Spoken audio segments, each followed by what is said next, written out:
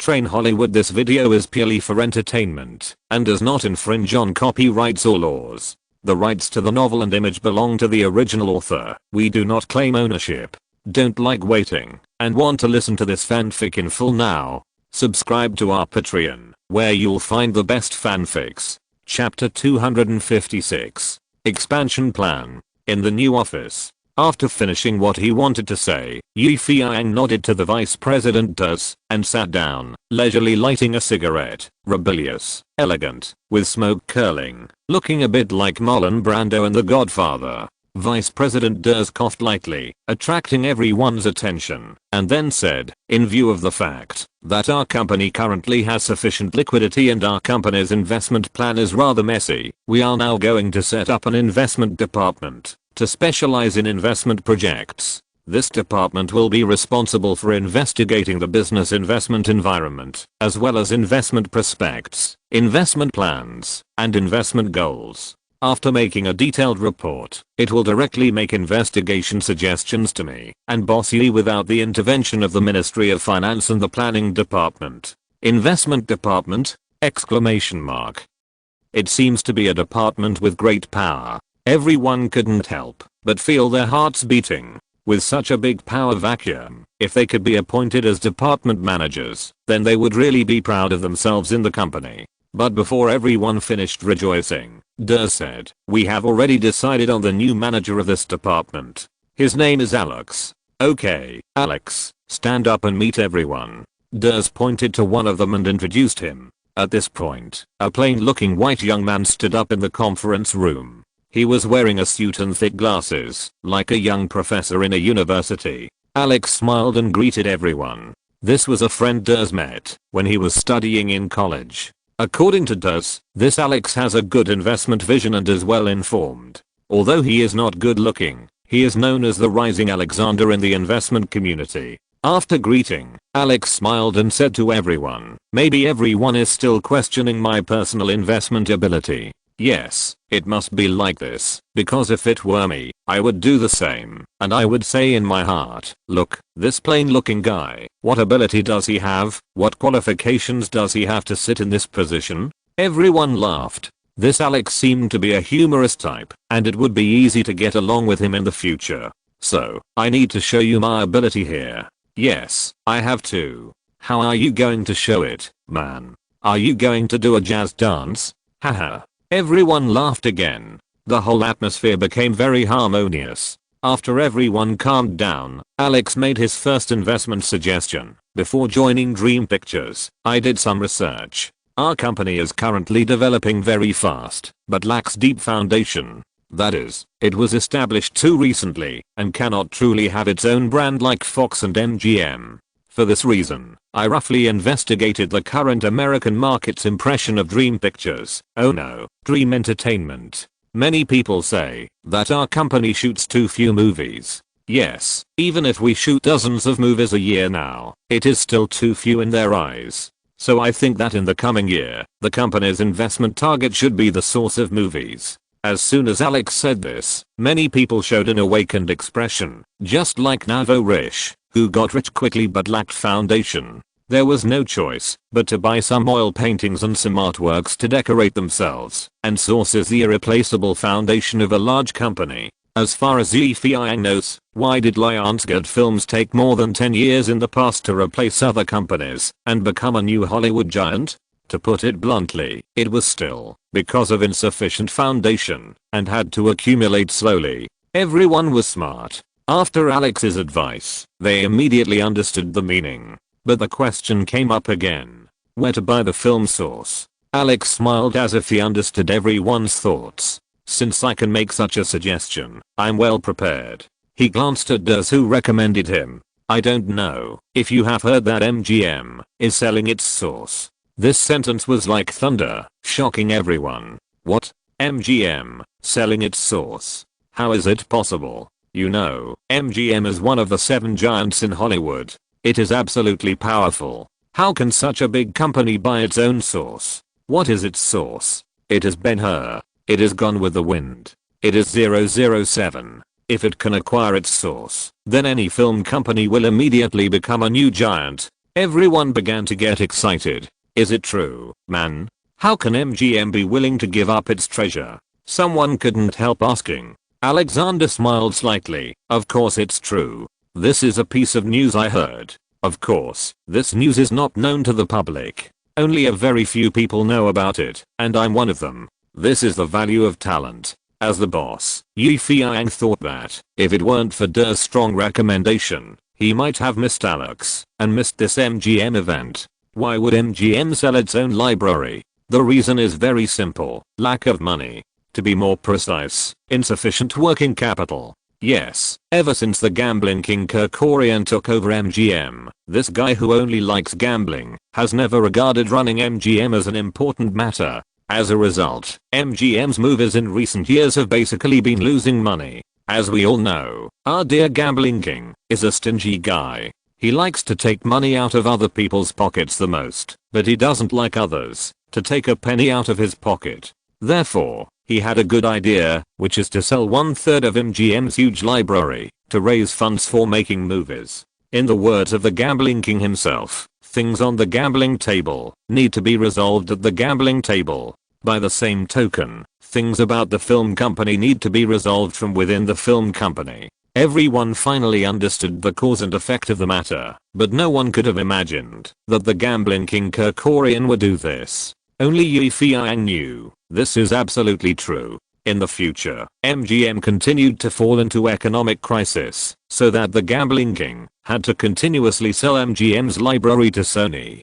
Sony took the films from these libraries and used the nostalgia strategy to directly make them into Blu-ray discs and sell them wantonly, earning hundreds of millions of dollars in this regard alone. MGM did not get any benefits from it until the end. MGM declared bankruptcy, and the once glorious lion was removed from the list of the 7 major Hollywood film companies. Although Feiyang did not know the specific history of MGM's *** library, he still knew that MGM was in a period of decline. Similarly, he knew that in the future, all companies that purchased MGM's film sources would make a fortune from this. Not to mention the sales of Blu-ray discs, just the future network downloads. Every time it was downloaded, it would be able to get a certain fee. This is an inexhaustible gold mountain. The most important thing is that Feiyang deeply understands that the lack of film sources and the lack of background are the biggest weaknesses of dream entertainment. It's like playing a game to kill monsters and level up. If you don't accumulate some experience points, it's impossible to explode the boss. If Alex really said that he could get 1/3 of MGM's library, then there is no doubt that Dream Entertainment will make rapid progress and become a big company that exceeds Lionsgate and Dimension Pictures. Trying to squeeze into the ranks of Hollywood giants is Feiyang's dream, and controlling Hollywood is Feiyang's ultimate goal.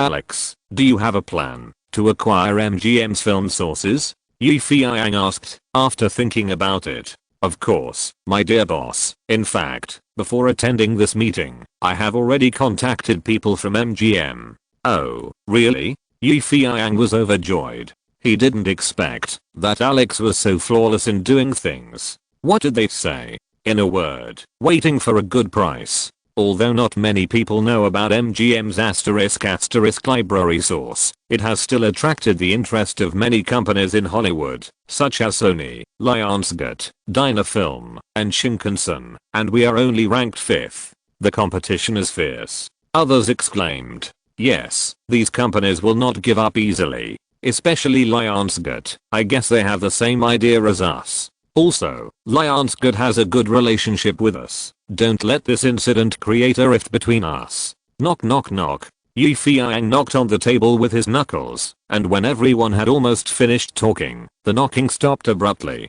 Friendship is friendship, business is business. I think everyone understands this. So don't mind our relationship with Lionsgate. We must get MGM's library, so everyone should be ready for a big battle. Even so, it's probably very difficult. If MGM is waiting for a price, then we are likely to fight with Sony and Lionsgate, and the gains will not outweigh the losses. Yes, it's like everyone is bidding together, and only MGM will benefit. It's best to think of a way to get it done at the least money. Dream on. There is no such good thing. No, maybe, we can. Yi Feiyang suddenly said. "Oh, why?" Everyone stared at Yi Feiyang. Even Alex, who made the suggestion, was curious. Yi Feiyang raised his lips and showed a strange smile. "The secret cannot be revealed." "Ah, boss, just tell us. It's too suspenseful." "Oh, asterisk asterisk asterisk." In the midst of great curiosity, Yi Feiyang announced the adjournment of the meeting. Everyone was full of doubts and had no choice but to devote themselves to new work. As for Yi Feiyang himself, he picked up the phone. If I remember correctly, MGM's behind-the-scenes boss Kerkorian is a supporter of the Democratic Party, and Clinton and Hillary happen to be the president and first lady of the Democratic Party. Yi Feiyang, who never planned to use the back door, will make an exception this time. To be continued. Chapter 257. Wolf of Hollywood. Hollywood was still filled with smoke and gunfire during the Christmas season. However, under the gunfire, Sony, Lionsgate, Dimension and Shinkansen did not focus on the box office. Instead, they were watching the movements of MGM. The lobbyists and managers of these companies went to MGM's headquarters every few days, and they did it secretly. Everyone was greedy for 1/3 of MGM's inventory, hoping to acquire these shining treasures with their carefully studied offers. Among them, Sony and Lionsgate were the most powerful. The two companies hired several professional financial personnel from Wall Street to check the conditions and prices offered by the other party, so that they could succeed in one fell swoop when quoting. In the end, Sony's proposed acquisition price was $450 million and Lionsgate's was $430 million. The difference between the two companies was not much, so both hoped to persuade MGM and win the first place. The time came to December 31st, 2000.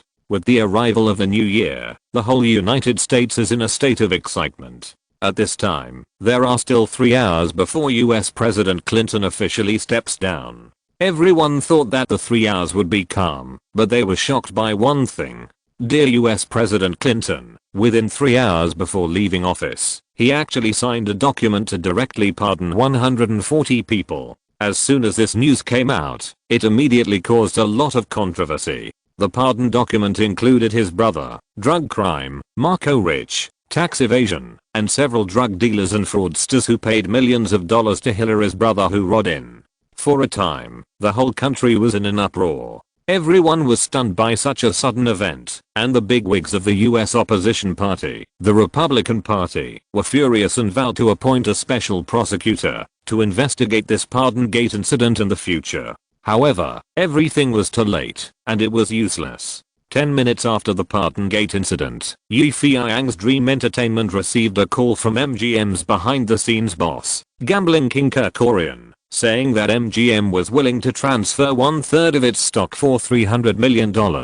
Yi Feiyang laughed. Others were stunned. They didn't understand why. Only Yi Feiyang knew clearly how many of the 140 people Clinton pardoned were confidants or friends of Gambling King Kerkorian. In 2001, the United States seemed to be thriving, but the continued downturn in the stock market affected the mood of many people. The US president officially changed. The Afghan war was mired in a quagmire. Microsoft released a new window, and Yahoo and Google, the network search engine giants, fought each other. The whole United States was very lively. However, at this juncture, as the most eye-catching Chinese director and boss in Hollywood, Yi Feiyang stood up and held a press conference. At the conference, Yi Feiyang announced that Dream Pictures officially acquired 1,800 films from MGM for $300 million, and Dream Pictures was officially renamed Dream Entertainment Group.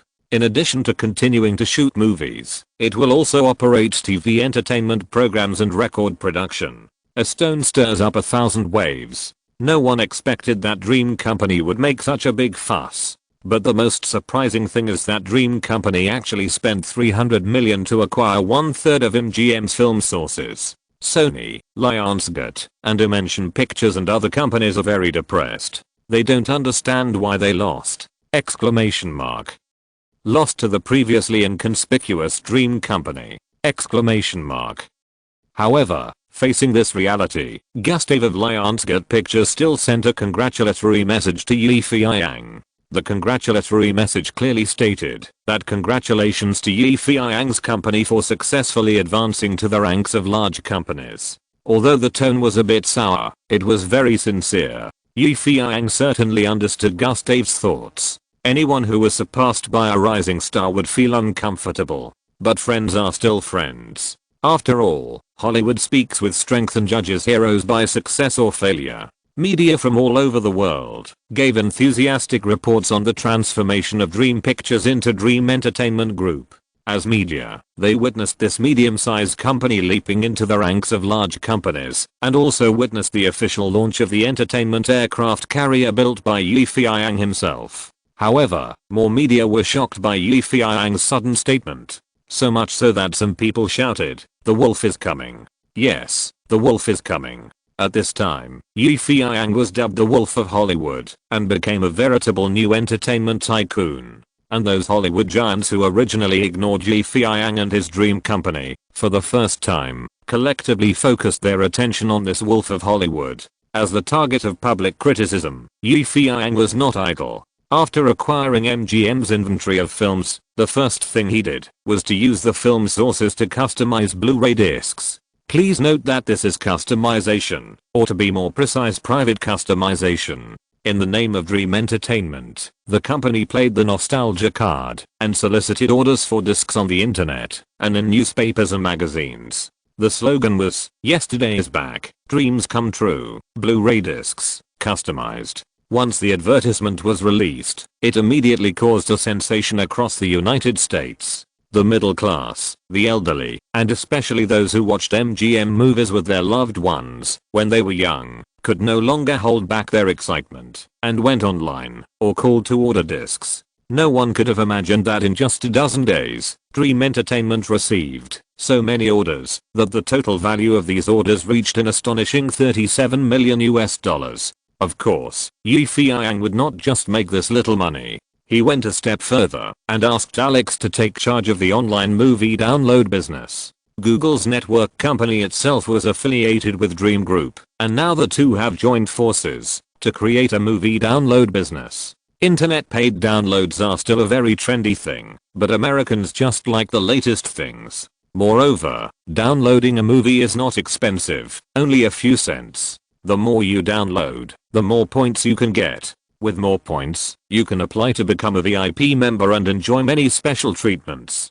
Don't underestimate the download business that only makes a few cents. There is a saying that small profits but quick turnover. This marketing model is more suitable for the end-time download sales of this kind of film source. In just half a month, according to the data reported by Google, the profit obtained by Dream Entertainment Company from movie downloads has reached more than $20 million.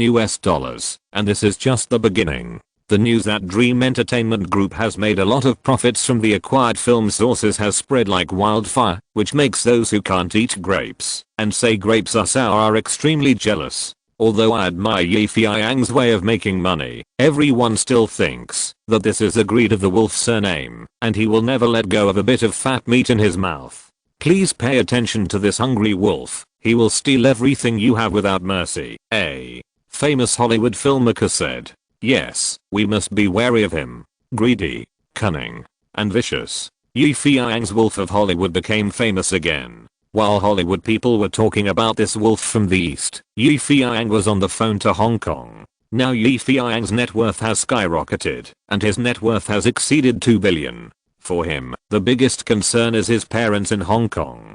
Compared with Feiyang's unusually busy situation, the fat man Gao Jiabao often calls home, and of course, he also helps Feiyang to greet his parents. As the saying goes, a mother worries about her son when he is thousands of miles away, let alone traveling across the ocean to the United States. Although I know that Feiyang is living a good life in the United States and has been making a name for himself, and newspapers and magazines have written about him, such as a billionaire director, an entertainment tycoon, a gold medal screenwriter, and a Hollywood talent. All of this is not as comfortable as listening to his son say a word on the phone.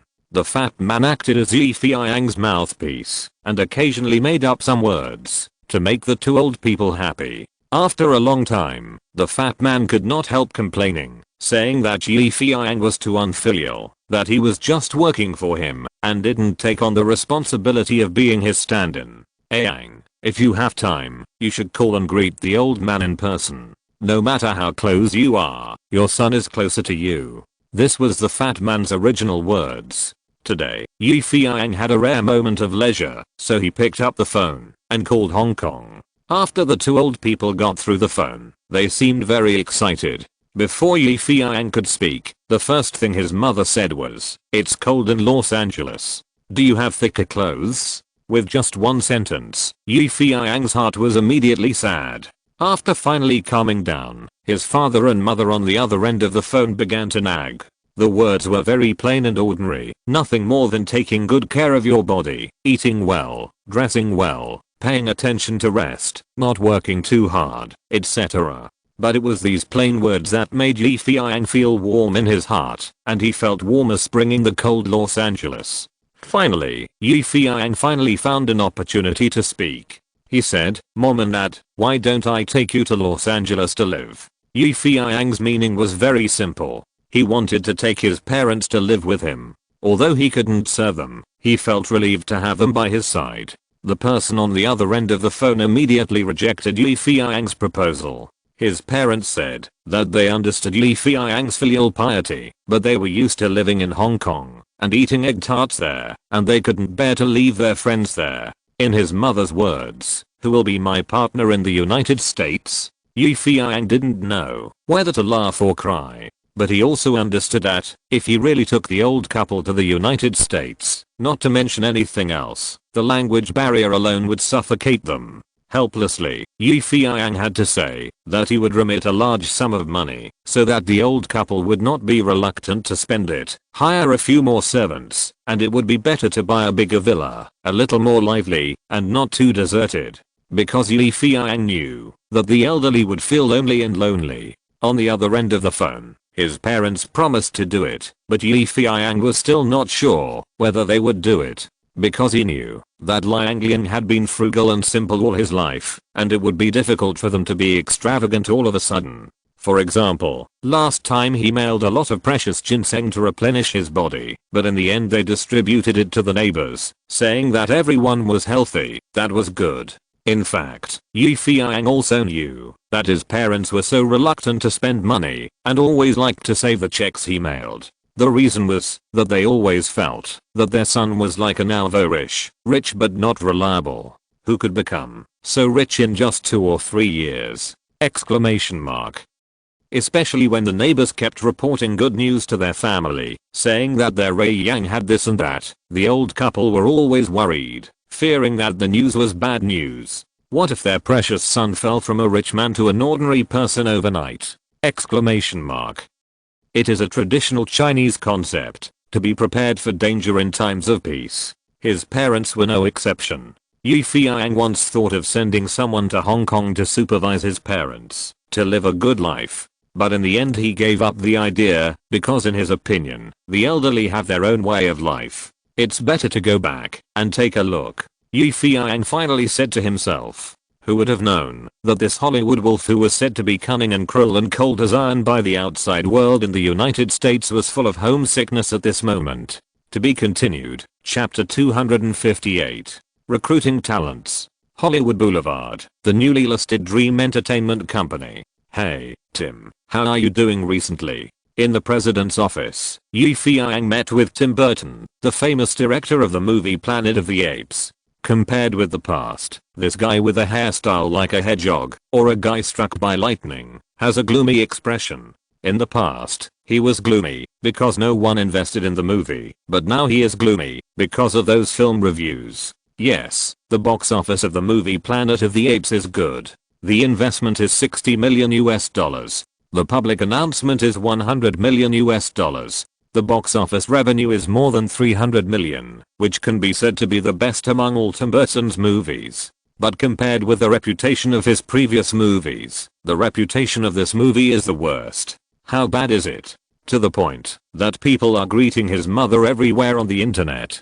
Tim is a filial son, so he thinks that no matter how bad his movie is, it has nothing to do with his mother. So he is very angry at the rudeness and ignorance of those brainless audiences. After anger, he is depressed, and depressed to the extreme. Having said that, Tim Burton is a natural black-themed literary director. His films Edward Scissorhands and the future animated film Corpse Bride are all stamped with his personal style. A strong personal style will make the film appear vivid and unique, but it will also make the audience feel nostalgic. For example, this time, when Tim filmed Planet of the Apes, in order to cater to the tastes of the commercial market, he eliminated many of his imaginary scenes and remade the film completely according to the Planet of the Apes in the 1960s. If there is any difference between the new version and the original version, it is that the special effects are better and the science fiction scenes are more realistic.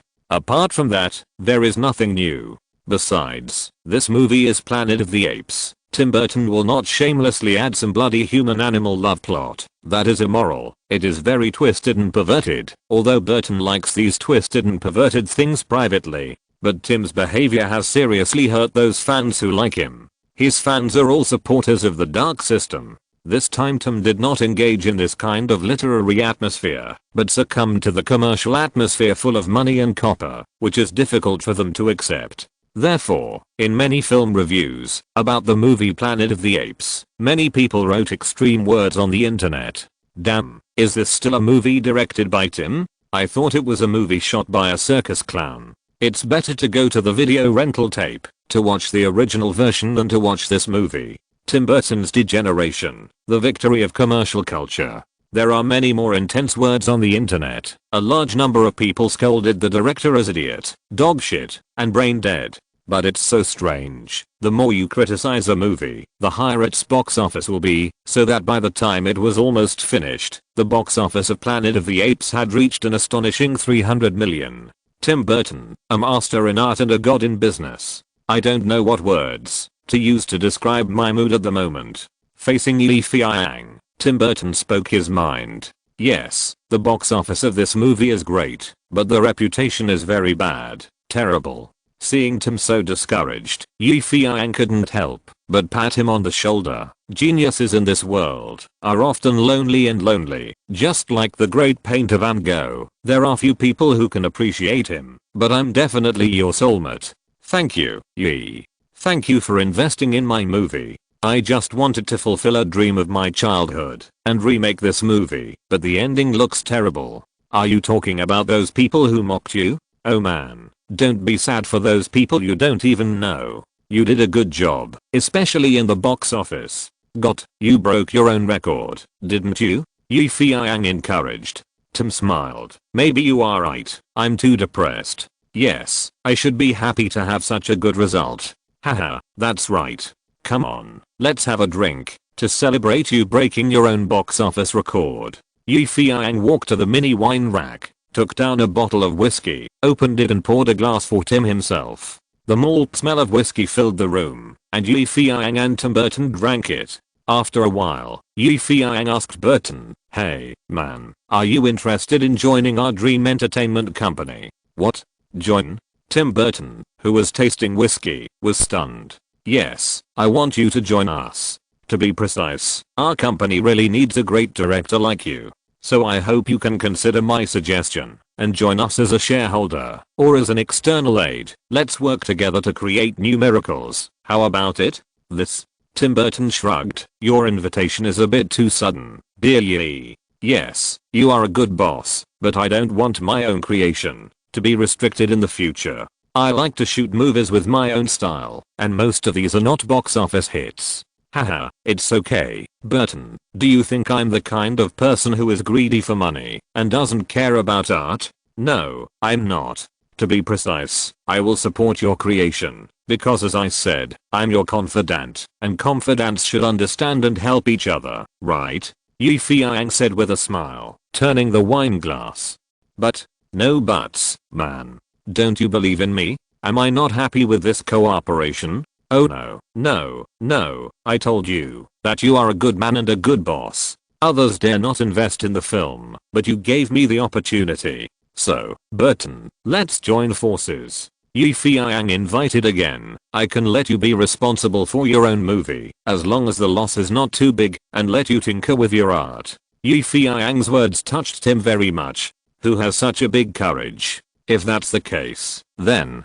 Tim Burton hesitated for a moment. I'm willing to join. Yes. I knew you would choose this, Burton. Yu Feiyang excitedly shook Tim's hand. Yes, you are an excellent director, and I will definitely be an excellent boss. We will definitely be able to create a brilliant tomorrow with our strong combination. Yu Feiyang was extremely happy. You know, Tim Burton is the most phenomenal director with the most personal characteristics in the entire Hollywood. Now that he is under his command, it is undoubtedly like adding wings to a tiger. No, to be precise, it adds a wing, and the other one is Gore Verbinski, a great director who is currently filming Pirates of the Caribbean 2. But even a great man like Burton was convinced by himself, not to mention Gore, who is less famous. Well, if I can win super directors like Jim Raimi, Peter Jackson, and Spielberg in the future, that will be the real domination of Hollywood. Someone thought dreamily.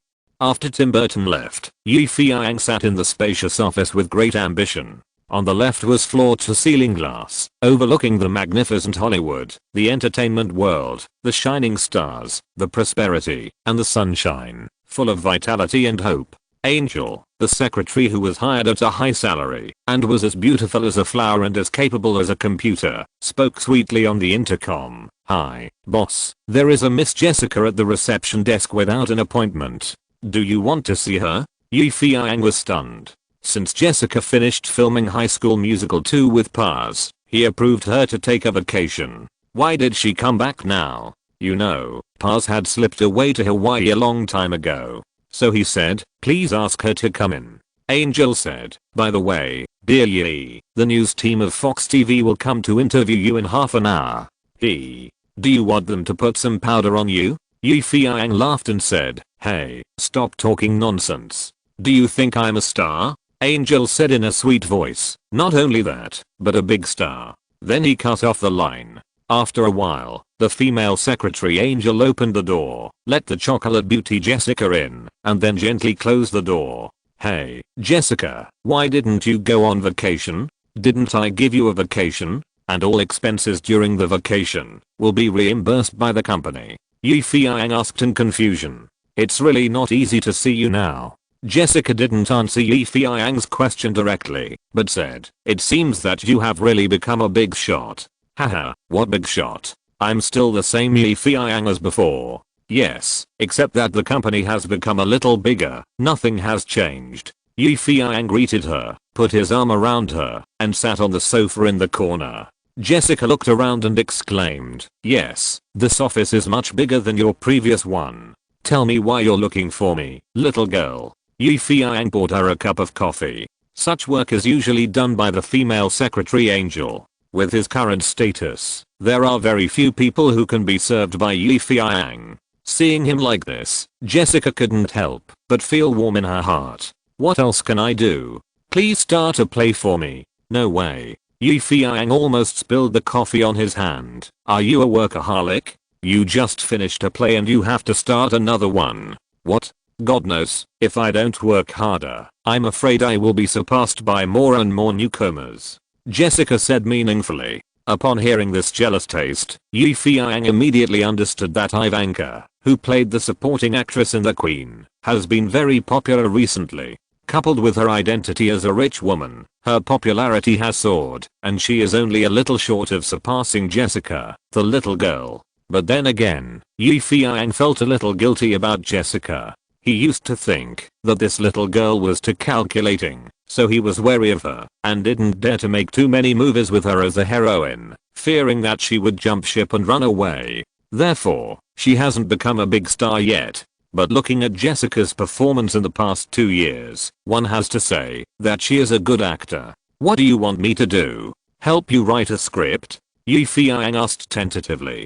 Jessica glared at him and whispered, if you really wanted to, you would have written it for me before I asked, right? Yu Feiyang knew that the little girl was sharp-tongued, so he smiled and said, it's not too late now. Of course, I won't be sentimental if you don't want to. What do you say, if you don't want to? Jessica lowered her head and bit her lip and said, "You know, Yi, I hate you so much." Yi Feiyang realized the whole meaning behind this sentence and felt a teasing pleasure in his heart. In fact, deep in his heart, he didn't know that he had a very ambiguous intention towards Jessica, but this intention was packaged very well and never showed up. Girls are usually very sensitive, especially girls like Jessica who are very sensitive. She immediately noticed the tone of Yi Feiyang's words and the meaning of the flickering eyes.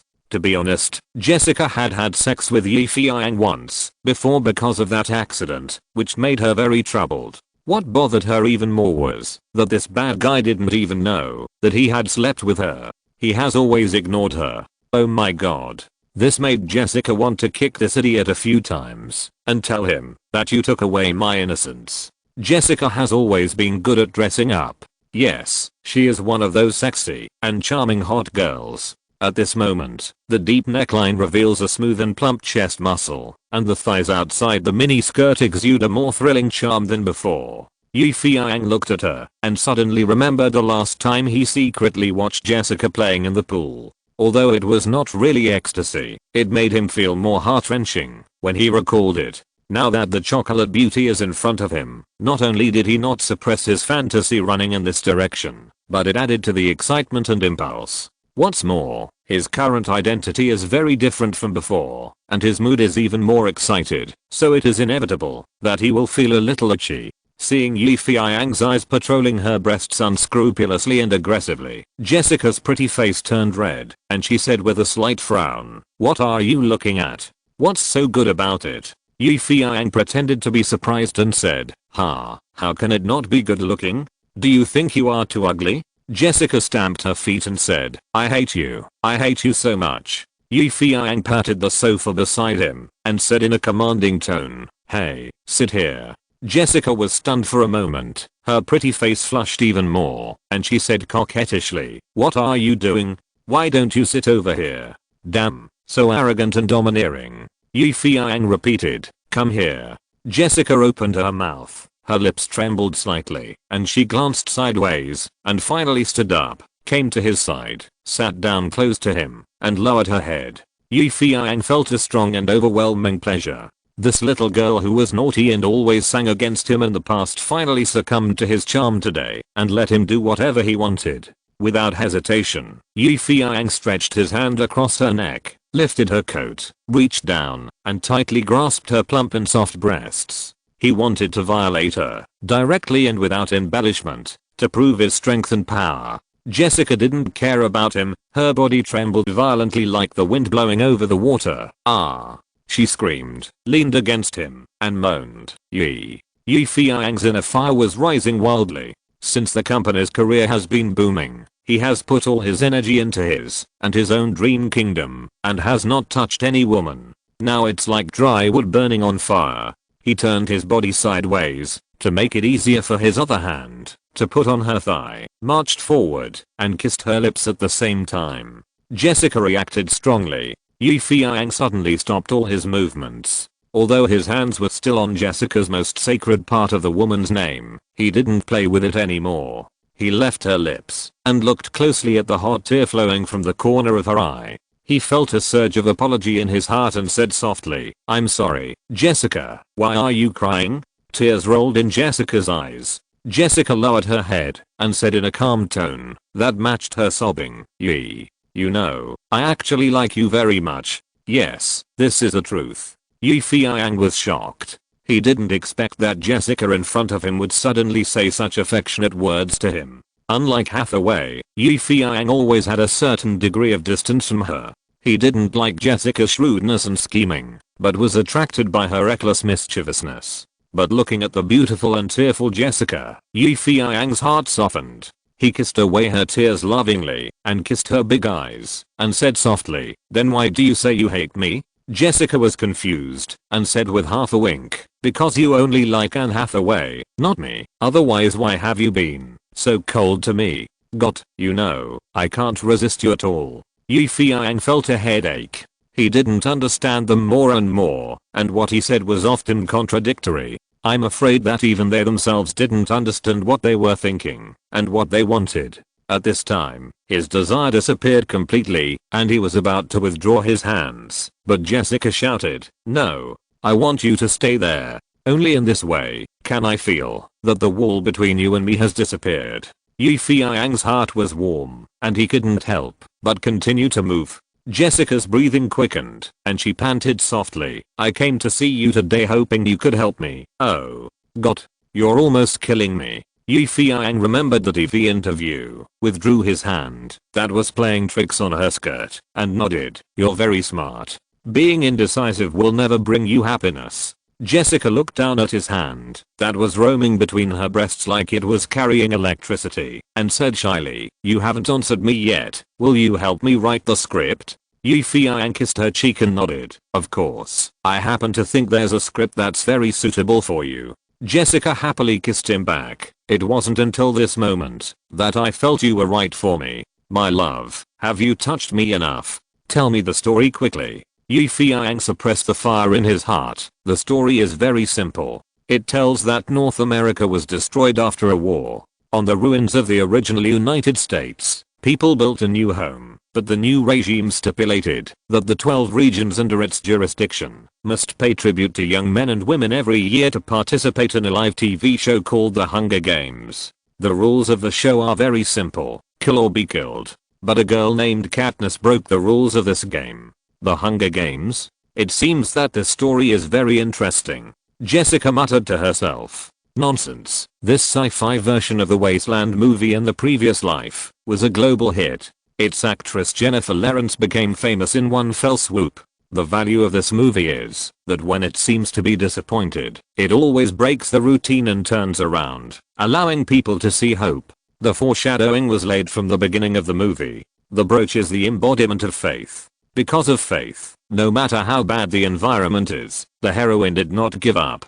Therefore, if faith is the theme of this movie, then love is the soul of this movie, especially in the final plot. The hero and heroine would rather die for love than obey the changed rules of the game.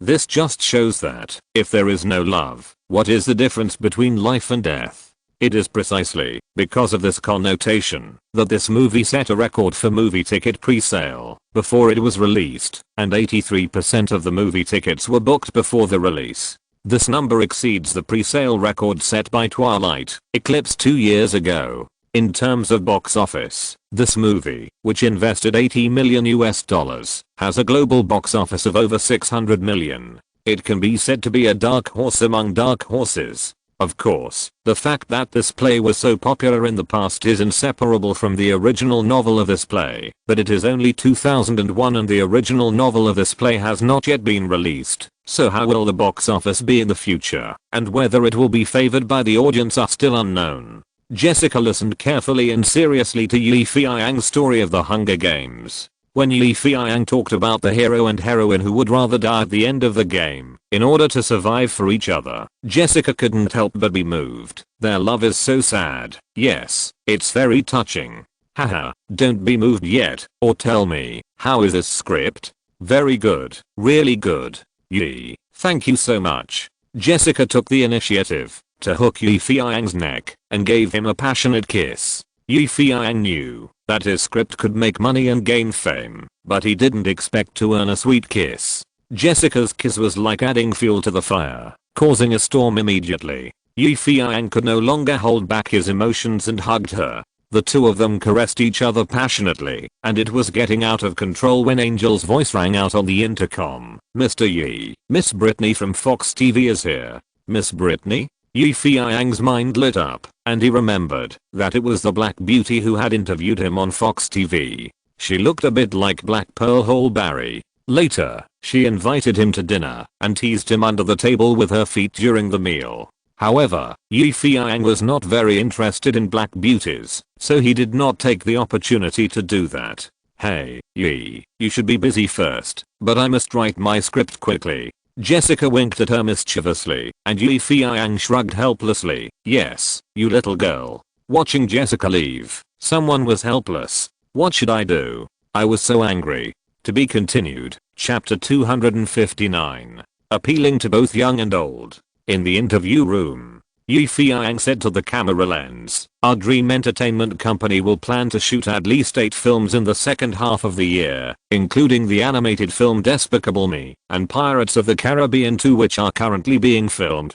Of course, I also plan to shoot a new movie. I will hold a press conference and inform everyone in time. As for the other 3 movies, one has been decided, or to be more precise, it has just been decided. The name is The Hunger Games, and the script will be written by me. I will start shooting the other 2 dramas, based on the scripts selected by the company. I can't announce it yet. In addition, our Dream Entertainment Company will cooperate with Fox TV on 3 variety entertainment programs, including Dance Battle, American Idol, and Hell's Kitchen. In terms of music production, we will try to create the voice of America with the King of Pop, Mr. Michael Jackson, and select singers of different types from the contestants, to make 12 singles, to create Mike's new album.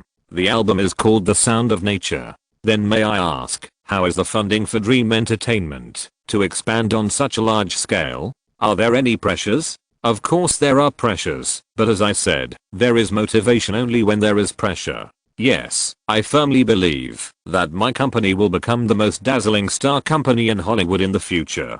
Some people say that Sony Pictures Japan originally wanted to take advantage of Columbia Pictures, which had been acquired, to occupy the Hollywood market, and the acquisition of MGM's film sources would enable them to further control Hollywood, but their intentions were destroyed by you. What do you think about this? How should I put it? I'm not very familiar with Columbia, and I know even less about Sony Pictures behind them. But I know one thing, that is, when Sony acquired Columbia, it caused an uproar in the United States. Many people were dissatisfied with the acquisition of a large American film company by the Japanese, and the facts have proved that there are still many Americans who go to see Sony Columbia's movies. What does this show? It shows that Americans are still very tolerant. Therefore, I believe that Sony will not be so stingy. After all, they are also outsiders. In fact, the Hollywood circle is not big or small. Yi Feiyang had heard some rumors about Sony's dissatisfaction with him, especially the fact that Sony's head, Akio Morita, had privately cursed him for ruining his business. Yi Feiyang ignored them. Well, Yi, can I ask you a few more questions? This is a question that many people want to know, said the black female reporter, Brittany, with a smile. Of course, please. Yi Feiyang was very polite and gentlemanly. The question is very simple. Why has Dream Entertainment refused to go public? You know, many of your fans and supporters are eager to buy your company's stocks after it goes public. Haha, this question. I don't think the current stock market is good, especially Wall Street. What? Do you think the current US economy will continue to be depressed? Yi Feiyang laughed in his heart. It's not a depression, but a continuous decline, especially after 9/11. You won't even have a place to cry. Haha, this is just my personal opinion. Yes, it's purely my personal opinion. You know, we Chinese have many habits, such as hiding the money we earn at home instead of depositing it in the bank. Similarly, I'm also very conservative, so the company has been unwilling to go public, because I think the foundation is not solid enough. It is better to take steady steps, and take one step at a time. Yi Feiyang's words were half true and half false, which made people doubt it. Oh my god, he is right. Chinese people are so conservative. Even when they go out to travel, they like to put money in their pockets, and don't know how to use cards at all. The female reporter of Black Pearl thought so. Then Mr. Yi, since your company is unwilling to go public, will it affect the development of your company? Female reporter Brittany put on her professional smile and asked him. Yi Feiyang had already made up his mind.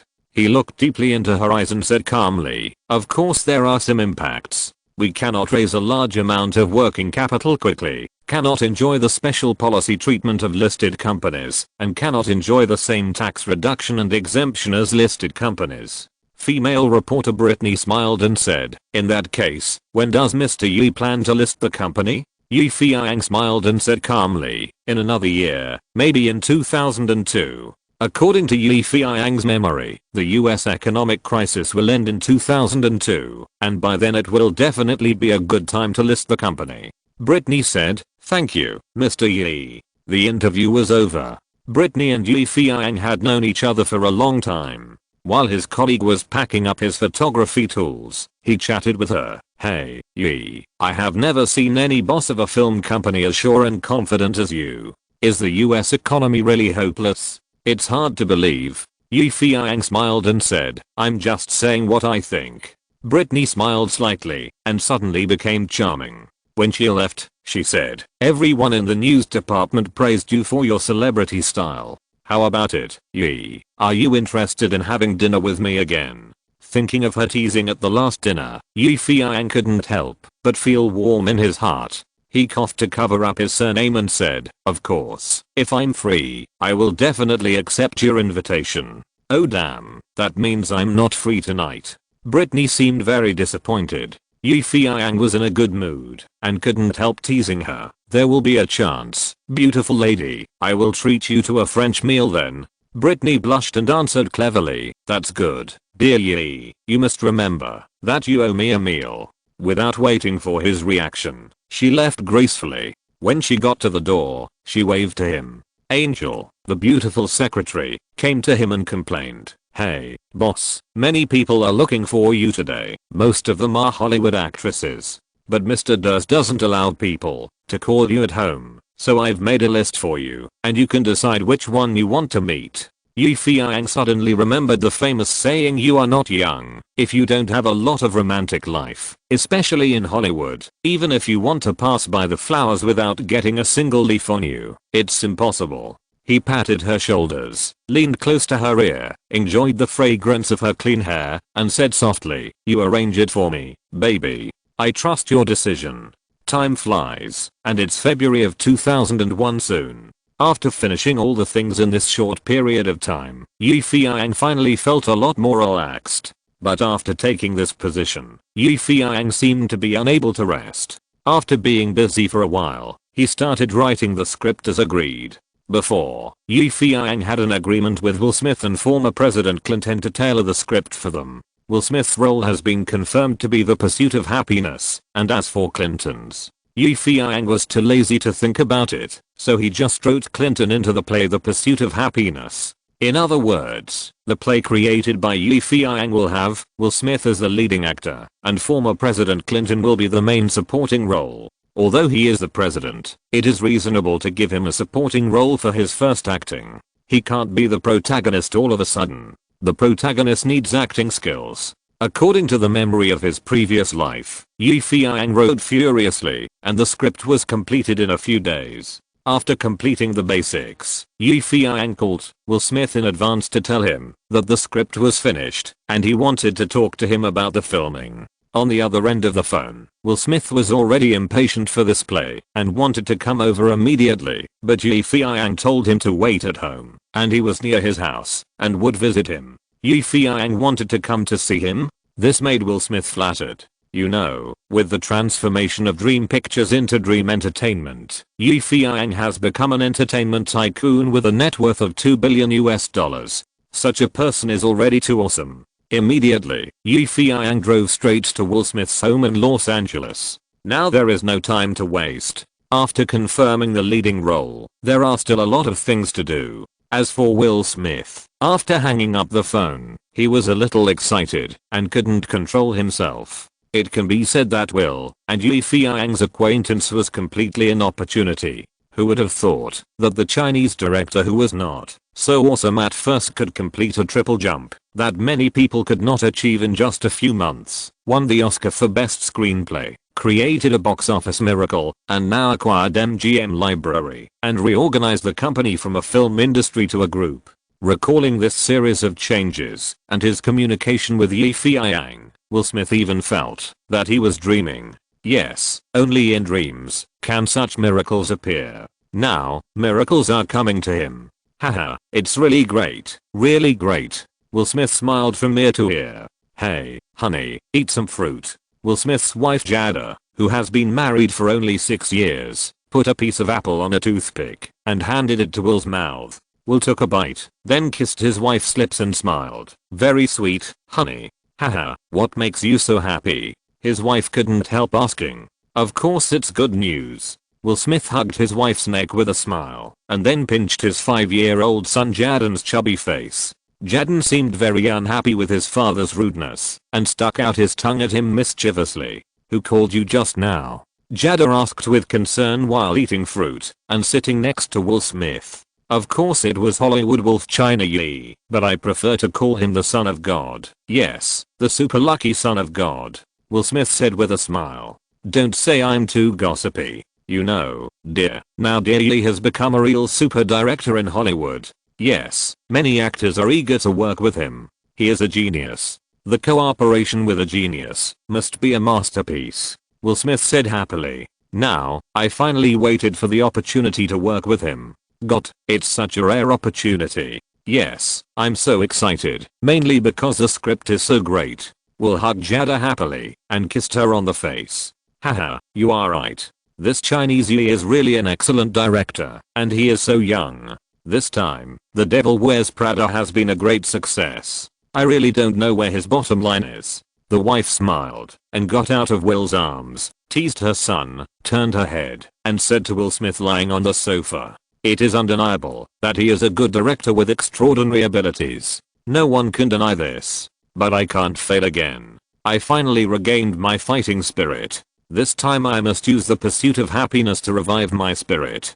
To be honest, if the script is not good, even if the director is China Yi, I will not take his movie." Will Smith pulled himself out of his excitement, waved his fist, and then said firmly, "Are you really that confident in him, dear?" His wife Jada asked curiously. Will smiled. "Of course, dear. I've heard the story of his play. How should I put it? It's somewhat similar to a biopic, but with a unique perspective, showing the deep and strong feelings between father and son." Will thought for a moment and said slowly, frowning, and suddenly added with a smile, "He said that, if I perform well enough, I might get an Oscar." Oh my god, did he really say that? To be honest, although China Yi is young, he is already a well-known Oscar-winning screenwriter. Yes, if he is willing to help you, you will definitely succeed. Jada widened her eyes and almost screamed with joy. As time went by, a 23-year-old young director had set off a box office frenzy with several consecutive films. Such a magical him would definitely be able to help her husband create new miracles. Haha, I'm infected by your excitement. I hope what he said is true, and I can really be nominated for an Oscar with this movie. Will waved his fist and then said, "Now it's an opportunity and a challenge. Yes, I have to make a choice. What else to choose, dear? I support you. Follow him. Yes, come on." His wife Jada obviously has a good impression of Yi Feiyang, who is in the limelight. Although she is also afraid that her husband will take another bad movie and put his good reputation in jeopardy, the name of China Yi is still extremely tempting. "I know, I will seize this opportunity." Will hugged his wife's arm tightly and said confidently, "Ding dong. Ding dong." The doorbell suddenly rang. It seems that China Yi is here. Will raised his hand to check his watch and hurriedly got up to open the door. Sure enough, the guy standing at the door in front of him, with a tall figure, a smile on his face, and a fruit basket bought from the supermarket in his hand, who looks like he is visiting a neighbor, is China Yi Feiyang. Yi Feiyang obviously came in a hurry, a little unkempt, his beard was not shaved clean, his eyes were bloodshot, and even the buttons of his suit were wrong. If his fashion mentor, Fashion Cecil Lagerfeld, saw him like this, he would definitely criticize him harshly. In the past 2 days, Yi Feiyang was busy writing the script and worked very hard. This is how he is. Once he has a goal, he will throw everything away and work hard in that direction. Haha. Will, long time no see, so happy to see you. Yi Feiyang was still a little excited when he saw his idol Will Smith since childhood, and he went up to give Will a big bear hug. Will couldn't handle Yi Feiyang's enthusiasm and quickly raised his hands in surrender, saying, "Hey, China Yi, welcome, come on, sit on the sofa." Yi Feiyang then let go of his hand and walked into the living room with Will, sat down on the sofa, took out the script from his black briefcase, and said to Will with a smile, "Here's the script, Will, take a look. This is your wife and son, right?" "Yes, this is my wife Jada, my little son Jaden." Will also sat down and introduced them. Oh, hello. You are so beautiful, ma'am. Feiyang smiled and nodded to Jada. Welcome, Director Yi. Jada greeted with a smile, and the 5-year-old Jaden next to him tilted his little head, looked at Feiyang, and said, "Are you a director? It seems that my dad likes you very much." "Oh, really? Thank your dad." Feiyang smiled and pinched Jaden's cheek. "Oh, no, it hurts. Oh, sorry, I didn't mean it." Feiyang was shocked. "It's okay, you're a guest, I've forgiven you." Feiyang. "Okay, please show me the script." Will also hoped that Feiyang could bring him good luck, and looked at the script in his hand impatiently. "Here, this is it. The plot is roughly the same as what I told you, but there's an extra role." Feiyang handed the script to Will. Nodding and solemnly taking the script, Will and his wife began to read it carefully. Feiyang didn't interrupt their thoughts, leaning back on the comfortable sofa and looking at the furnishings around. Will's home is very magnificent, like any rich star, high-end and comfortable. There are all kinds of toys for children around. It seems that he likes children very much. Will's 5-year-old son Jaden looked at Feiyang, who was looking around, and couldn't help saying, "Dude, are you bored?" "Even if I am," Feiyang said with a smile. "Then let's play video games, okay?" "Video games? I'm not good at this." Half an hour later. In the game Tekken, Feiyang used Lei Wulong to directly knock out his opponent Kazumachin. "Yeah." Feiyang held the game controller and cheered happily. "Look, I killed you 3 times. You can't beat me, haha." Looking at the screen on the Tekken game, little Jaden was completely discouraged. "No, you are an adult. I'm a child. You should give in to me." "Oh no, no, no," Feiyang said with a thick skin. "The game field is like a battlefield. You can't give in. Although you are very young, but I regard you as a real enemy, man. Surrender quickly." Looking at Feiyang's shameless face of bullying the weak, little Jaden was almost speechless. His face wrinkled, and his ultimate move crying.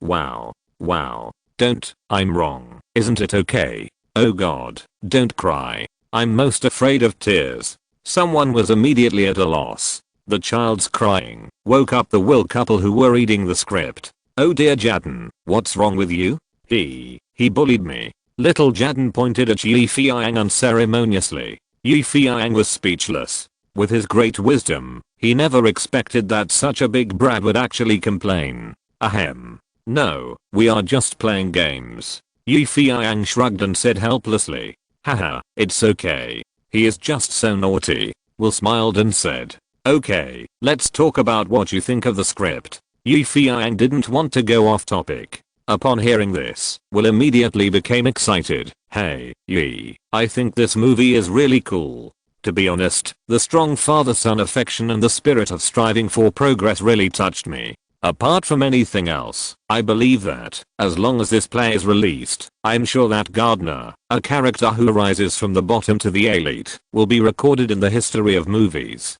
Cool. Very cool. The plot can be said to be ups and downs and tear-jerking. One is a father who is constantly unlucky, and the other is a lovely and fragile son. The fate of the two people makes people sigh. The ending and the dialogue are exciting. I feel that this movie will definitely become a classic. His wife Jada also nodded in agreement with her husband's point of view. "So, you are very satisfied with the role I designed for you?" Feiyang said with a smile. "Of course, very satisfied," Will said. "Didn't I say that no one can play this male lead except me?" Will looked at his wife and said proudly. "Haha, I knew you would say that. Yes, you have confidence in yourself, and I have confidence in you," Feiyang said. In fact, dear Yi, you know, I think your script is great. So great that maybe we can walk the red carpet at this year's Oscars." Will suddenly laughed. "Oscars? Red carpet?" Feiyang rubbed his nose. "Maybe, if we shoot this movie fast enough, we may be able to catch up with this ceremony by the end of May. Then I will avenge my previous shame. Yes, I must." Will made a gesture of a samurai swinging a sword. "Then you have to work hard. For example, we must make some gimmicks." Feiyang blinked and said, "Gimmick? What gimmick?" "Hey, Will, we should find a way to make this movie full of soul. Make it real. So real that all the hearts are filled with dreams. All the fans who are parents can cry out loud. Let this movie have its own unique and incomparable essence. Will, do you understand? Will Smith was a little stunned. He had no idea what China Yi was talking about. He could only shake his head stupidly. I'm sorry, I don't quite understand what you said. Can you explain it more clearly? Yi Feiyang touched his head and said directly, I hope you and your son can star in this movie together for the most noble love in the world. What do you think? Well, my idea is good, right? Will Smith was stunned at first, then opened his mouth wide, pointed at his nose, and then pointed at his son Jaden. You mean, let us shoot this movie together? Yi Feiyang nodded, which meant that, yes, this director wants to cater to both young and old. To be continued, chapter 260, cheating children into eating candy. Yi Feiyang had a plan to get Will Smith and his 5.5-year-old son Jaden to star in the movie The Pursuit of Happiness, to attract both young and old. Will hesitated and said, oh no, dear Yi, I can act, but he can't, he's too young. Then he looked at his beloved son with some uncertainty. Not far away, Jaden was playing with his toy transformers and having a lot of fun. Yes, what can a 5-year-old kid do? Exclamation mark. Yi Feiyang smiled and said, it's okay, well, let's just do it. Little Jaden is your son, he should have a talent for acting. Besides, this is a rare opportunity and it's also a kind of training for him. As for age, although Jaden is still a little young, being young also has its advantages. It can win more sympathy. Oh god, you're right. He's my son. He inherited my acting gene a long time ago. You don't know, Yi. Every night he plays Superman in the asterisk and also plays Spider-Man under the quilt. Of course, I'm the villain. His mother is a beautiful woman. He always has to be a hero to save the beauty. Haha, this little brat is so interesting. When talking about his son's acting talent, Will Smith couldn't stop laughing. But then again, acting is not a child's play, nor can you turn into Spider-Man by wearing a hood. I've read the script. Jaden is only 5 years old, and the children here are 8 years old. The age gap is quite large. So, can he do it? Will asked unconfidently. Haha, if I say yes, then it's okay. Yi Feiyang said confidently. Well, you have to believe me. Believe in yourself. And believe in little Jaden. At this moment, we are creating a new play and a piece of history. Looking at the entire world film industry, there are not many movies where fathers and sons can perform on the same stage, and you have encountered such an opportunity and challenge. Whether you can seize the opportunity and win the challenge depends on your current choice. Will, are you ready? Will Smith was so excited by Yi Feiyang's trick. Then, I agree. He said directly. Come on, Yi. Just like you said, let's make history together. It seemed that it had been successful, but suddenly, a very discordant voice appeared. You agree, but I don't. His wife Jada hugged little Jaden in her arms. Well, you guy, I will not give my son to you to suffer. Yes, absolutely not. Yi Feiyang was stunned, miscalculated, forgetting that all mothers in the world protect their children. Looking at Will Smith again, he didn't expect his wife to be so disrespectful to him and yell at him in front of outsiders, so he angrily said, "Ha, what did you say? Who has the final say in this family?" His voice was loud and frightening. His wife was even angrier. "I have the final say." What? Her voice was even louder and more powerful. Will wilted. "Oh, I just asked casually." Yi Feiyang. Will turned back to Yi Feiyang and said, "I'm sorry, dear Yi, my wife doesn't agree with Jaden's filming. Yes, women are so troublesome, always afraid that their children will be hurt, so I hope you can understand." His tone was gentle and sincere, making people feel that he was a miserable man who was oppressed at home. "I can understand this. Although I haven't become a father yet, of course, I haven't married such a wife." Yi Feiyang smiled, "But I hope you can think about it carefully. After all, this is a rare opportunity, and the child also needs more exercise. Perhaps you can ask Jaden's opinion." Asking for the child's opinion? It sounds very asterisk. Will Smith's eyes lit up, and he looked at his wife Jada. How about listening to what our son says? If he is willing, then you shouldn't stop this. Jada was not an unreasonable person, but as a mother she didn't want her son to suffer.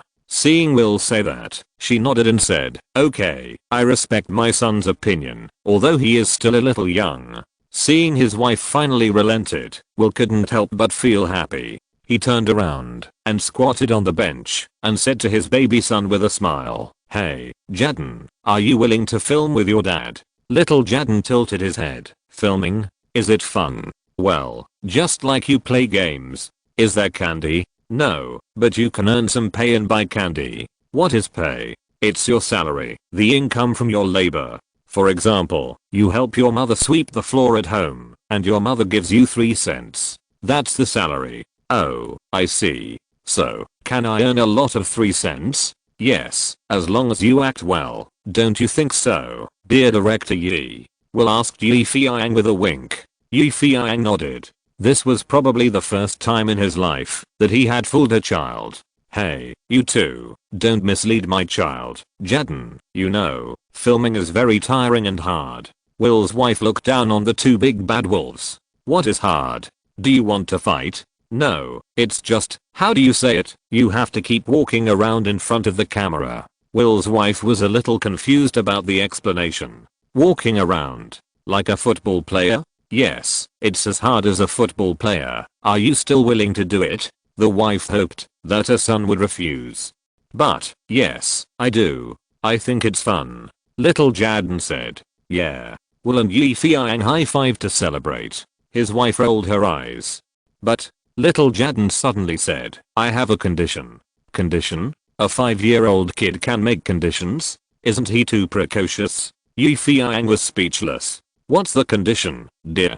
Tell me." Jadon put his hands on his hips and acted like a little adult. "That is, I have to eat a lollipop every day." "Ah." Faced with such a strong condition, Yi Feiyang fainted. "Okay, Mr. Will. Thank you very much for your trust in me, and thank you father and son for officially joining the play. Happiness knocks on the door. How should I put it? Now, all you have to do is teach your son Jadon to act in this play. You are both a father and his personal assistant. Yes, I hope that under your training, Jadon can complete the task successfully, show your sincere father-son relationship in and out of the play, and add an indelible soul to my movie." Yi Feiyang calmed down and said firmly, "Of course, in order to be more suitable for Jadon's age, I will modify the script a little bit to make the character more suitable for a 5-year-old boy. Believe me, this play will definitely become a classic. You, me, and Jadon will create new history."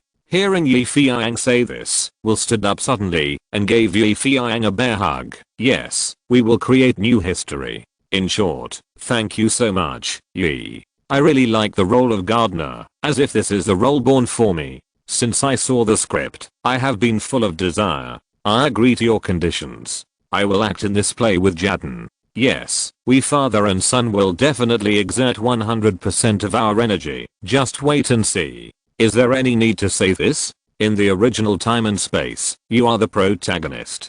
Someone shouted in his heart. After dealing with the black movie star Will Smith, Yi Feiyang did not stop and ran directly to Clinton's house with the script. Clinton has now officially stepped down and moved out of the famous White House to become a new ordinary citizen, not adaptable. Clinton suddenly stepped out of the spotlight, feeling very depressed. He no longer had the attention, bodyguards, motorcades, or interviews. His daily work was no longer to review documents in the White House, nor to take Air Force One to visit other countries. Instead, he would pick up scissors and learn gardening techniques facing a bunch of flowers and plants. Of course, occasionally, a few publishers would come to him, hoping that he could write a memoir, preferably with more details about his relationship with White House intern Lewinsky. For details, he could refer to The Romance of Lady Chatterley by Lawrence, a master of pornographic literature, or Lalita by Nabokov. The most important thing was that the pornographic details should be written brilliantly. Clinton's response to these requests was to kick them out. In addition to the people from these publishers, there were also some speech organizations that wanted him to come out and give motivational speeches, which were very expensive. Clinton was very interested in this. He could make a lot of money just by talking, and this job was not bad. But after giving several speeches, Clinton encountered many incredible events. Some people cheered for him, and some people threw rotten eggs at him. Got barbarians. The most hateful thing is that he is no longer the president and has no bodyguards, so the rotten eggs that flew by hit him directly. The stench is long lasting. This is a blasphemy to his dignity and an insult to his identity. Yes, I must sue them and defend my dignity with the law. But the organizers of the speech stopped Clinton from doing this, and even his wife Hillary stopped him because speech is violent in the United States and throwing rotten eggs is too common, so there is no need to make a big deal. Faced with such a result, Clinton was dumbfounded. In order to show his violence, Clinton no longer attended any activities and ignored his wife Hillary's advice. He stayed at home, being a nerd, getting up, brushing his teeth, watching TV, watching talk shows, reading newspapers, watching the Afghan war. Then, there was nothing to do. At this time, hearing the servant say Feiyang is coming, Clinton's first reaction was, hurry up and let him in. The servant was about to turn around. Wait. Clinton touched his nose and asked the servant, do I look very idle like this? Yes, sir. Feiyang walked into the hall. Although this place was not as spacious as the White House, it seemed more warm and bright, especially the beautiful flowers and plants around, which made people feel very comfortable. Unlike the White House, there was a guard every 5 steps and a sentry every 10 steps, which was so solemn that it made people feel painful. Not seeing Clinton, Feiyang had to wait in the hall. After a while, Clinton came down from upstairs while talking on the phone. Hello, it's me, Bill Clinton. Well, that interview program will be postponed. I'm really too busy. Yes. I have a large-scale speech event tomorrow with at least tens of thousands of people. As for the day after tomorrow, I will participate in a live TV program to talk about the current situation in Afghanistan. What? The day after tomorrow? I'm not free either. Got 3 publishing houses have made appointments with me to discuss publishing a biography with me. Yes, I'm really too busy. Alas, I don't even have time to drink a cup of coffee. Clinton was talking on the phone while motioning Feiyang to sit down. Feiyang smiled and then said something. Clinton didn't hear clearly and covered the phone. Oh, dear Yi, what did you say? You know, I'm really busy. I mean, you held the phone upside down. Clinton. He hung up the phone awkwardly. After all, Clinton had been president and had long since trained himself to be invulnerable to threats. Hey, Yi, what do you want to talk to me about? Of course I want you to act. Feiyang shrugged. Acting? Clinton suddenly perked up. You mean, the script has been written? Yes, it's here. Here, you can take a look. Feiyang handed over the script. Clinton immediately took it with great interest and flipped through a few pages. That's not right, Yi. I'm white, but your protagonist seems to be a black man. Feiyang smiled and said, that's right, the protagonist is black, and I invited Will Smith to star in the movie, and you will act with him in a supporting role. What? Clinton opened his mouth wide. You mean, let me play a supporting role and act with Will Smith? Yes, that's it. Oh god, are you kidding me? Clinton seemed very unhappy. Although I'm no longer the president, you can't fool me with such a role. Look, man, do I look like someone who plays a supporting role? Not to mention anything else, when I appear on the stage, with this temperament, this posture, and this aura, won't I steal the limelight from the protagonist? So, Yi, this is definitely a very wrong decision. Feiyang smiled. The Clinton in front of him still had that presidential style, which hadn't changed at all. In fact, I have considered this aspect, Feiyang explained, but in my opinion, these are secondary. The main thing is that the protagonist must be black, must have superb acting skills, and he must have a son, because our play is about the true father-son relationship. Clinton was stunned by the question. After a moment, he said unhappily, what's this? Can't we change the protagonist to a white person? Can't white people be inspirational? I've even been the president. What else can't I act? To me, acting is just eating, drinking coffee, and sleeping with your eyes closed. It's too simple. And what about the father-son relationship you mentioned? Can't it be changed to the father-daughter relationship? Although my dear daughter is not very good looking, and of course she is a little older, but I can find a replacement. My niece is pretty good.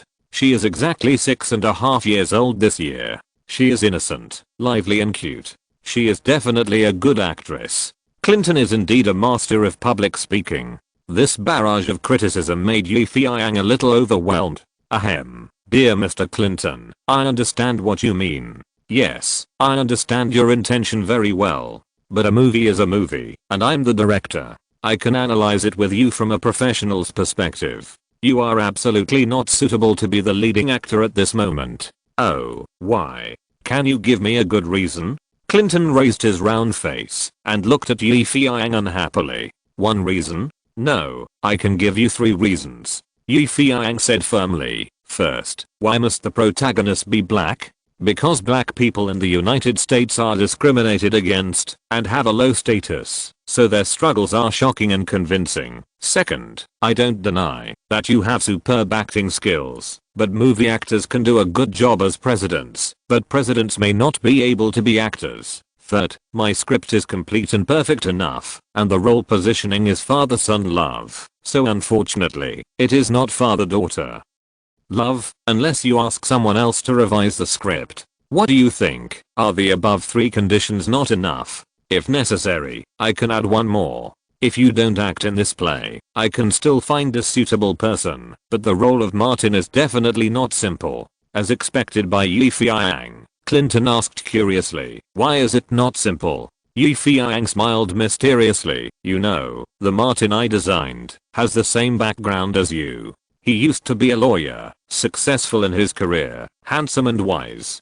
When many people discriminated against black people, he was the only one who took in the male protagonist and gave him a chance. It can be said that Martin is a perfect character. I think only a few people can play such a role. Every man has a heroic dream. He wants to be either Superman or Spider-Man. At worst, he can be Spider-Man's follower. As the former president, Clinton still maintains his image very much, although he was disgraced and lost face because of the scandal of his surname. But as he said to the outside world, he just made the same mistake that all men would make. Very good, dear Yi. From what you said, it seems that the role of Martin is very interesting. Yes, he is so outstanding that he will definitely resonate with people. Yi Feiyang smiled. It seems that Clinton is really flexible. He analyzes quickly and sees the benefits immediately. That's right, if Clinton can play this white character well, then it will undoubtedly help his personal image after he steps down. Well, it seems that you are very satisfied with this role, right? I hope we can have a pleasant cooperation. Yi Feiyang didn't say any more nonsense. We are all smart people, and everything is self-explanatory. To be continued, chapter 261. Shocked North America. 3 days later. Crackling, flashing lights. The large press conference hall of Dream Entertainment was packed with reporters from all over the world.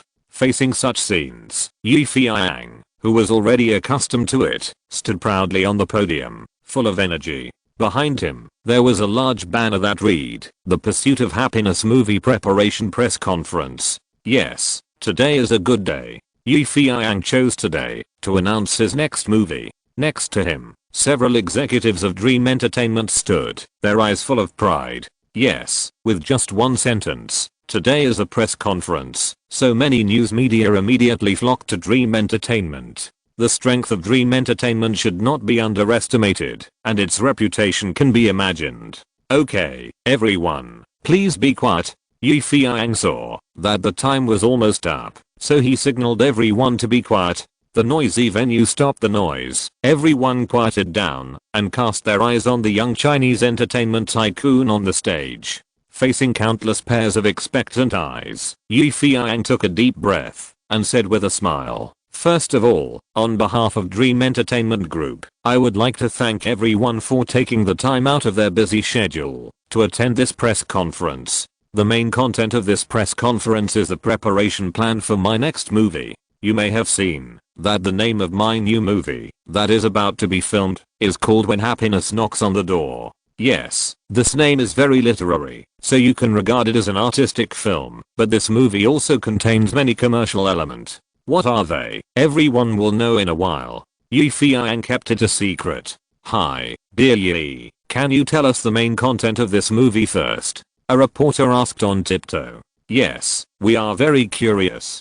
Happiness knocks on the door. Does it mean that happiness has legs and will knock on the door by itself? What is the story? That's right. Tell us, please. The reporters asked one after another. Haha, of course. Yi Feiyang likes these guys who ask questions actively and said with a smile. This play tells the inspirational story of a black salesman who is on the verge of bankruptcy and whose wife has left him. He works hard to fulfill his responsibilities as a single parent, strives to become a stock market trader, and finally becomes a well-known financial investor. Oh god, dear Yi, don't be so stingy. Can you be more detailed? Yi Feiyang shrugged. Of course you want me to tell you in more detail, but it will cost you. You know, my time is very valuable. Just charge according to the lawyer's conversation fee. Ha ha ha. Everyone laughed at Yi Feiyang's appropriate humor. So Yi, what about the cast of this play? Can you introduce it? And, this is free, right? A reporter also said humorously. Haha, we have already selected the actors. So now, let me introduce to you the actor who plays the male protagonist garnered in this play, Mr. Will Smith. As Yi Feiyang introduced, Will came out with his youngest son Jaden and waved to everyone. Oh my god, it's really Will. Yes, it's him. That's right. Everyone was stunned by the sudden appearance of the big star. You know, since Wild Wild West failed in both word of mouth and box office, the black star Will Smith has been silent for more than half a year and has not appeared in any movies. This is undoubtedly a torment for his fans. Therefore, when everyone saw that the male lead of the movie China Easy was Will Smith, they were all surprised. On the one hand, they were surprised that Will would take on the movie China Easy, and on the other hand, they were surprised that China Easy had such great ability to invite the Black Prince to star in it. At that moment, many people, to be more precise, many Americans, had unconsciously recognized Yi Feiyang as a super director and entertainment tycoon. Hey, Will, the microphone is given to you. Please say a few words to everyone. Yi Feiyang handed the microphone over with a smile. Will Smith took the microphone and smiled. Thank you for your attention to me. Yes, I have agreed to star in China Easy's movie because it is great. Really, when it is released, you will know how great this movie is. Will, are you going to make a comeback with this movie? A reporter jumped up and asked. Make a comeback? Haha, it seems that I haven't hit rock bottom yet. I just made a bad movie, but I have high hopes for this movie. Yes, I hope it can create new glory. Was the script written by China Yi? Is the story like he just said, mainly about the struggle of a black man? Will shrugged. Of course, he is an Oscar-winning screenwriter, and the script he wrote is guaranteed to be correct. As for the struggle of black people you mentioned, in fact, there are many black people around us who have been struggling all the time, but everyone just can't see it. As for why they can't see it? Because everyone focuses too much on black thieves, black drug addicts, and black drug dealers, which is unfair to us. At the press conference, the big star Will Smith talked to the reporters. Until everyone asked almost all the questions, Yi Feiyang took the microphone again and said to everyone, okay, in addition to introducing the male protagonist Will Smith, I also want to introduce you to a very peculiar little actor. He is Will's baby son, Jaden. Wow. Those reporters were stunned again. What's going on? Will is going to star in this play with his son. Oh my god, this is big news. I didn't come here in vain today. When everyone asked me to reveal the plot of this play before, I forgot to tell you that the reason why this black male protagonist works so hard is because he has a great motivation, that is, his beloved son. That's right, our play is not only inspirational, but also about family love, or to be more precise, father-son love. Yi Feiyang said in a sonorous voice. I have never filmed a play with similar themes before, because I'm not married and have no children. So I can't experience the taste between father and son. But thank God, Will has a son. I believe that he will be able to play the role of father perfectly in the play. After all, he is a father himself. While Yi Feiyang was talking, Will cooperated and picked up little Jaden, motioned to everyone, kissed his son's face, and showed his fatherly love. Pa pa pa. Those reporters spared no effort to press the shutter to shoot crazily. It must be said that letting Will and his son star in this play together, in addition to making the plot more perfect, is also a big gimmick. After all, it is rare for a father and son to perform on the same stage like this. Little Jaden seemed to be born to be a star. For ordinary children, even if they were not afraid of such a scene, they would probably snuggle in their father's arms and dare not look up, but he was different. He was seen smiling at the lively scene in front of him, with curiosity and fun in his little eyes. From time to time, he would stick out his tongue at the reporters, squint his eyes, and do some naughty and cute actions. Who doesn't like such an innocent and cute baby? Therefore, soon, little Jaden's popularity surpassed that of his father Will Smith. Those reporters all pointed their cameras at him and took pictures with flashlights. Seeing that the time was almost up, Yi Feiyang knew that he had to strike while the iron was hot. The bombs he had thrown before were all bombs. Now he had to throw out the last atomic bomb. The goal was to blow all the reporters to pieces. So, after everyone was almost quiet, he picked up the microphone and prepared to announce the most mysterious supporting actor in this play. Seeing Yi Feiyang preparing to announce the supporting actor in this play so solemnly, those reporters couldn't help but mutter, "Supporting actors, is it more famous than the protagonist? Unless he can get Tom Hanks to play with Will." Just when everyone was guessing who the supporting actor was, Yi Feiyang said, "Now, let's welcome another actor in this play with warm applause, Mr. Bill Clinton." Ah, Clinton. Same name? Exclamation mark. Before the reporters could react, former President Clinton, who had been prepared to act as an atomic bomb, rushed out from the backstage with his fist raised high. Everyone was shocked. They were all stunned. They were all stunned. Oh my god, no way! Exclamation mark. The supporting actor in this play turned out to be him. It can be said that Clinton's extremely coquettish appearance at that moment completely shocked everyone. This scene was also imprinted in everyone's mind. Even after decades, when they think back, they can still remember it vividly. Oh my god, he is the president. Yes, it's incredible. I'm about to faint. Everyone woke up and exclaimed. Yi Feiyang was very satisfied with everyone's response, and Clinton, who acted as an atomic bomb, was even more satisfied. Look, although I have not been president for only a few days, everyone still has their own hearts. When they saw me show up, they almost fainted with happiness. Mr. President, oh no, Mr. Clinton, why did you act in this play? How did China Yi invite you? How much is your salary? Are you really planning to enter the entertainment industry? Obviously, the superstar Clinton soon became the object of media chasing questions. Clinton has long been accustomed to this kind of scene of being surrounded and asked questions. In fact, after being president for so many years, no one chased him for questions, and he is still not used to it. Okay, everyone, don't argue. Please be quiet. I will answer your questions one by one. As worthy of being the president, he has aura and directly shocked the whole scene. Next, Clinton used his charm of being good at speaking to answer the above questions respectively. He focused on his personal feelings with Yi Feiyang. For example, it is because I have a deep relationship with him that I joined his play. Yes, that's it. Crackling. As soon as he finished speaking, the reporters began to take pictures crazily.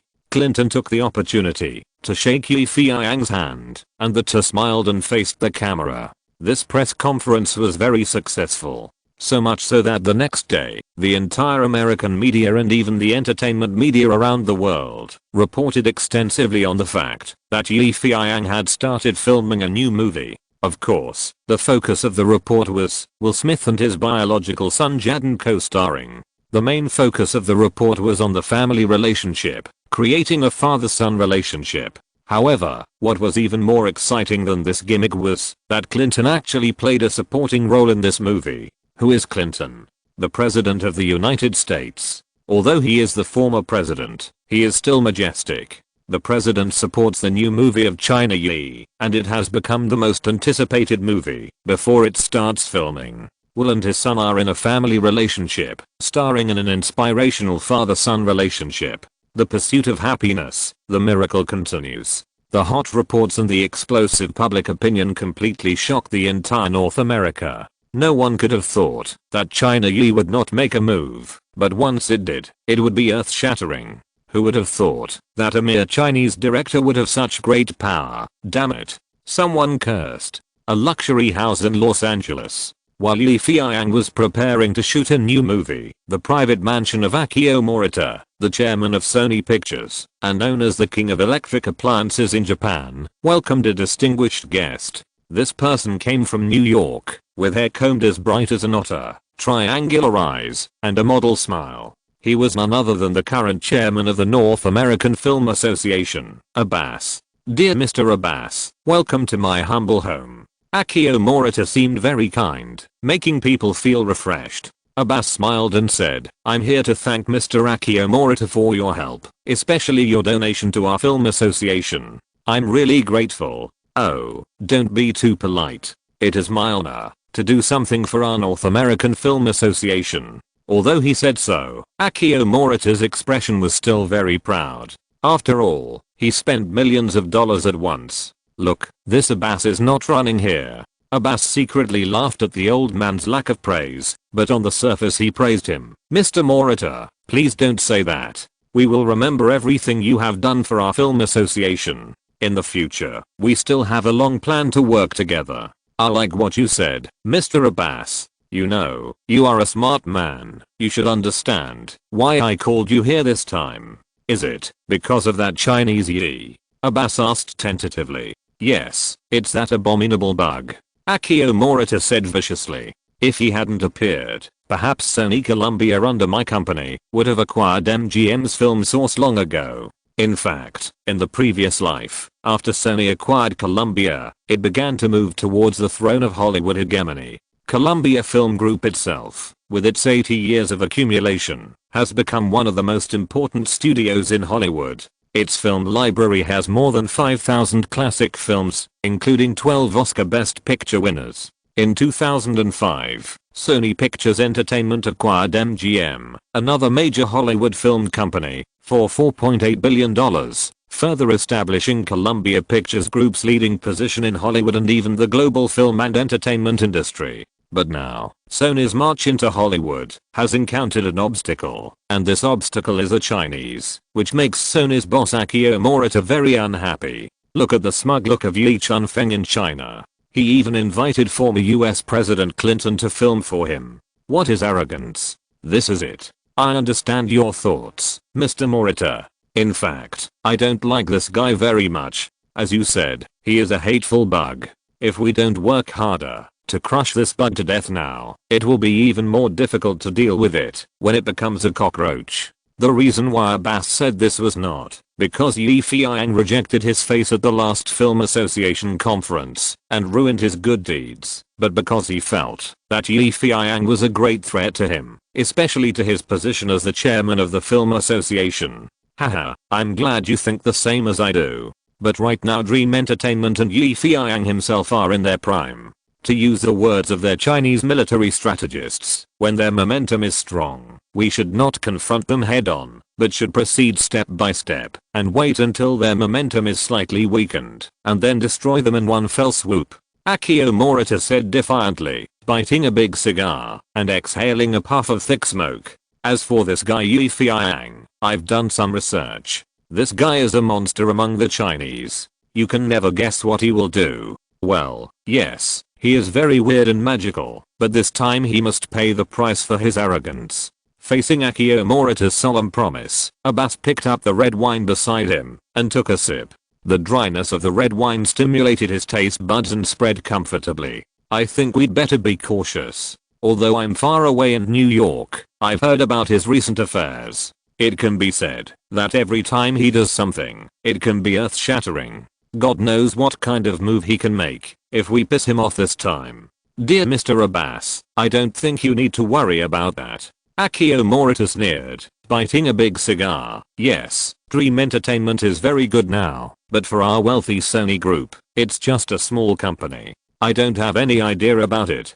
Take it seriously. As for Yi Feiyang himself, he is very cunning, but no matter how cunning the fox is, it can't beat the shrewd hunter. What's more, this time I must let Columbia, my company, overwhelm him in the film. Hearing the old man's promise, Abbas couldn't help but be curious. What are you going to do, Mr. Morita? It's very simple. I will also prepare a movie myself, a movie that is more powerful and louder than China Yi. No matter how much money it costs, I must beat his new movie. That's not easy. You know, that guy is a famous Oscar screenwriter and a gold medal director. Humph. Akio Morita snorted coldly. If it were easy, I wouldn't ask you to come. Since you are the chairman of the North American Film Association, then use your resources to help Columbia shoot a movie that surpasses China Yi. Abbas was speechless. In the end, it turned out that he was the vanguard on the battlefield.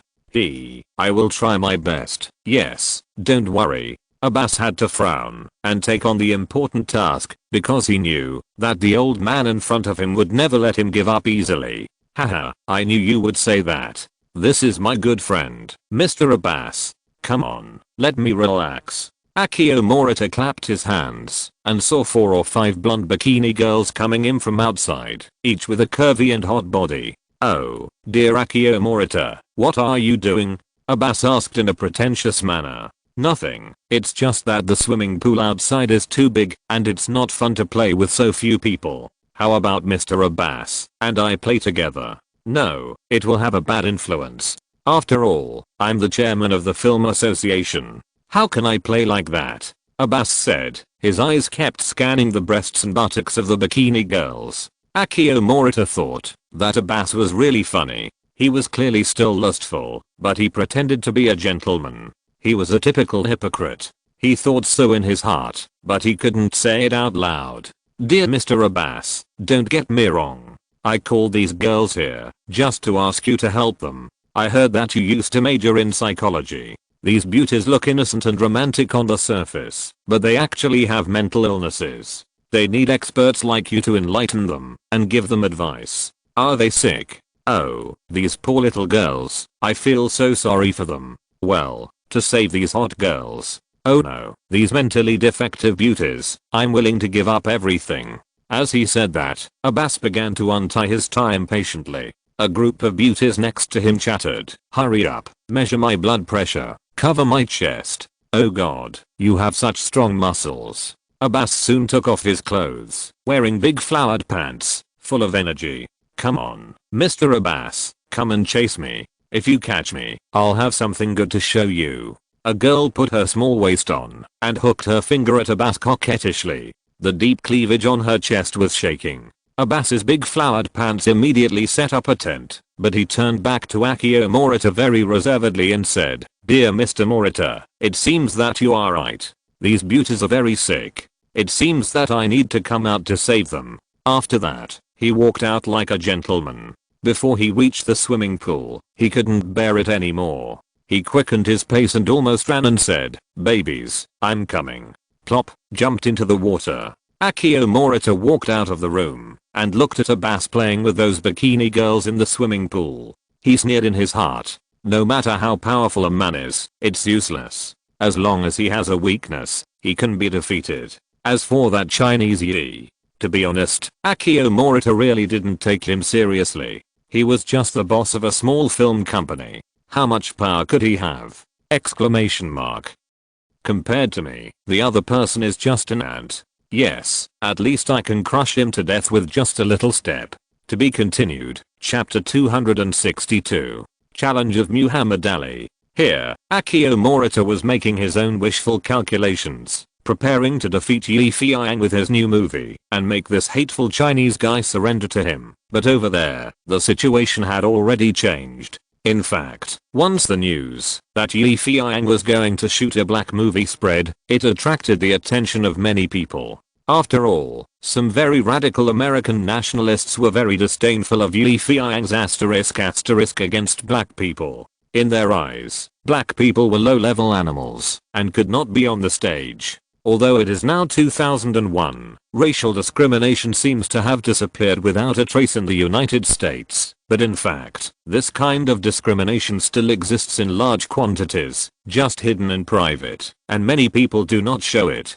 But now, the black protagonist shot by Feiyang not only succeeded in the play, but also suppressed many white elites, which made many guys who were proud of their white skin color feel very uncomfortable. What to do if you are uncomfortable? Of course, raw.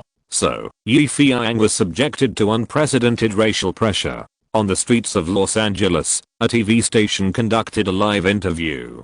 A black youth was interviewed. I think the film that Mr. Feiyang is about to shoot, apart from the moral ethics and religious aspects, is innovative in the presentation of the subject matter. How a black person can achieve success through his own efforts is itself an inspiration. Yes, an inspiration and encouragement to us black people. I believe that with Mr. Feiyang's wisdom and talent, he will definitely be able to present a wonderful film to the audience. A fat white man was interviewed. We used to trust Mr. Feiyang very much. We have always trusted him. But now, we really don't understand why he would use a black person as an example. Does it mean that we white people have no elites? A Christian was interviewed. I'm a Christian, but I admire Mr. Feiyang's courage. He has always been so brave. This time, he uses the struggle of black people as the subject matter, which is very novel, unique and philanthropic. As a filmmaker from the East, he has a conscience for the public and society. So does his film. So I'm looking forward to this film. In addition to the above interviews with some ordinary people, there are also some interviews with Hollywood filmmakers. The location is transferred to a cafe in Los Angeles. Lionsgate boss Gustav was interviewed. We can see that there are not too many movies with black people as the protagonists, especially movies with black inspirational themes, which are even fewer. Therefore, I think that Mr. Feiyang's movie will create new glory for Hollywood in the future. As his friend, I will support him as always. Paramount President Raymond was interviewed. I think it is too early to draw conclusions now. All problems should be discussed after the movie comes out. If the movie is wonderful and reasonable, we will give flowers to the bravery. If the movie is not well made, it may even humiliate everyone's expectations of him. Then it will not be too late for us to criticize him. My opinion is that no matter what the situation is, dear Yi should be allowed to finish the movie. After all, what kind of movie to create and how to create a movie are the freedom of filmmakers, which is also protected by the Constitution. I think everyone should remember this. This is the United States, a great country of equality, freedom, and justice, not a feudal and corrupt country. Abbas, president of the North American Film Association, was interviewed. Recently, he has been very close to Columbia Pictures. Not only did he serve as the producer of the new film, he also began to use the resources in his hands to actively promote it. Facing the interview, Abbas still smiled. I admire China Yi's courage. Yes, I admire it very much. So I decided to join hands with Columbia Pictures to shoot a black-themed movie to support him. Oh, you asked us what movie we are going to shoot. Of course it's Ali. Haha, this movie is a biographical movie, isn't it inspirational? As for the leading actor, we are honored to invite Oscar-winning black actor Denzel Washington to play the leading role. For the other supporting roles, we invited 2 other Oscar-winning actors, Mr. Marlon Brando and Mr. Al Pacino to play the main characters in the play. And this is also their second time to join hands since the movie The Godfather. Are you looking forward to it? As for the budget of this movie, Sony Columbia Pictures has appointed me as the producer of this movie, and the funding is at least more than 100 million. In addition to paying these big name stars high salaries, the rest of the funds are mainly used to restore Ali's several century-long battles back then. Ali's boxing fans, are you looking forward to it? Exclamation mark. Finally, I want to announce that this film will be released at the same time as Yi's new film in China. It has to be said that the news revealed by Abbas is absolutely explosive. Especially the gimmick of Ali is too big. First of all, the leading actor is the black actor Denzel Washington. Compared with Will Smith, Denzel's reputation is only higher. Secondly, Columbia actually invited the big actor Marlon Brando and Al Pacino to reunite and escort this film together. It's awesome.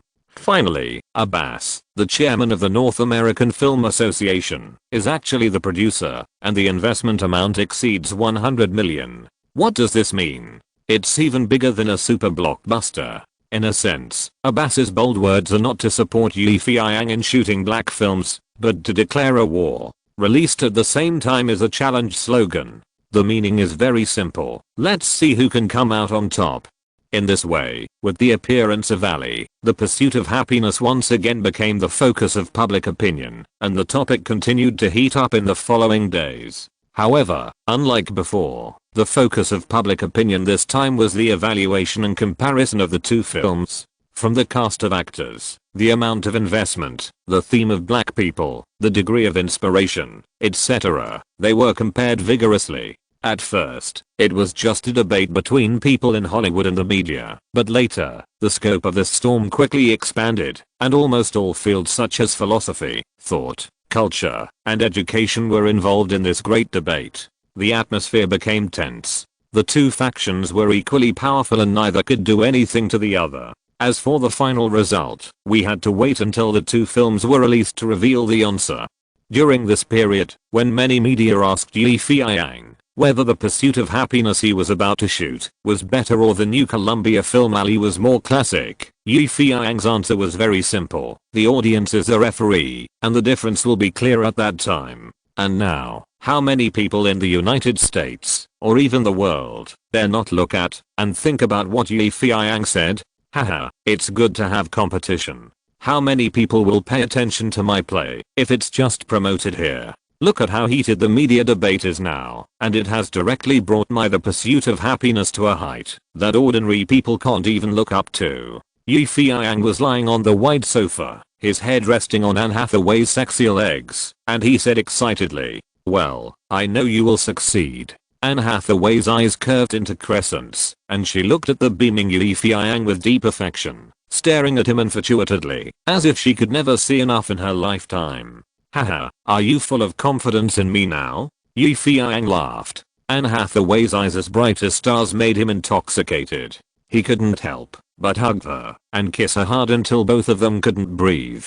"Of course I have confidence in you. You will be the focus of everyone's eyes." Anne Hathaway's sweet voice came, making Feiyang overjoyed. "But I just want to be the focus of your eyes." Anne Hathaway smiled, kissed Feiyang's face gently, and suddenly said, "I don't want to stay in the entertainment industry anymore, although that kind of life is what I once longed for, and I also hope that I can have it. But when I met you, I suddenly found that it is better to be a little woman hiding behind a successful man like you." "Huh? What's wrong with you? You want to give up at such a young age?" Feiyang was puzzled, turned over and asked puzzledly, "Give up? Haha, I guess so. I'm a little tired, like a swallow that has flown thousands of miles. I just want to rest under your eaves. I'll be satisfied just by snuggling up to you and waiting for you." Anne Hathaway murmured, and suddenly closed her eyes, leaning closer to Feiyang's arms, letting him hug her tightly. Looking at Anne Hathaway's intoxicating eyes, Feiyang shook his head. But I haven't done what I promised you." He knew Anne Hathaway's intentions. She just wanted to give up her acting career and stay by his side wholeheartedly. "Are you talking about the Oscar winner?" Anne Hathaway slowly closed her eyes, just holding Feiyang's waist tightly, and said lightly, as if the Oscar winner, the goal she had been dreaming of, longing for, and fighting for a long time, never existed. "Yeah, remember? That was in the shabby apartment. I promised you that I would help you step onto the Oscar stage and make you the brightest and most popular Oscar winner in Hollywood." Feiyang was a little excited. He grabbed Anne Hathaway's hand and said anxiously, "Yes, you said that at that time. I thought you were a big liar. I wanted to be an unwholeheartedly. It was you who kept persuading me to act. I was really confused at that time, but I followed you in the end. Yes, I don't regret it at all." Recalling the past, Anne Hathaway also smiled, but she just looked at Feiyang's face gently, kissed him lovingly, and trembled slightly. "But now, I don't care about anything anymore. Nuns, ballet, actors. As long as I can be with you, as long as I can be recognized by you, I don't care about anything else. My dream is actually very simple. It is to realize it in you. Accompany you through this wonderful life. Watch you be high-spirited in front of the camera. Let you not vomit everywhere when you are drunk. Help you wash the socks you don't want to wash. Just quietly wait by your side. Watch you kiss your face. Feiyang stared blankly at Anne Hathaway, whose face was calm, and listened to her telling her new dream in a faint and peaceful voice. He saw that her rippling eyes were stained by some bright lights and became the most gentle color. Feiyang suddenly felt a touch of warmth that made him cherish and make him palpitate, swirling up from the bottom of his heart, lingering, and a feeling of being cared for, expected, and loved began to run rampant in his heart. Unscrupulous breathing began to become a little hurried, and Feiyang was just a little arrogant. He kissed Anne Hathaway's tender mouth a little madly, pressed her under him, and began a man's deepest love for a woman. Lying beside Feiyang, Anne Hathaway's brown hair was spread out in a messy manner. Under the light, it seemed to be shining with golden luster. Because of the fierce battle just now, her cheeks were lightly pink, and her mouth, which was swollen from Feiyang's savage kiss, was still so tender and unparalleled. Her charming eyes were full of bright and satisfied smiles, like crystal blue gems. The silk pajamas at home had long been opened by the restless Feiyang. It was even more messy in the battle and struggle, revealing only the delicate and beautiful collarbone and a large area of smooth and soft breasts. Feiyang hugged Anne Hathaway. Smelling the scent of her hair, he suddenly said, "If I'm your dream, then you are also my dream. Please stay with me forever, and let me fulfill my biggest dream." Anne Hathaway smiled sweetly, intoxicated by his affectionate eyes. Listening to his love words, her heart was floating. She could only let him hold her hand and follow him. Faced with Anne Hathaway's persistence, what else could Feiyang say? He could only tell himself not to let down this girl who loved him, to work harder and let her live the best life. This is a man's promise to a woman. At the gate of Dream Entertainment Company, a not too gorgeous car slowly drove in, and the company's senior executives poured out, leading the employees to stand on both sides of the road to welcome the arrival of the car. Feiyang got out of the car, looking at the respectful company employees on both sides, and a group of senior executives, and suddenly felt that this scene was familiar, like the scene in many movies, where a gangster boss appears, and his younger brothers greet him. No wonder so many people like to be a big brother. This feeling is great. But after the fun, Feiyang had to face up to this level problem. You know, in the United States people advocate equality for all, so many the boss and employees of the company get along well with each other, and there will never be such a big scene. Even if you enter someone's company, you can't tell who is the boss and who is the employee. This form is not good. It is easy to be gossiped about, and it will also reduce the enthusiasm of employees at work. Needless to say, the only person who can create such a stupid scene is the fat man Gao Jiabao. Feiyang got out of the car and greeted the employees warmly. Everyone bowed and cheered. The whole form was in good shape, and it seemed that the fat man had spent a lot of effort. Feiyang said a few words casually and walked into the company. As he walked, he said to the fat man, "Let them disband, don't delay the work." Then Feiyang turned around and said to Derez, "I don't like this kind of formalism, don't do it in the future."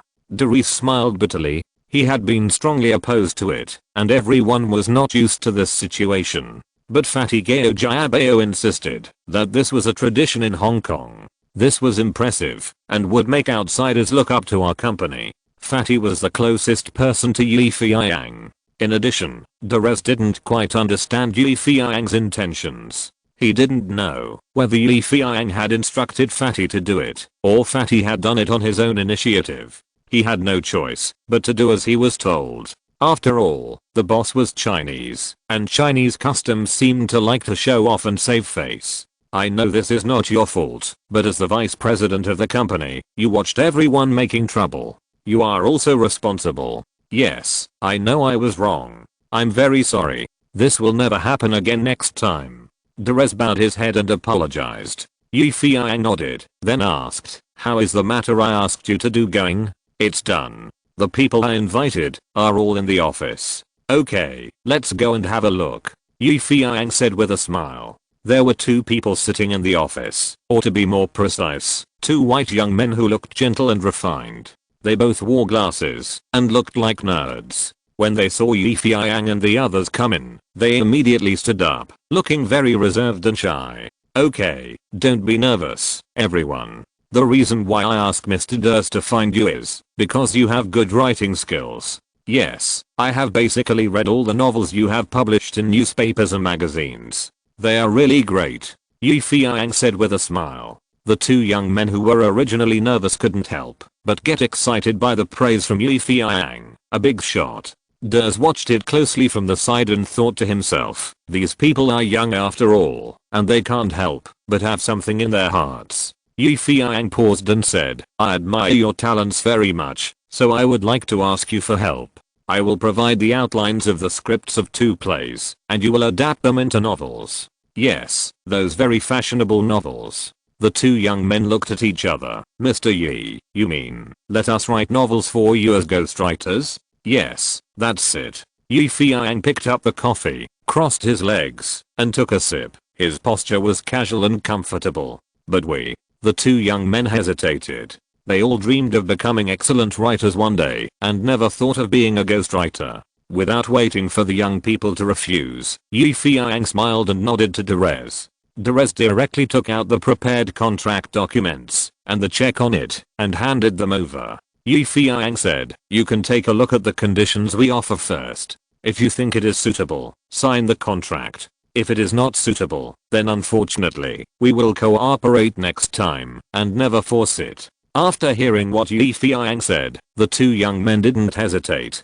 First looked at the check. It clearly said 30,000 US dollars. Yes, each of you can get a signing fee of 30,000 US dollars. After the novel is published, each person can also get a benefit of 20,000 US dollars, a total of 50,000 US dollars. Feiyang said calmly, I have prepared the script for you. If you have any questions, you can consult my private lawyer. Finally, I want to say that there are a lot of writers like you at present. If you don't do it, I think many people will come to fill your vacancy. After saying this, Feiyang stood up, straightened the buttons of his suit, and said, okay, I won't say much. It's up to you, whether you sign it or not. I have something to do, and I'll leave first. Without waiting for the two young men to come back to their senses, Feiyang left the office directly. The two young men were stunned by his powerful aura. Outside, Feiyang believed that the two young people would make the right choice. After all, the unemployment rate in the United States was high, and the reason why he wanted to publish The Pursuit of Happiness and The Hunger Games as books was for only one purpose: to hype them up before the two dramas were released. It can be said that adapting the script into a novel and a biography is definitely a good publicity project. The spread of the novel and the autobiography, coupled with the release of the movie, will undoubtedly have a publicity effect that exceeds everyone's expectations. It can also save a huge amount of publicity expenses. Why not do it with 2 prongs? To be continued. Chapter 263. Role Transformation. 2001. On this day, the biggest news in the United States was that Columbia's super actor cast blockbuster Ali officially announced the start of filming. The wealthy and powerful Columbia Company, under the control of Sony Pictures behind the scenes, held a unique opening ceremony. This ceremony was comparable to the Oscars, and the red carpet show took more than an hour. Then there was champagne and flashes. Abbas, as the producer, joined hands with Columbia President Carl Buster and took photos with 3 actor cast actors: Denzel Washington, Marlon Brando, and Al Pacino. In short, the opening ceremony of Ali was very powerful, and even invited Ali himself to speak about his expectations for the film. For a time, the whole of Hollywood was filled with the voice of this film. In comparison, The Pursuit of Happiness, which also announced the start of filming, was much quieter. Feiyang didn't make a big scene. He just started the filming, and worshipped the gods in a habitual way. He set up the roast suckling pig, bowed to Guanurge, and then announced, filming started. In fact, Feiyang felt that this kind of competition was very strange. You know, in his previous life, both Ali and The Pursuit of Happiness were starred by Will Smith. But now, Ali has been replaced by another black superstar, Denzel Washington, and he is going to compete with his own film, which makes Yi Feiyang feel extremely weird. But no matter what, the fact is a foregone conclusion. The only thing Yi Feiyang has to do now is to shoot his own film well. Los Angeles, USA, the filming site of The Pursuit of Happiness. As a director, Yi Feiyang carefully explained the play to the leading actor Will Smith. Although Yi Feiyang believed that Will would be able to perform this role very well, he still dutifully told Will his inner thoughts. From the character's dress, the character's personality characteristics, and even what kind of briefcase the character carries, all were explained vividly. In fact, what Yi Feiyang said were all the plots and characters of the play in his mind. But he forgot that such a detailed description is a good thing for those who are filming for the first time, so that they can outline the image of the role they are going to play in their hearts. But for an acting school like Will, it deprives him of the ability to shape the character from the inside out. And this is something that Yi Feiyang and Will have not realized yet. Soon, according to Yi Feiyang's request, the makeup artists and stylists began to get busy. An hour later, Will Smith and others appeared in front of Yi Feiyang after putting on makeup. But what's wrong? Yi Feiyang frowned and rubbed his nose and came to Will. There was no problem with other people, but the problem seemed to be with Will. Will saw Yi Feiyang circling around him for a few times and knew that there must be something that did not suit Yi Feiyang's wishes. Hey, Director Yi, what's the problem? After circling for a few times, Yi Feiyang finally understood where the problem was. It was that Will gave people the feeling of not being experienced enough and haggard. After deciding to shoot this film, Yi Feiyang had already asked Will to lose weight. He has lost weight to the same level as in Reading Power Day. There are no problems with the costumes or the styling. In order to do this, Yi Feiyang had instructed the costume designer and stylist to copy the original version as much as possible. But now, Yi Feiyang finds that Will gives people the impression of being young and handsome. He doesn't look like a single father who has experienced many vicissitudes of life and is exhausted. This is the biggest problem. Cindy, go get Mickey. Yi Feiyang frowned and told Cindy, the assistant director and photographer beside him, and then said to Will, who was full of doubts, Will, your image doesn't fit the character image in my mind. This is a very vicissitudes of life black father. You are too young and too handsome. You look more like a prince than a frog. No, I think it's good this way. Will shrugged and looked at his own look strangely. He thought it was very good this way, but you are the director, so you decide. Okay. Mickey is an old man who joined Dream Entertainment Company with Cindy. He has first class makeup skills, but he had been working in asterisk movies silently until he met Yi Feiyang, who appreciated him and promoted him to be his personal makeup artist. All Yi Feiyang's movies basically have his shadow behind the scenes. When Mickey hurried over with Cindy, Yi Feiyang greeted him and motioned for Will to pose. After seeing Will's actions, Yi Feiyang stared at them and said, "Hey guys, do you think there is something wrong? It doesn't seem to match what I asked." "No, boss, it looks good this way." Mickey looked at Yi Feiyang in surprise and answered. He really thought it was in line with the effect Yi Feiyang wanted. Yi Feiyang shook his head. This was definitely not the image he wanted. Staring at Will's bright eyes, he suddenly had an idea. Will's eyes were too bright, and he looked very energetic. This needed a little change. The second thing was the makeup. He thought he needed to add a little more decadent feeling. Can you make his eyes a little cloudy, let him have more stubble, and make his temples a little grayer? That would make it look about right. Yi Feiyang gave Cindy an order, and then watched Will follow him. Half an hour later, when Will came out of the dressing room, Yi Feiyang still felt something was wrong. Seeing Will walking towards him, Yi Feiyang seemed to have caught some inspiration and shouted, "Stop and don't move." Will was startled and stopped. Yi Feiyang immediately caught the inspiration. Will's pace was too slow. You know, a black man who is used to being a salesman must walk very neatly and quickly, unlike Will, who walks in a gentlemanly and elegant manner. After all, people who are in a hurry while biting a sandwich are fundamentally different from people who are driving a Ferrari. Thinking of this, Yi Feiyang smiled happily. "Will, try to walk faster, speed up the pace, as if you are in a hurry all the time." Will seemed to understand Yi Feiyang's meaning a little bit and made his pace more hurried and urgent. But Yi Feiyang was still not satisfied.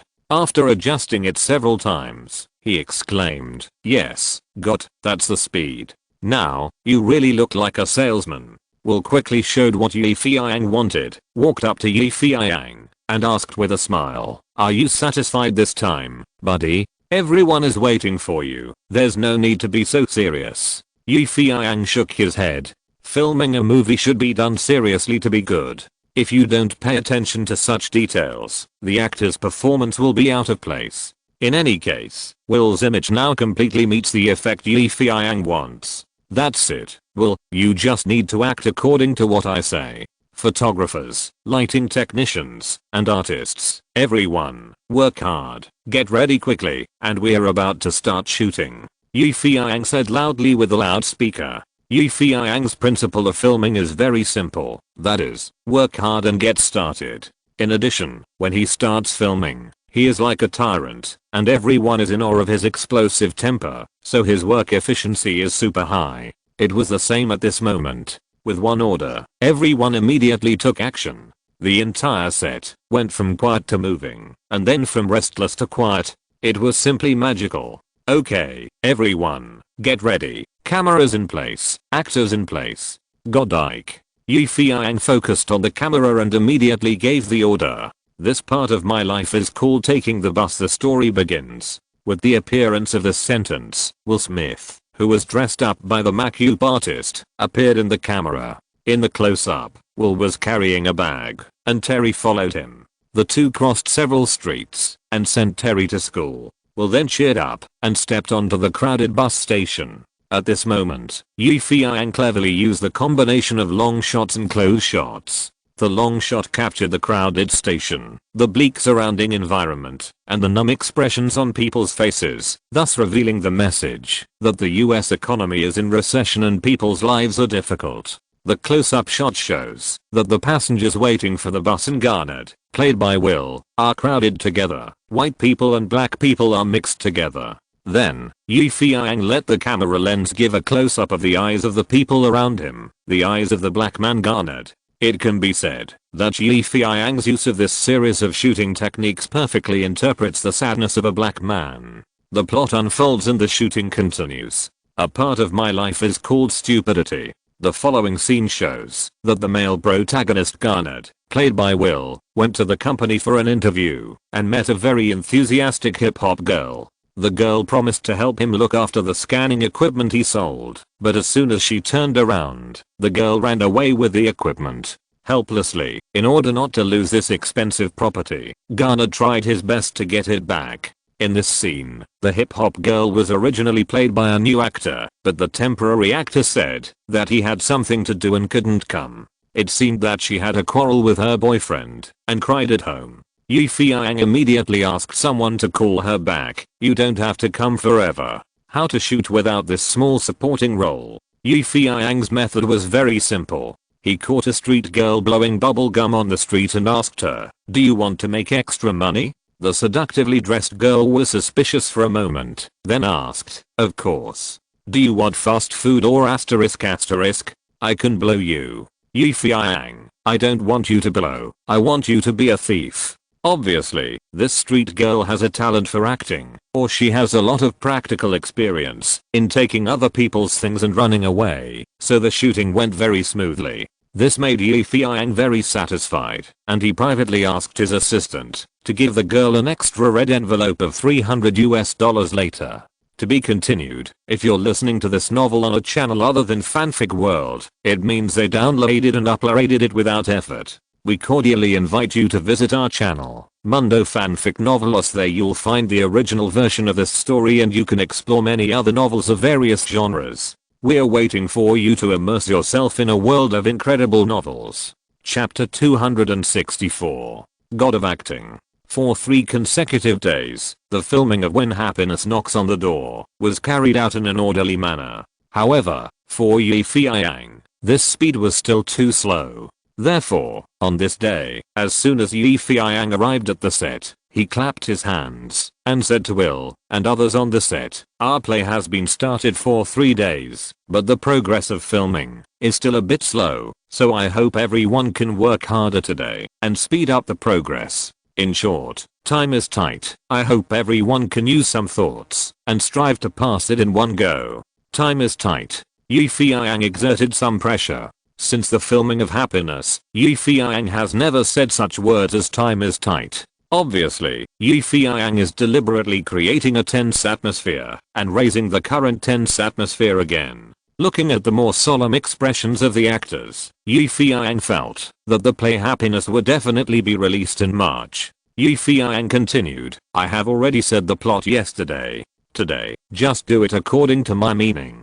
Go, let's start." The entire crew immediately took action, like a whirlwind, and soon prepared everything.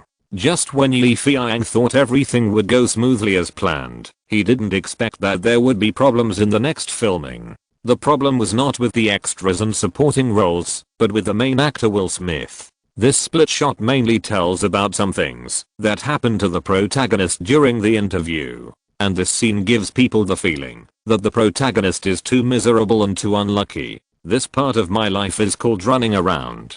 In the camera, the character played by Will Smith kept hitting a wall in the interview, constantly failing again and again, with all kinds of helpless expressions on his face, and the camera shot him from different angles. In the interview room, a white interviewer sat upright, looking at Garnett, playing with a pen in his hand and asked, "You don't have a high degree?" "Yes, I dropped out of college when I was a child because my family was not very rich, but I have completed all the courses through self-study." Garnett put his hands on his knees, looking very cramped. The camera switched, and the interviewer took another look at the personal data sheet. "It says you have a child?" "Yes, he's 5.5 years old. He's a very obedient kid and won't affect my work," Garnett explained. Close up shot. The interviewer frowned, "But you have to know that we often need to work overtime here. A 5-year-old child can't make dinner by himself, right? I'll prepare instant food for him. It's okay. Please hire me," Garnett pleaded. Cut. Behind the camera lens, director Feiyang shouted angrily, "Well, what's wrong with you? Why is your expression so monotonous? Aren't you a good actor?" Will Smith blushed. Since filming a movie, he has never encountered such an embarrassing thing. "What happened today?" he quickly said. "Sorry, I will adjust my state." Will is a well-known black actor in Hollywood. He is known as the god of acting. His acting skills are absolutely first class. For example, he played Dredd in Power and Enemy of the State before. The roles are very delicate. In fact, the actors selected by the crew of Happiness have been tempered for many years. They have rich acting talent and experience. Naturally, they are not bad in acting. The key lies in the mentality. Everyone is different. An excellent actor should not only have shocking acting skills, but also maintain a good mentality, because the entertainment industry is a big dying factory. If the mentality is not good, it will bring serious consequences. Let's not talk about others. Zhang Guoran in The Last Time and Space is an example. Mentality is very important. As for Will Smith, the reason why his expression was lifeless and single when he was acting just now was entirely because his mentality was restricted by Feiyang's explanation of the role. As mentioned before, Feiyang explained the script very carefully, which is a good thing for new actors, as they can perform according to the character model portrayed by Feiyang. Will Smith is different. He is an actor with his own name. Now he is acting according to the role designed by Feiyang. Just like a tiger locked in a cage, very depressed and aggrieved, so he will appear rigid and unnatural when performing. Feiyang saw that Will was trying hard to adjust his state, so he announced that everyone should take a break for a while. He took some water and handed it to Will. "What's the matter, Will? You acted very well before, but why can't you find the feeling now? How did you say it?" Will frowned. "I can't always impose the role you portray on myself. For example, Garnett said that he left his 5-year-old son at home and let him eat fast food. What cruel father in the world would do this? So I think it's inappropriate, which makes the performance seem a bit monotonous and stiff." Will's words made Feiyang stunned. "Then tell me, as the character of Garnett, how should I answer?" I should answer from the perspective of a father. I would say that, if I really have to work overtime, I will bring the child with me, and we father and son will never leave each other. At this point, Will Smith suddenly said in a deep tone, You have never been a father, so you will not understand the feelings of being a father. Yes, your child does everything to you. When he falls asleep in your arms, when he kisses your cheek with his little hands, and when he calls you dad affectionately, you will feel the happiest. I remember when Jaden was over 2 years old, I took him to the supermarket to buy things. I was looking at a new song album on the shelf at the time, but in a blink of an eye, Jaden disappeared. I looked everywhere and shouted loudly, but there was no trace of him. At that moment, a thought came to my mind: my son was lost. I felt exhausted, at a loss, and at a loss. At this time, someone said that they had just seen a child walking out of the supermarket. I chased out, and saw that little Jaden was crying on the side of the road with tears and snot running. At that moment I hurried forward and hugged him hard. The previous fear and panic turned into tears, and I, a grown man, couldn't help crying. This is the true father-son relationship. Therefore, as a qualified and excellent father, you will not leave your child alone at home to eat fast food, but will be with him no matter when and where. Yes, forever together, never separate. Feiyang didn't expect Will Smith to have such an explanation. Thinking about it carefully, it was true. He had never been a father, so he couldn't understand the mood of being a father. The script was also written according to the plot of the movie in his previous life. It was inevitable that it was too scripted. For him, it didn't completely simulate the real world of the character's heart. I guess it can't be simulated. After all, Feiyang was a little vague about the father-son relationship. Will saw that Feiyang was silent for a long time. After he finished speaking his thoughts, he thought he had said something wrong. Just as he was about to ask, Feiyang took a deep breath and said, Yes, Will, what you said makes sense. My design of the role is flawed, so I will act according to your meaning. Yes, now you think of yourself as garnered in the play. You decide what to do and what to say. But the script you wrote. Go to that damn script. Feiyang said, we should feel, not stick to the form. Seeing Feiyang's firm attitude, Will couldn't help but feel warm in his heart. You have to know that in the United States, where the film industry is highly developed, many actors must act according to the script design. The lines and actions in the script cannot be changed. Otherwise, it would be a disdain and contempt for the screenwriter. But now, don't worry, I will definitely play the role well this time. Will Smith vowed. While Feiyang was talking to Will, the other crew members had almost rested. Feiyang communicated with other characters in the play again, and then he confidently directed the whole scene and shouted. With Feiyang's order, the camera started to rustle, and Garnet, played by Will Smith, was interviewed again in the camera. Interviewer, you don't have a high level of education? Garnet, yes, I dropped out of college when I was a child because my family was not very rich, but I have completed all the courses through self-study. He put his hands on his knees, looking very cramped. The camera switched, and the interviewer took another look at the personal data sheet. It says you have a child? Yes, he's 5.5 years old this year. He's a very obedient little guy, and won't affect my work. Close up shot. The interviewer frowned, but you have to know that we often need to work overtime here. A 5-year-old child can't make dinner by himself, right? Garnet took a deep breath. Sir, I really want to say, it's okay, he can take care of himself. Even if I go back later he can eat fast food, but I can't. I can't say that. Because I love him. If I really have to work overtime, I can only bring him with me. As long as I look at him, I will be full of endless motivation. He is my baby and the meaning of my life. Yes, that's it. His eyes were red, and he choked up.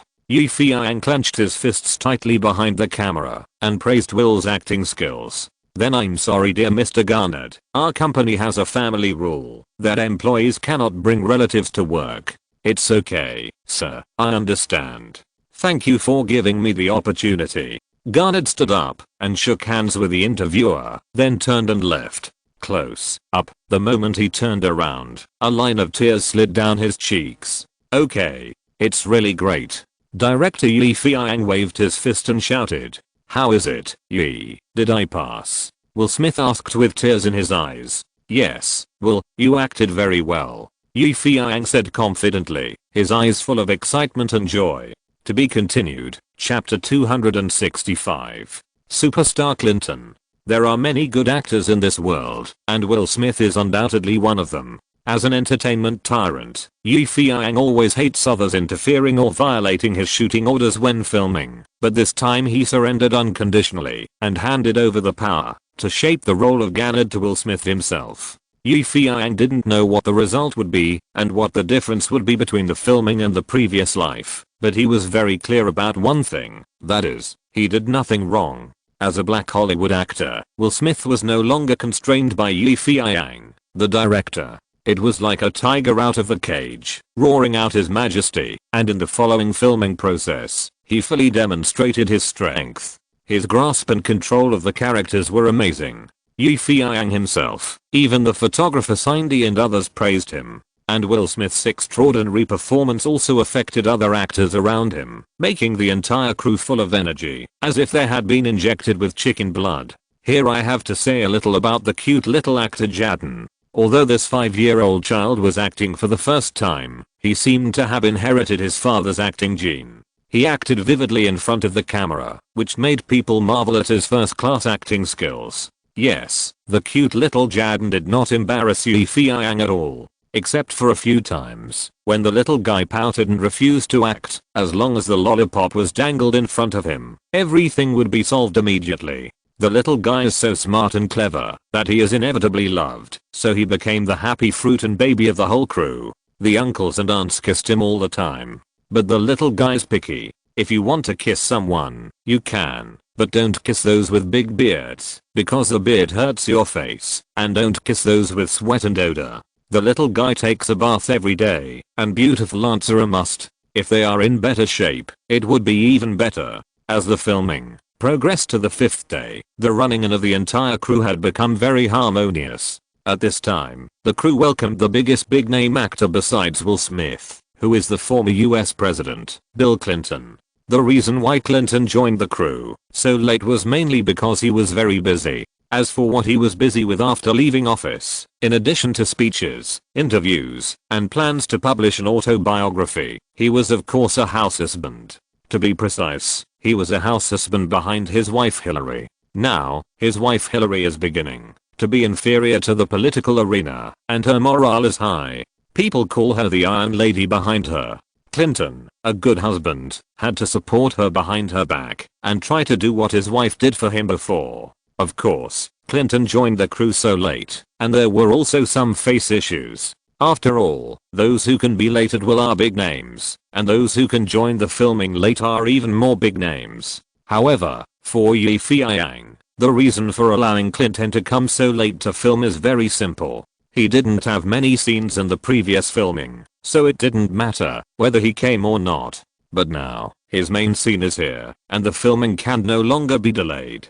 Clinton got out of the car wearing sunglasses. Although he is not the president now, and can't be surrounded by people and bodyguards, the pomp is still very big, with a driver, 2 assistants, and a nanny. As soon as he got out of the car, the assistant immediately opened the prepared parasol, and then arranged a chair for Clinton to sit down. Another assistant handed over the script, and the nanny made coffee.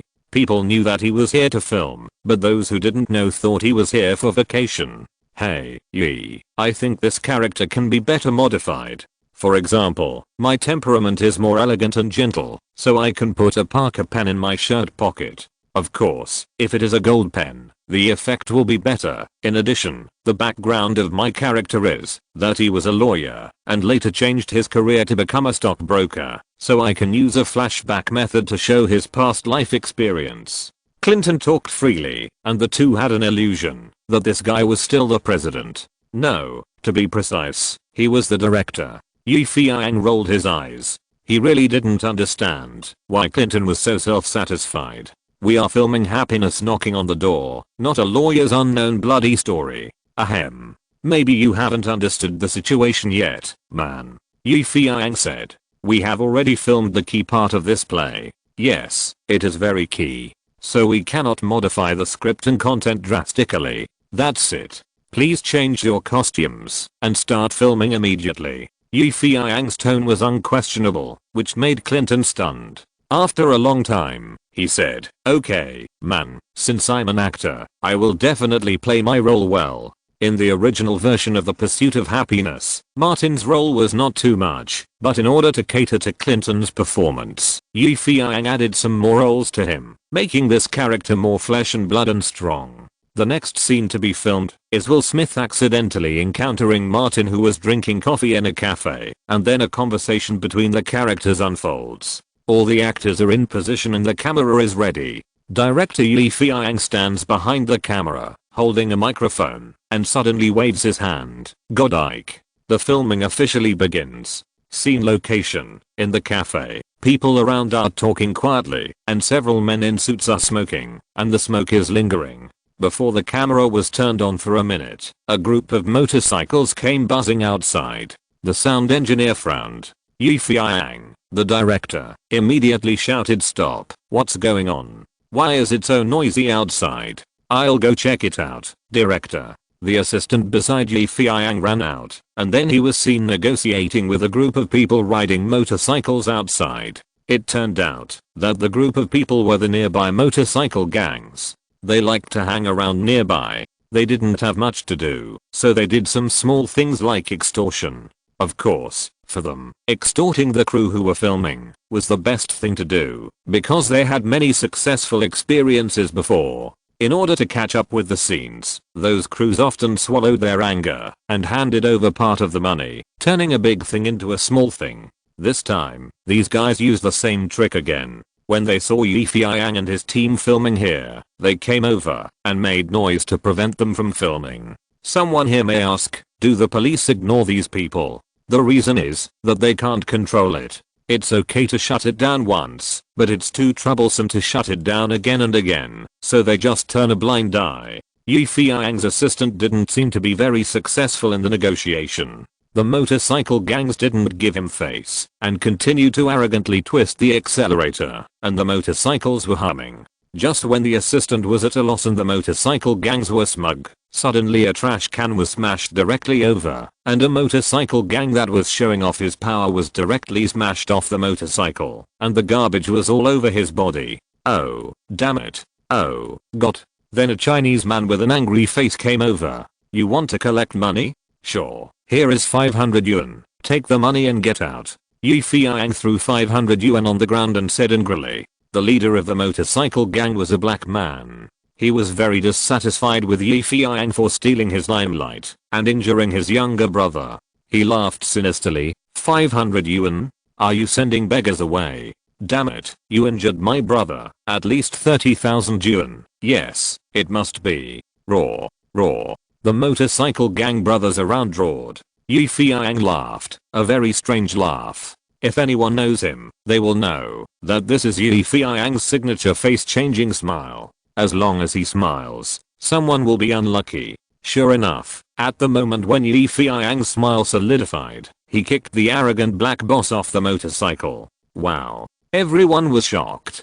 Damn, you don't know how to appreciate it. I gave you 500 yuan, and you didn't want it. I gave you a big kick. You feel good, right? Feiyang said mercilessly. Seeing that the black man was kicked to death, everyone was dumbfounded. The assistant beside Feiyang, what can we do? Director, these guys are not to be trifled with. They will come back to cause trouble. Then let them come back. I don't believe I can't kick a few of them to death. Feiyang's cold face and ruthlessness directly silenced the gang of speeding gangs. The few who wanted to shout for revenge for the boss also shut up.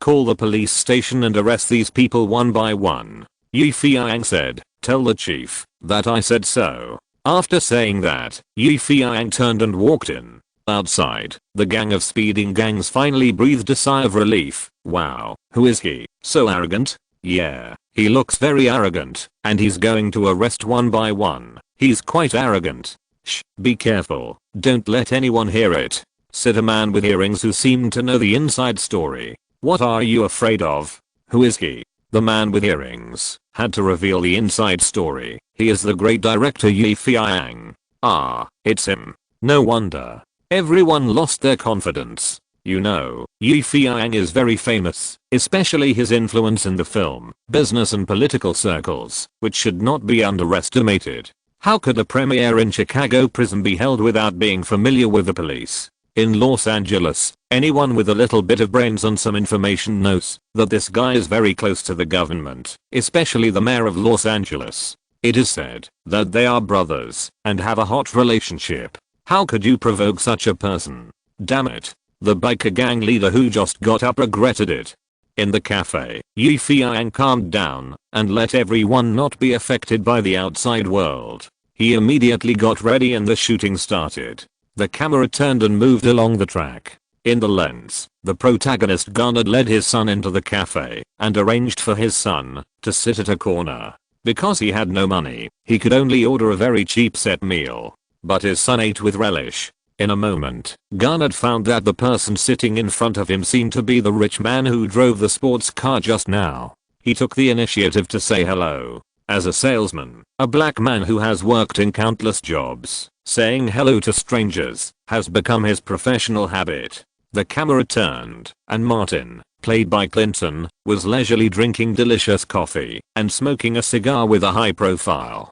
"Hi, hello," Garnet said. "Well, hello." Martin looked at the uninvited guest in confusion.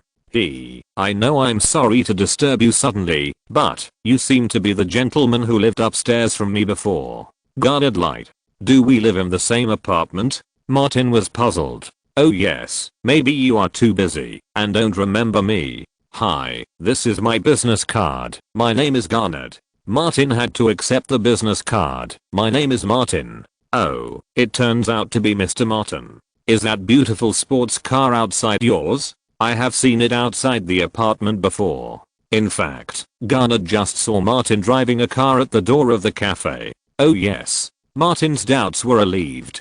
"Haha, I said we are neighbors, otherwise how would I know your car?" Garnet began to chat enthusiastically. In this scene, Will Smith showed his acting skills to the fullest and played a black man who is good at socializing and looking for opportunities at any time. In particular, his extremely friendly smile and occasional small gestures for socializing, such as scratching his hair with his fingers and snapping his fingers, all highlight the flexibility and intelligence of Garnet. In comparison, Clinton's Mr. Martin can only be regarded as standard. The filming of this scene went smoothly. After Yi Feiyang stopped, he slightly corrected the layout of the surrounding scenes and then found Clinton and told him the key content of the next scene. Clinton listened absent-mindedly. In his opinion, he had read the script and even the president himself had done it. Couldn't he play a small role well? Exclamation mark. "Okay, Yi, don't say any more. I can act well, just watch me." "Well, everyone, get ready, take your positions." After everything was ready, Yi Feiyang held the loudspeaker and shouted, "Godike." The filming began. In the camera, Garnet and Martin continued to talk. Garnet, "Haha, you must have a good job to be able to drive such an expensive sports car." Martin shrugged, "You can say that." Garnet, "Are you a banker, a real estate developer, or a lawyer?" Martin, "Lawyer. I used to be, but now I quit." Garnet, "Quit? You quit such a good job." The expression in the camera was full of surprise. Martin, "Yes, man, because I want to seize better opportunities. Otherwise, I can't drive such an expensive car." Close up, grabbing a napkin to wipe his mouth.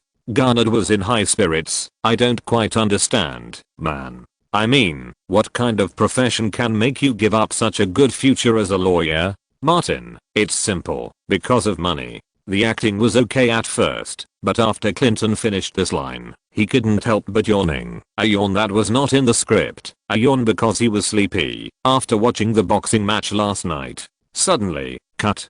Bill Clinton, "What are you playing? An old man basking in the sun on the street? Or an old lady selling newspapers? Why are you yawning? Are you tired? Are you sleepy? You speak softly, without any momentum. Remember, you are a man, a successful man with high spirits, not a useless woman." Yi Feiyang shouted loudly, his eyes furious at Clinton.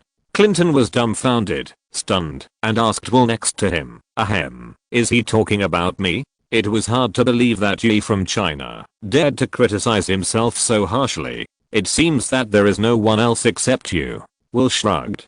Clinton, who thought he was thick-skinned to the level of a copper wall and iron wall, suddenly blushed.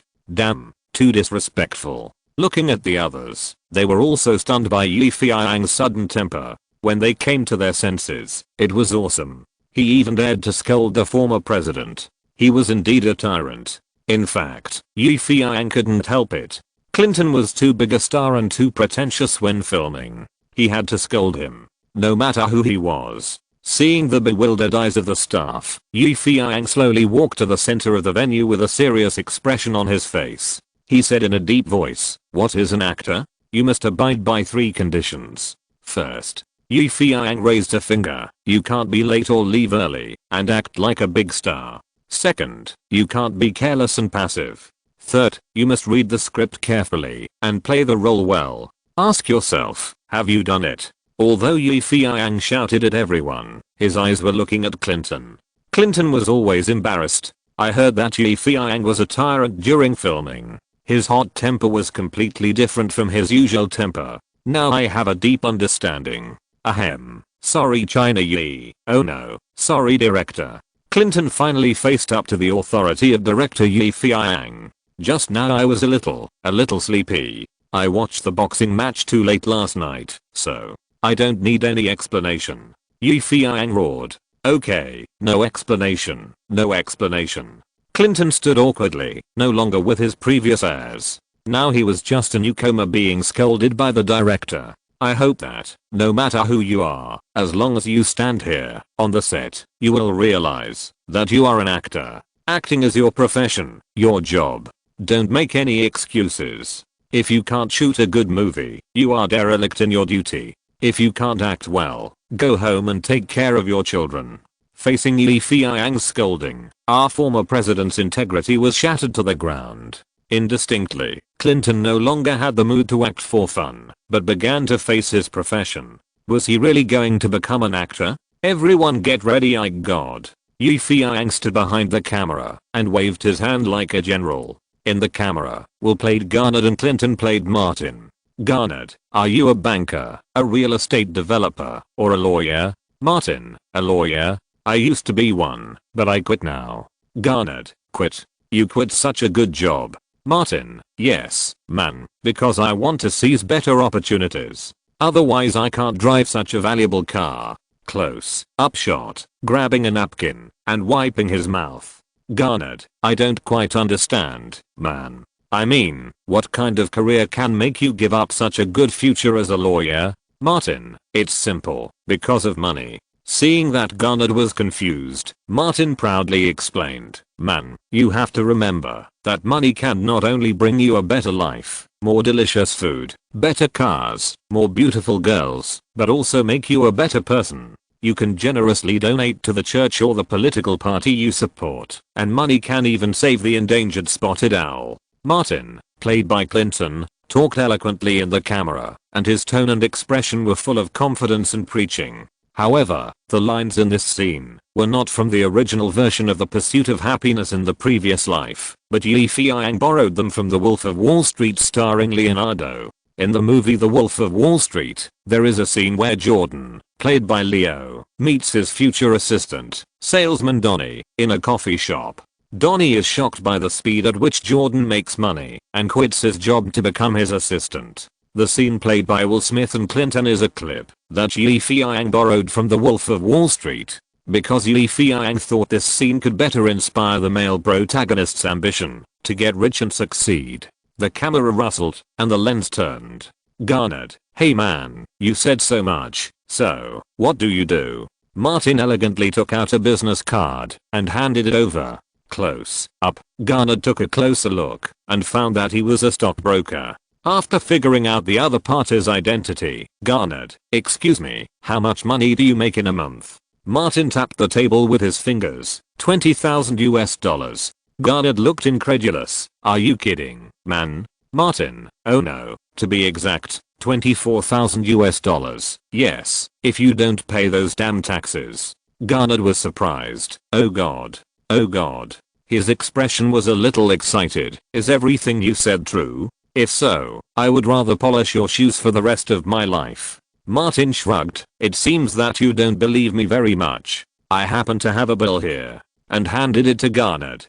Garnet's eyes widened, and the number on it completely stunned him. After a moment, he asked Martin in a dreamy tone, "Dear Mr. Martin, can you tell me how I can be like you?" Cut. Wonderful. Very wonderful. Yi Feiyang said loudly. Your performance is really great. The people around him also applauded. The main actors were because Will and Clinton were so devoted and wonderful, which made the people around them very satisfied.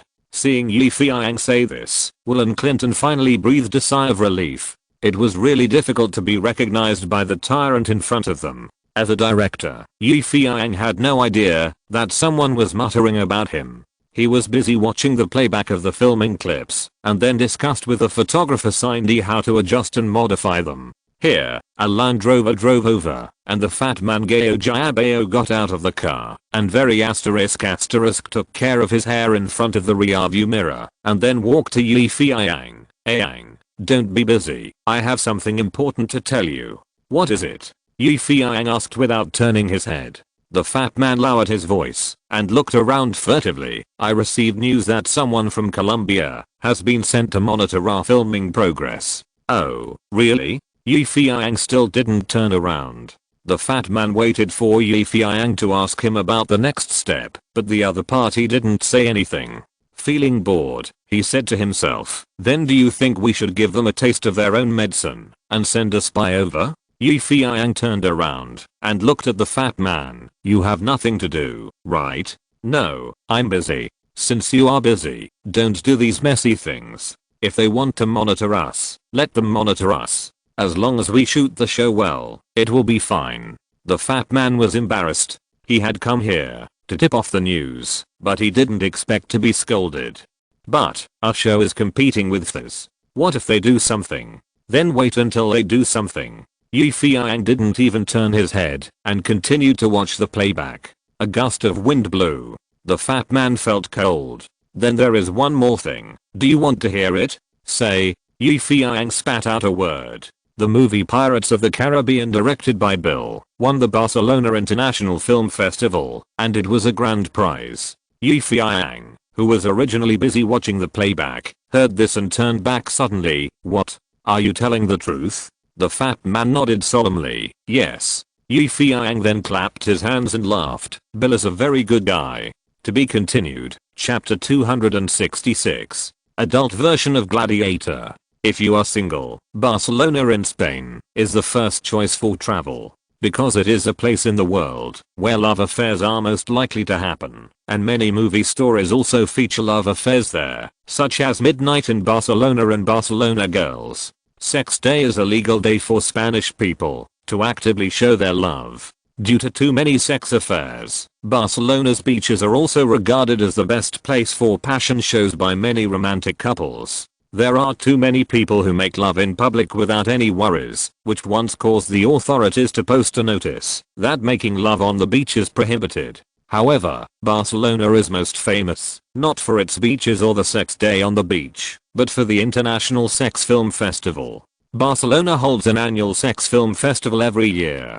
On the opening day of the Barcelona International Sex Film Festival last year, the number of participants reached 60,000, which shows the scale of this world's largest sex film festival. Therefore, it can be said that the sex film industry here is equivalent to the Oscars in the United States, and it is very important in the world sex field. When Yi Feiyang found out that Bill the Rabbit won the 3 awards of Best Actor, Best Film and Best Director in the Barcelona International Film Festival for the Japanese version of Pirates of the Caribbean, he was overjoyed. "My dear, I didn't get many Oscars here, but it's not bad to get a few." Therefore, after a day of shooting, Yi Feiyang and Fatty Gao Jiabao drove to reward the heroes of this play. It is said that Bill the Rabbit has been working hard for his film career recently. After successfully shooting the Japanese version of Pirates of the Caribbean, he started shooting the Japanese version of Gladiator, continuing to spoof this excellent film from a Japanese perspective.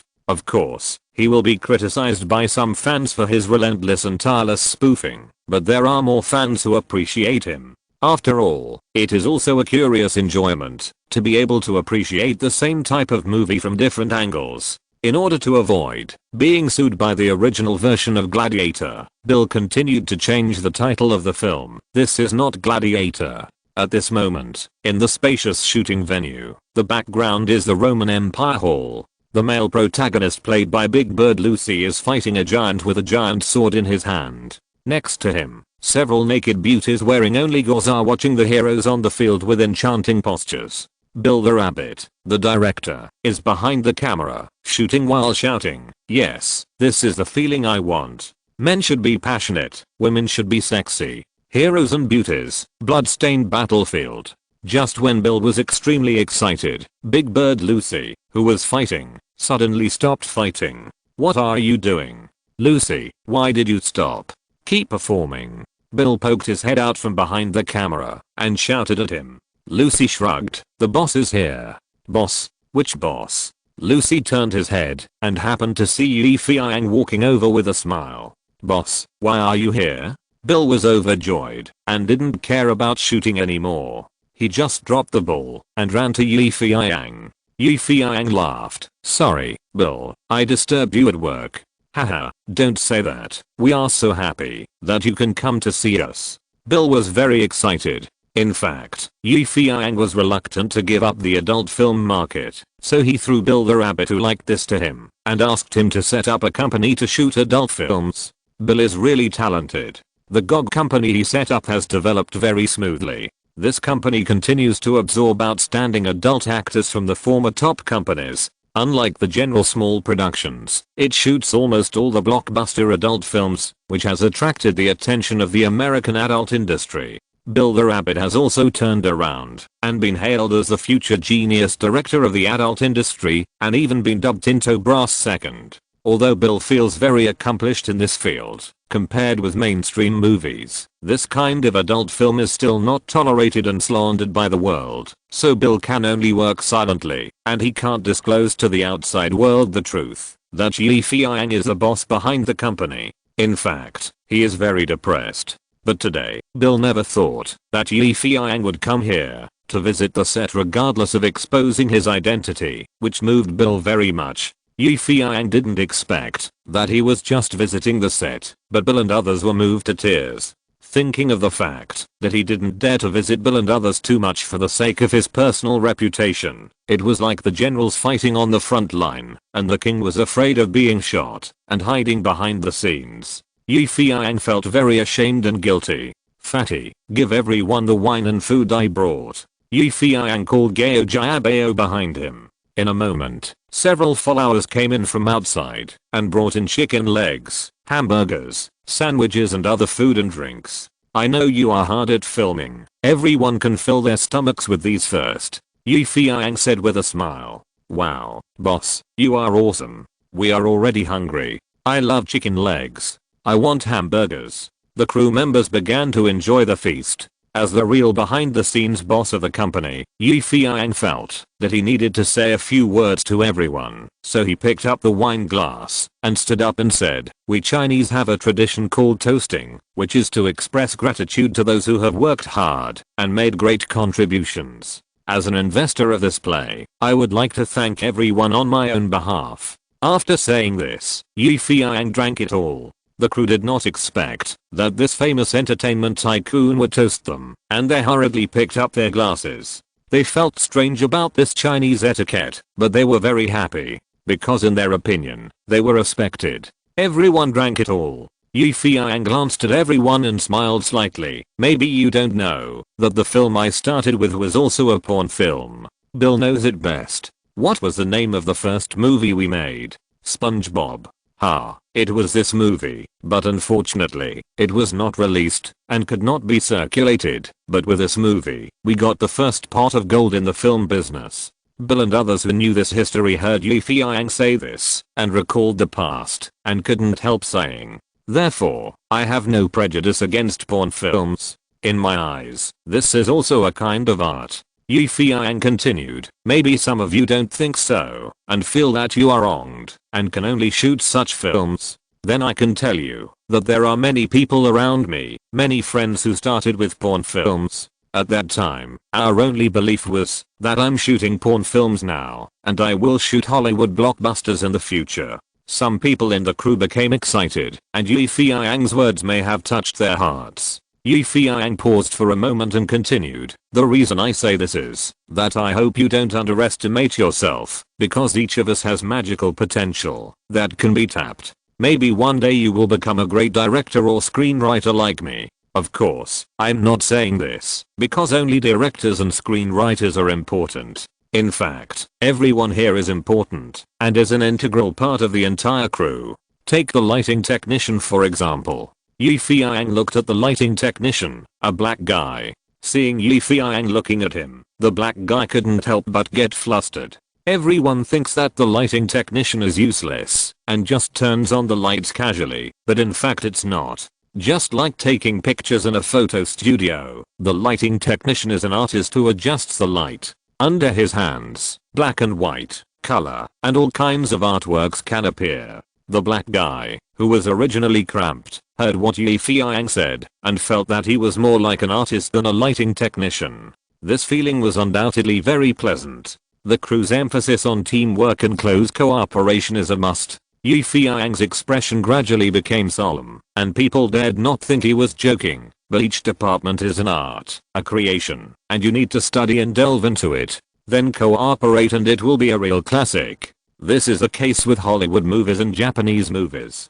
Seeing that everyone present showed a thoughtful look, Yi Feiyang showed a faint smile. In fact, every link in film production is extremely important, such as recording. There are many types of recording engineers, including synchronous recording engineers, music recording engineers, sound recording engineers, sound designers, mixing recording engineers, and sound editors. Recording engineers must also have a clear understanding of the three major sound mechanisms of language, effects, and sound. And recording is definitely not as simple as imagined. It also requires the selection, refinement, design and processing of the natural sound field, that is, the sound in the environment. Don't think that recording is that simple. It is also a very technical technology. This thing not only emphasizes the clarity of sound and sound quality, but also the quality of distance, space, environment, and dynamics. Simply put, every link in film production is an artistic creation, which will have a great impact on the quality of the film. It can be said that no one has ever said such detailed and professional words to these people on the edge of the film industry, nor has anyone given them motivation and encouragement. In the eyes of many people, they are just small minions who make porn movies and are despised, disdained, and ignored. But now, Yi Feiyang, as a big Hollywood director, has spoken to them with such heartfelt words, and such a scene has moved them inexplicably. Therefore, after Yi Feiyang finished what he wanted to say, deafening applause immediately rang out around him. This applause was different from ordinary applause, full of sincerity and touching. After the speech, Yi Feiyang immediately took a cup of black coffee from the lively crowd, found a secluded place, and talked with Rabbit Bill and Big Bird Lucci.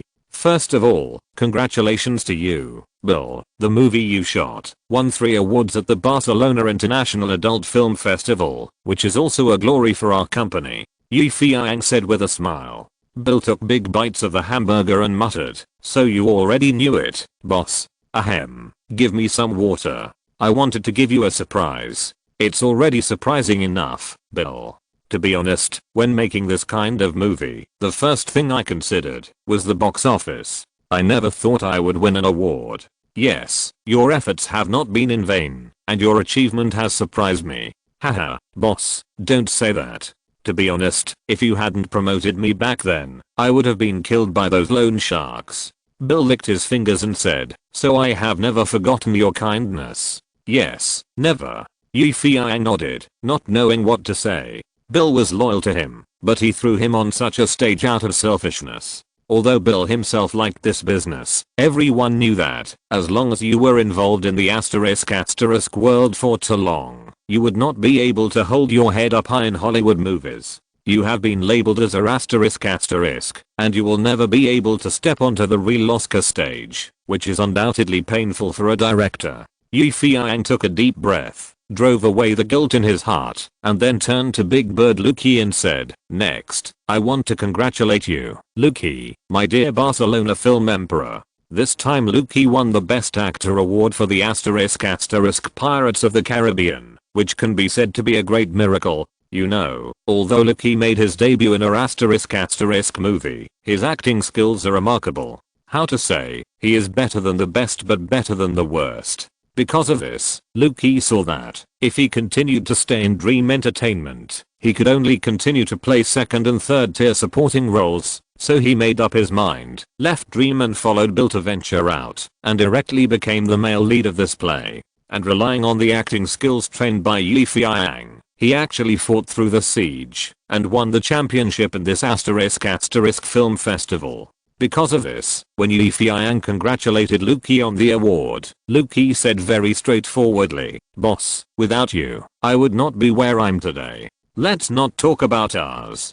Come on, cheers." Picked up the beer. Feiyang laughed. "Okay, let's not talk about anything. We haven't had a drink together for a long time. How about getting drunk today?" "Bill, but boss, we still need to film." "Filming? Let it go to hell. We won't go home until we are drunk tonight." Feiyang was full of enthusiasm.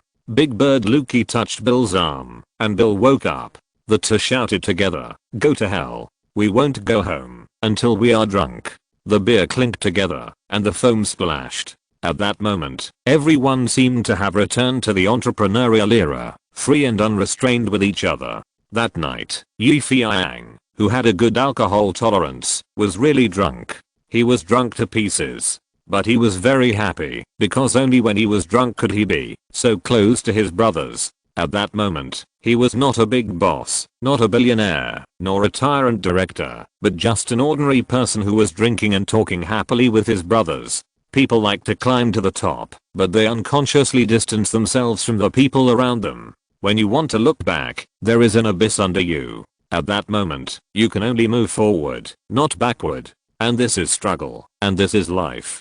Looking back, Feiyang continued to shoot The Pursuit of Happiness. During this period, whether it was Will Smith, Bill Clinton, or the young actor Jaden, they gradually adapted to Feiyang's extraordinary shooting speed. Will had heard before that Feiyang was desperate to shoot movies with high production and amazing speed. Now he really realized that this guy was simply a monster. Many directors like to say, "You take a break first, I need to think about the next scene." But Feiyang never did that. It was as if all the scenes had already existed in his mind, and he just took them out and used them at will. What is a genius director? This is it. There is no need to outline any scene design, no need to constantly simulate and repeat the story plot. Feiyang has completely packaged the whole story, and now he just shoots it according to his intention, so the speed is amazing. Just when he was prepaying the expenses to start shooting his own movie, Columbia was also shooting Ali on the spot and promoting it with great fanfare. As an old film company, Columbia Pictures has rich publicity resources. As the chairman of the Motion Picture Association of North America, Abbas has unparalleled publicity methods. For example, let the male lead Denzel Washington go to the society where Muhammad Ali used to live to show off, put on boxing gloves, and wave angry iron fists. For example, invite the two movie stars Marlon Brando and Al Pacino of The Crew to distribute gifts together at the welfare home. For example, pre-sell small dolls in the play to fans in the cinema. For example, post the details of the filming and the progress of the filming on the internet. In short, Abbas used almost all the methods that could be used. With the strong support of Sony's funds behind him, Abbas used thunderous publicity methods to sweep across North America. The effect is obvious. Everyone knows that the play Muhammad Ali is very awesome, with a strong lineup and strong funds. It is also a biopic, so it must be popular. Therefore, if you walk down the street, you can easily hear people talking about the movie Ali, talking about the male lead Denzel Washington in the movie, talking about whether he looks like Ali, talking about the male supporting actor Marlon Brando, talking about whether he has successfully lost weight, talking about another supporting actor Al Pacino, talking about whether he has suffered from depression, whether he has been cured now.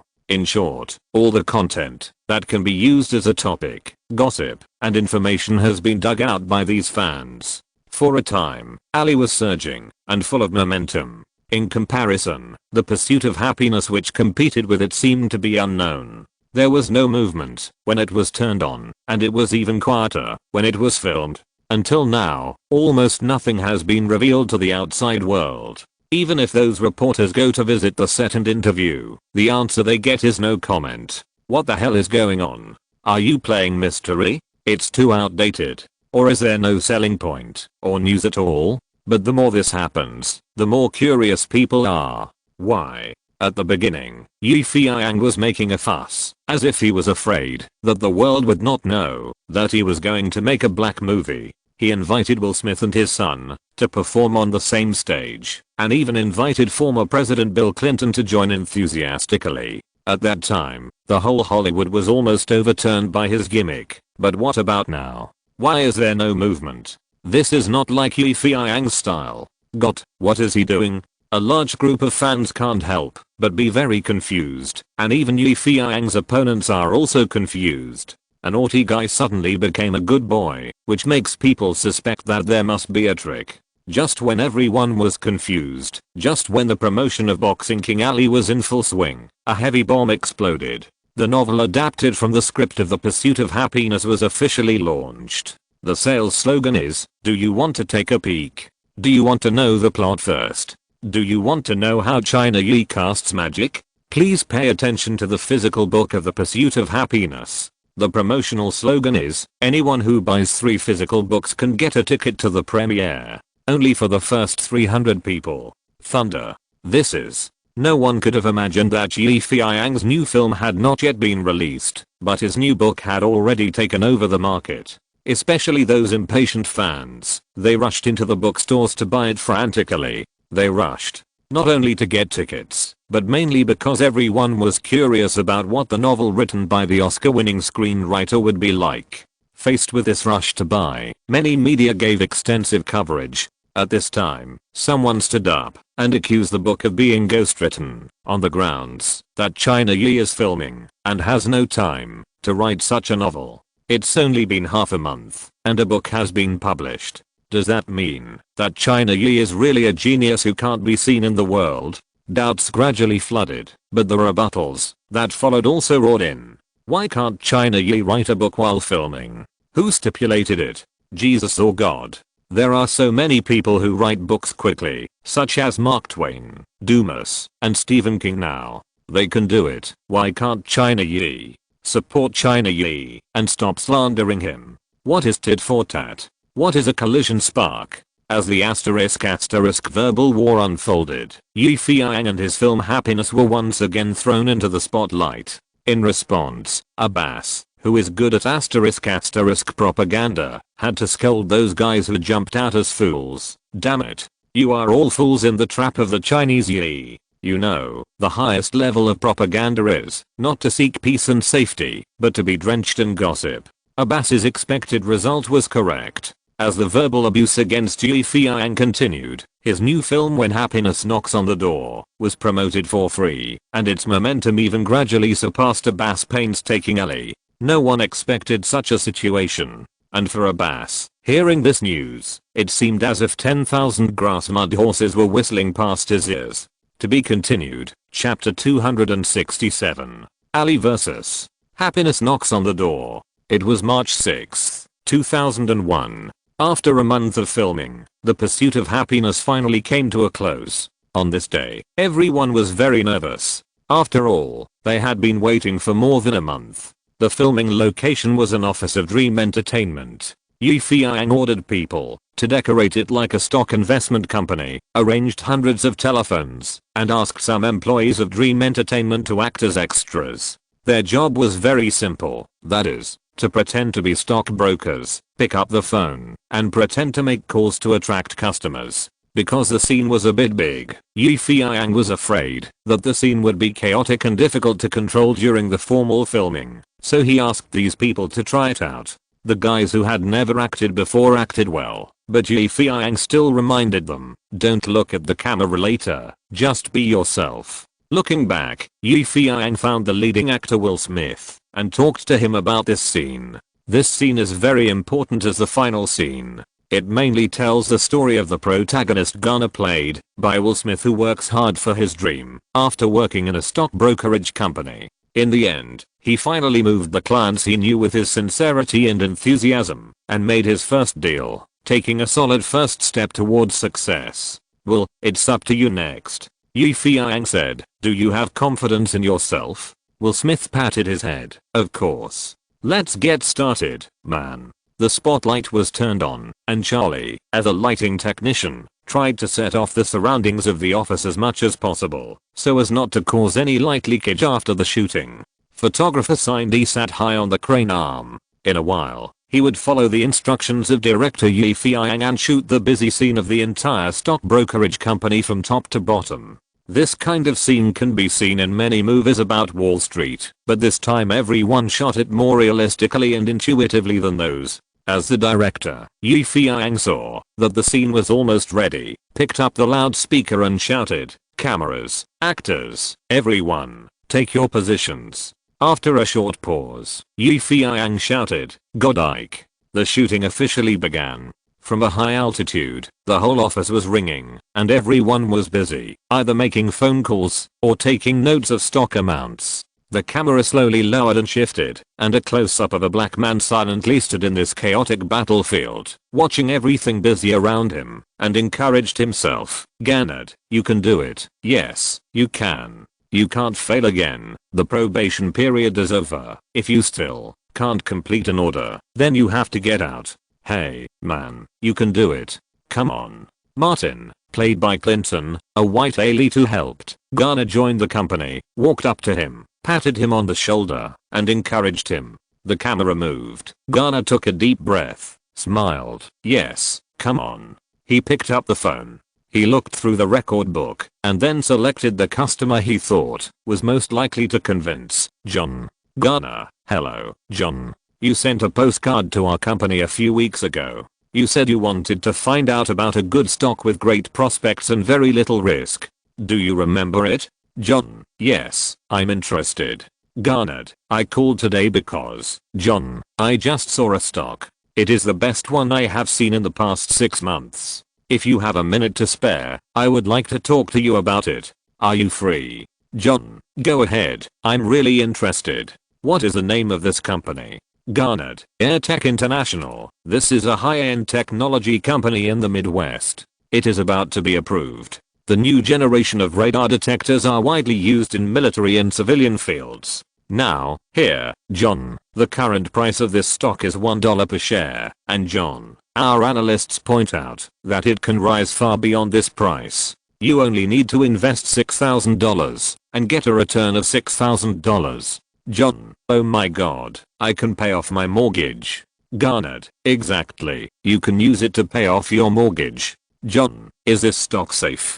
Garnett, John, even in such a market, I can assure you of one thing, I don't need to sell junk stocks to my distinguished customers, because your success is my success, and your failure is my shame. Yes, I have lovely children to feed just like you, so let's try it together. The other end of the phone sank for a moment.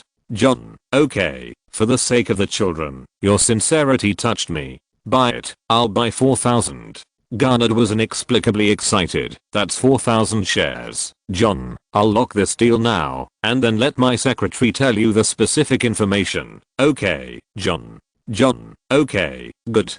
Garnett, great. John, thank you for your vote of confidence. Welcome to our company. John, thank you, brother Garnett. Goodbye. Yes, I succeeded. I finally made my first deal. In the camera, Garnett jumped up like a child, tears falling from his excitement. Around him, led by Martin, everyone applauded him. The camera switches, and Garnett, with tears on his face, keeps saying thank you to everyone around him. Then he wipes his tears and runs out of the door, because he wants to tell his lovely son the great news as soon as possible. Dear baby, your dad has succeeded. At the moment, when the pursuit of happiness was completed, the promotion of Columbia's ally entered the final stage. After spending a lot of money, Abbas invited several heavyweight players in the world boxing world to tell the story of Muhammad Ali on TV programs and trace back his glorious deeds. It has to be said that for the American people who love boxing, this is a very good way of promotion, and the ratings are almost far ahead of other TV programs. For a time, the expectation index for the play Ali directly surpassed Feiyang's The Pursuit of Happiness and became the first in network searches. Faced with such a situation, many moviegoers and film critics are no longer optimistic about The Pursuit of Happiness, which competes with Ali. For them, although the new film has not yet been released, the result of the difference has been made. Ali will definitely beat Happiness by a mile. Ali is our hero, but who knows what kind of person Garnet is waiting to knock on the door. We feel sad for China Yi. The movie hasn't even been released yet, but he has already lost more than half of the battle. Poor guy, may God bless him. Feiyang naturally sneered at this. If Abbas is someone who is seeking revenge and disregards the opportunity to make money, then he doesn't need to worry about Abbas being qualified to become his enemy.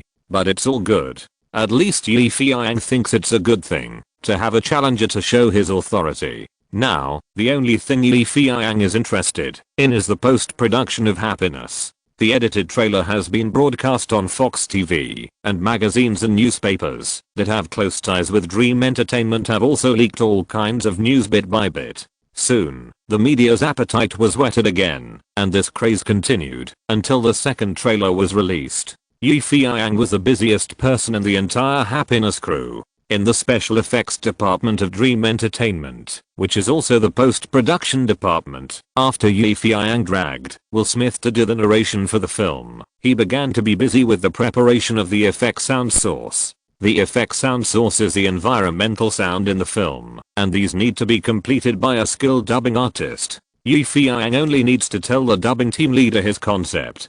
Fortunately, after the filming of Happiness, each department treats their work with an absolutely rigorous and enthusiastic attitude, which makes the post-production of the film extremely perfect. For example, the sound of the car in the film, the effect that Feiyang wants, is definitely not very noisy and loud, but a relatively light effect, so as to increase the perfection of the film and show the characteristics of the rich driving sports cars in that era. The recording team worked very seriously. In order to match the few car sounds in the film, they proposed many plans, such as using a loudspeaker to modify the sound to be sharp, giving people a feeling of being out of the dust. Even to match the footsteps, such as the sound of Will walking on the street, it requires some empty, confident and very urgent sound effects. In fact, the recording team worked very hard on this, and even Feiyang admired it. In terms of subtitles and other language dubbing, the talents that does asked the Human Resources Department to find were indeed elites.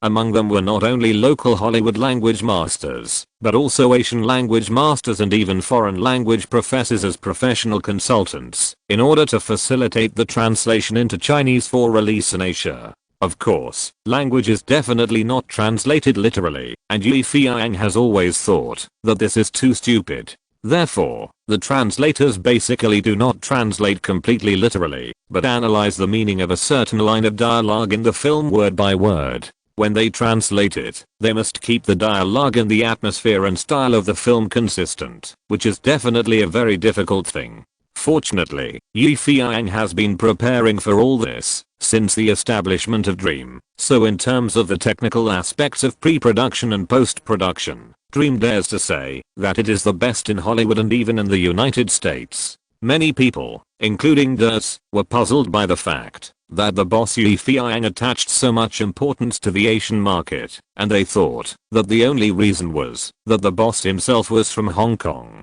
But only Feiyang knew that the future Asian film market would surpass the European market and become the most important distribution place for Hollywood films, and what he had to do now was to consolidate the resources here and lay a solid foundation for the future. Subtitles and dubbing are just very tedious technical jobs, but music and editing are extremely artistic jobs. The composer looked at the silent screen and asked Feiyang, "Hi, dear director, do you want sound and picture synchronization or sound and picture counterpoint?" Feiyang knew these two types. In fact, they are the technical types that music is usually chosen for. As a professional composer, he actually started to create when he encountered a scene that might need music during the filming process of the crew. In the later stage, it was basically a screening process. Looking at the film screen, Feiyang's fingers tapped lightly, and the sense of rhythm made him gradually experience this kind of creative inspiration.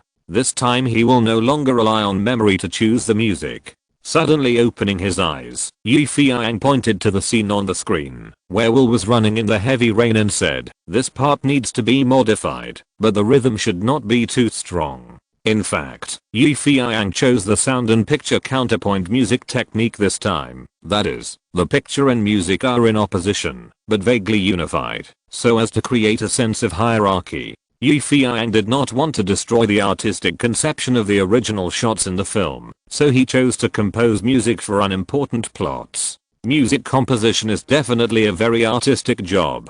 This not only requires considering the music style and layout, but also whether the design can match the style and plot changes of the film.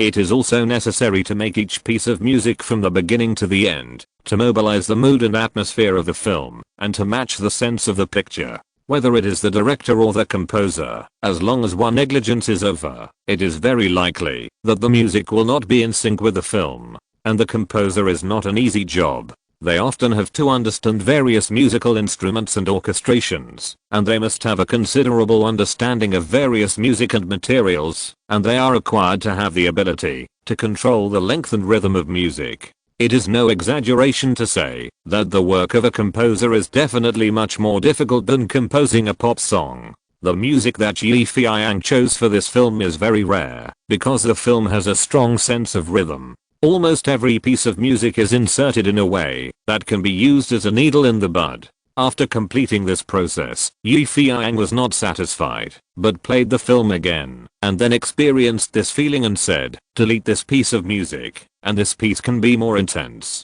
The remaining work is editing. In fact, several processes have been edited before. The picture when Feiyang created the music is the picture after the re-editing. The early editing was mainly to cut out unnecessary clips, to match Feiyang's creative intention. In front of the rewinder and splicer, Feiyang quietly enjoyed the film. In fact, the film without editing is simply not worth watching. Pointing to the part where Will and his son slept on the street and had to hide in the bathroom for the night, Feiyang narrowed his eyes and said to the editor, "I want to cut out here." Continuing to enjoy the film, Feiyang kept pointing out his requirements. In fact, even if Feiyang didn't need to tell him, the editor knew what Feiyang wanted, because he had been following the crew and had a very deep understanding of the film's creative intent, overall conception, and character traits. The editor had edited many films, but he didn't seem to remember any film that was more special than this one. The biggest difference was that this film was full of tears from beginning to end, especially the father-son relationship that was portrayed in it, which made people feel extremely sad and moved after watching it. In addition, this was not the first time he had worked with Feiyang. Looking at the works of Dream, there were always very special and novel things, which made the editor very interested. This interest was so great that he didn't care at all when many big companies offered him olive branches to recruit him.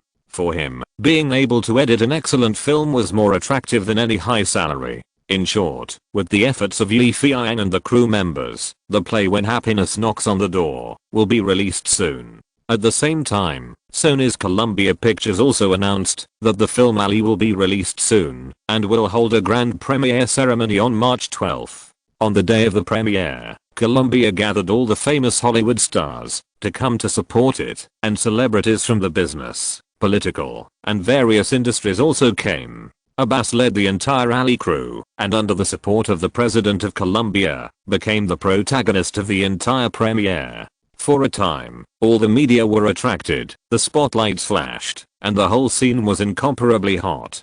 Compared with the high-end route of the premiere of Ali, The Pursuit of Happiness released at the same time did not go against it and was extravagant. On the contrary, at the initiative of Feiyang, this black inspirational movie was arranged to be released in the poorest and most backward neighborhood in Los Angeles. This neighborhood is where the black father lives. Feiyang, who had no money, no strength, and no status, premiered his first movie here. It can be said that this is where Feiyang made his fortune. It is also the neighborhood that supports Feiyang's movies the most. More than 3 years have passed, and this neighborhood has changed a lot. New schools, shops, and cinemas have been built in the originally poor and backward places. The original scene of queuing for water has disappeared, and each household has installed tap water.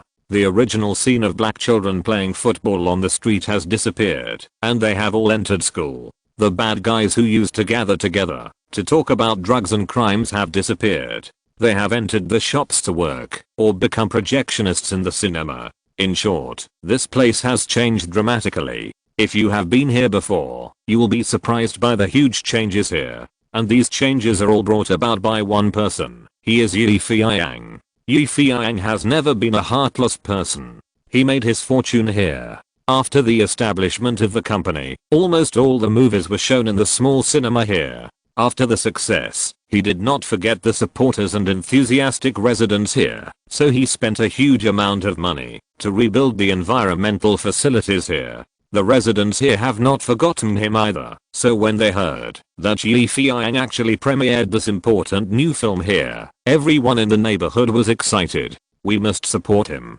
Dear Yi, he is our best friend. God bless, this premiere will be a great success. A powerful spiritual force emerged. To be continued, chapter 268. Who can compete with me? That morning, Feiyang led the crew to this familiar yet strange black neighborhood. From a distance, they saw the black dad and a large group of people waiting anxiously not far ahead. Feiyang did not dare to be arrogant, so he got off the car immediately and walked up to greet the black dad and his group. Hey, how are you? When everyone heard Feiyang say this, they were inexplicably excited. Look, dear Yi has not forgotten us. Yes, he has not forgotten us. Tom, you seem to have gained a lot of weight. Haha, you used to be a skinny monkey. Jim, what happened to the scar on your face? Did your wife bully you again? Ha, little Peter, you have grown a lot taller, almost catching up with me. Feiyang called out their names when he saw someone and talked to them cordially. The people who were originally excited were moved. Tom, Jim and others surrounded Feiyang, their eyes almost wet. Yi, you're back, you're finally back.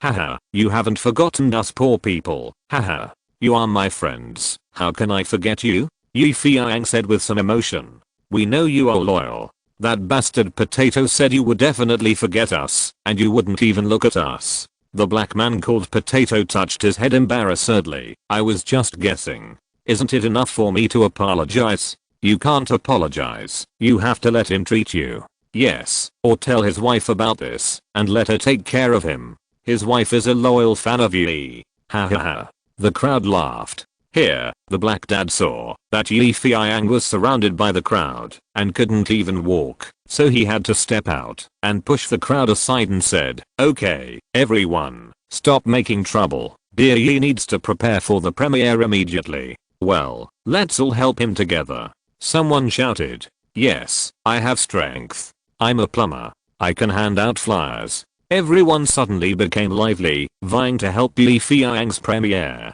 Feiyang smiled. He didn't expect that he was so popular. Well, let's get started. He roared happily. There is strength in numbers. In a very short time, Feiyang had perfectly prepared everything. The only flaw was that there were not many media reporters. There were only a few sparsely standing behind the entrance of the cinema where the premiere was held. It is not surprising that most reporters were attracted by Colombia's grand premiere. It is said that Colombia even gave red envelopes to those reporters who attended the premiere in order to eliminate the momentum of Feiyang's premiere. It is conceivable that with explosive news and generous red envelopes, as long as the reporters are not fools, they all know what to choose.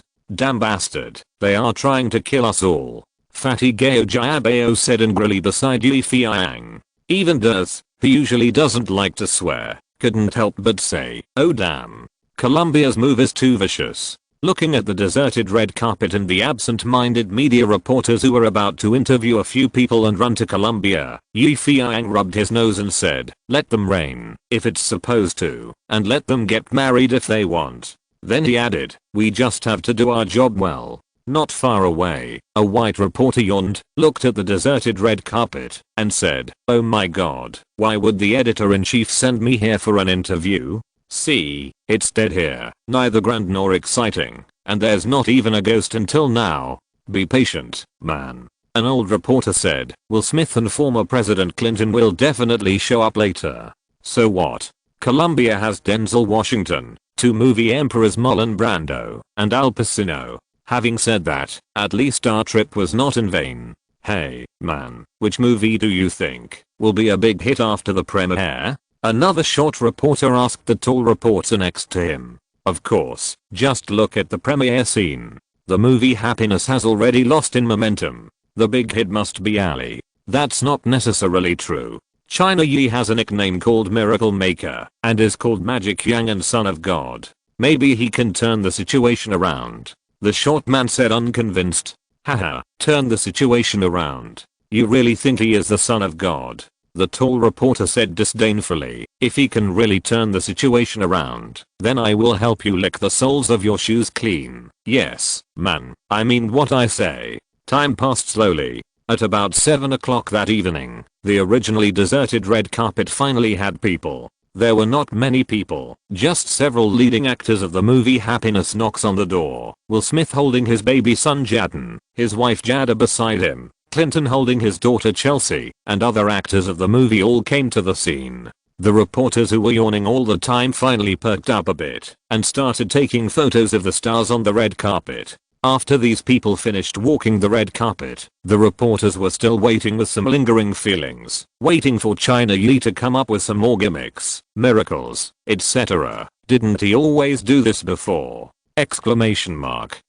However, it was strange that Yi Feiyang did not invite any relatives or friends to show up this time. No Gustav from Lionsgate, no Raymond from Paramount, no real estate tycoon Trump, hotel tycoon Richard Hilton. So after Clinton and Will and others walked the red carpet, Yi Feiyang directly ordered people put up the red carpet. So, in full view of the public, the red carpet was put up just like that, and those reporters who had hoped for follow-up footage were completely dumbfounded. They didn't understand. Was China Yi full of confidence, or did he keep a low profile knowing that he was no match for Colombia? Exclamation mark. The red carpet show was gone just like that. What was it? Should we still interview him? Exclamation mark. Just when the reporters were confused, Yi Feiyang smiled and said to them, Dear journalist friends, if you are interested, you can go to the cinema to watch the movie I shot. Yes, you are all welcome. Please give me your advice. After saying this, Yi Feiyang led the team into the cinema without looking back. The reporters who thought they were the bosses were left dumbfounded. What the hell, is this the end? Exclamation mark. They didn't even try to keep us in the eyes of these reporters, as Yi Feiyang, who was competing with Ali, he should pay more attention to these faraway reporters. Scarcity makes things valuable. Many reporters went to support Ali. It was enough to give Yi Feiyang face to come here. As the host, you should praise and support him. But unexpectedly, he didn't care about me at all. It's so embarrassing.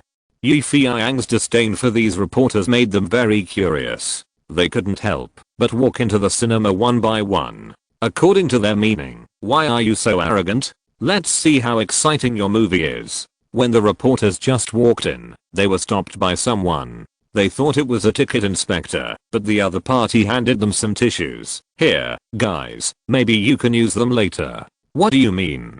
Giving us tissues? Are you asking us to wipe our noses? A reporter laughed strangely. No, I think he wants us to wipe our tears. Haha, this Chinese Yi is really interesting. Does he really think his movie can move people? Don't say it. Let's go in and take a look. Maybe you don't need to wipe your tears and noses, but wiping your shoes will be useful. The reporters took the tissues and walked into the cinema with a very contemptuous expression. Looking up, they saw that the entire cinema was almost full of people. But what surprised the reporters was that almost all the people sitting there were black people. In addition, compared with other movie premieres, the entire huge cinema was silent. Solemn. Yes, that's the feeling.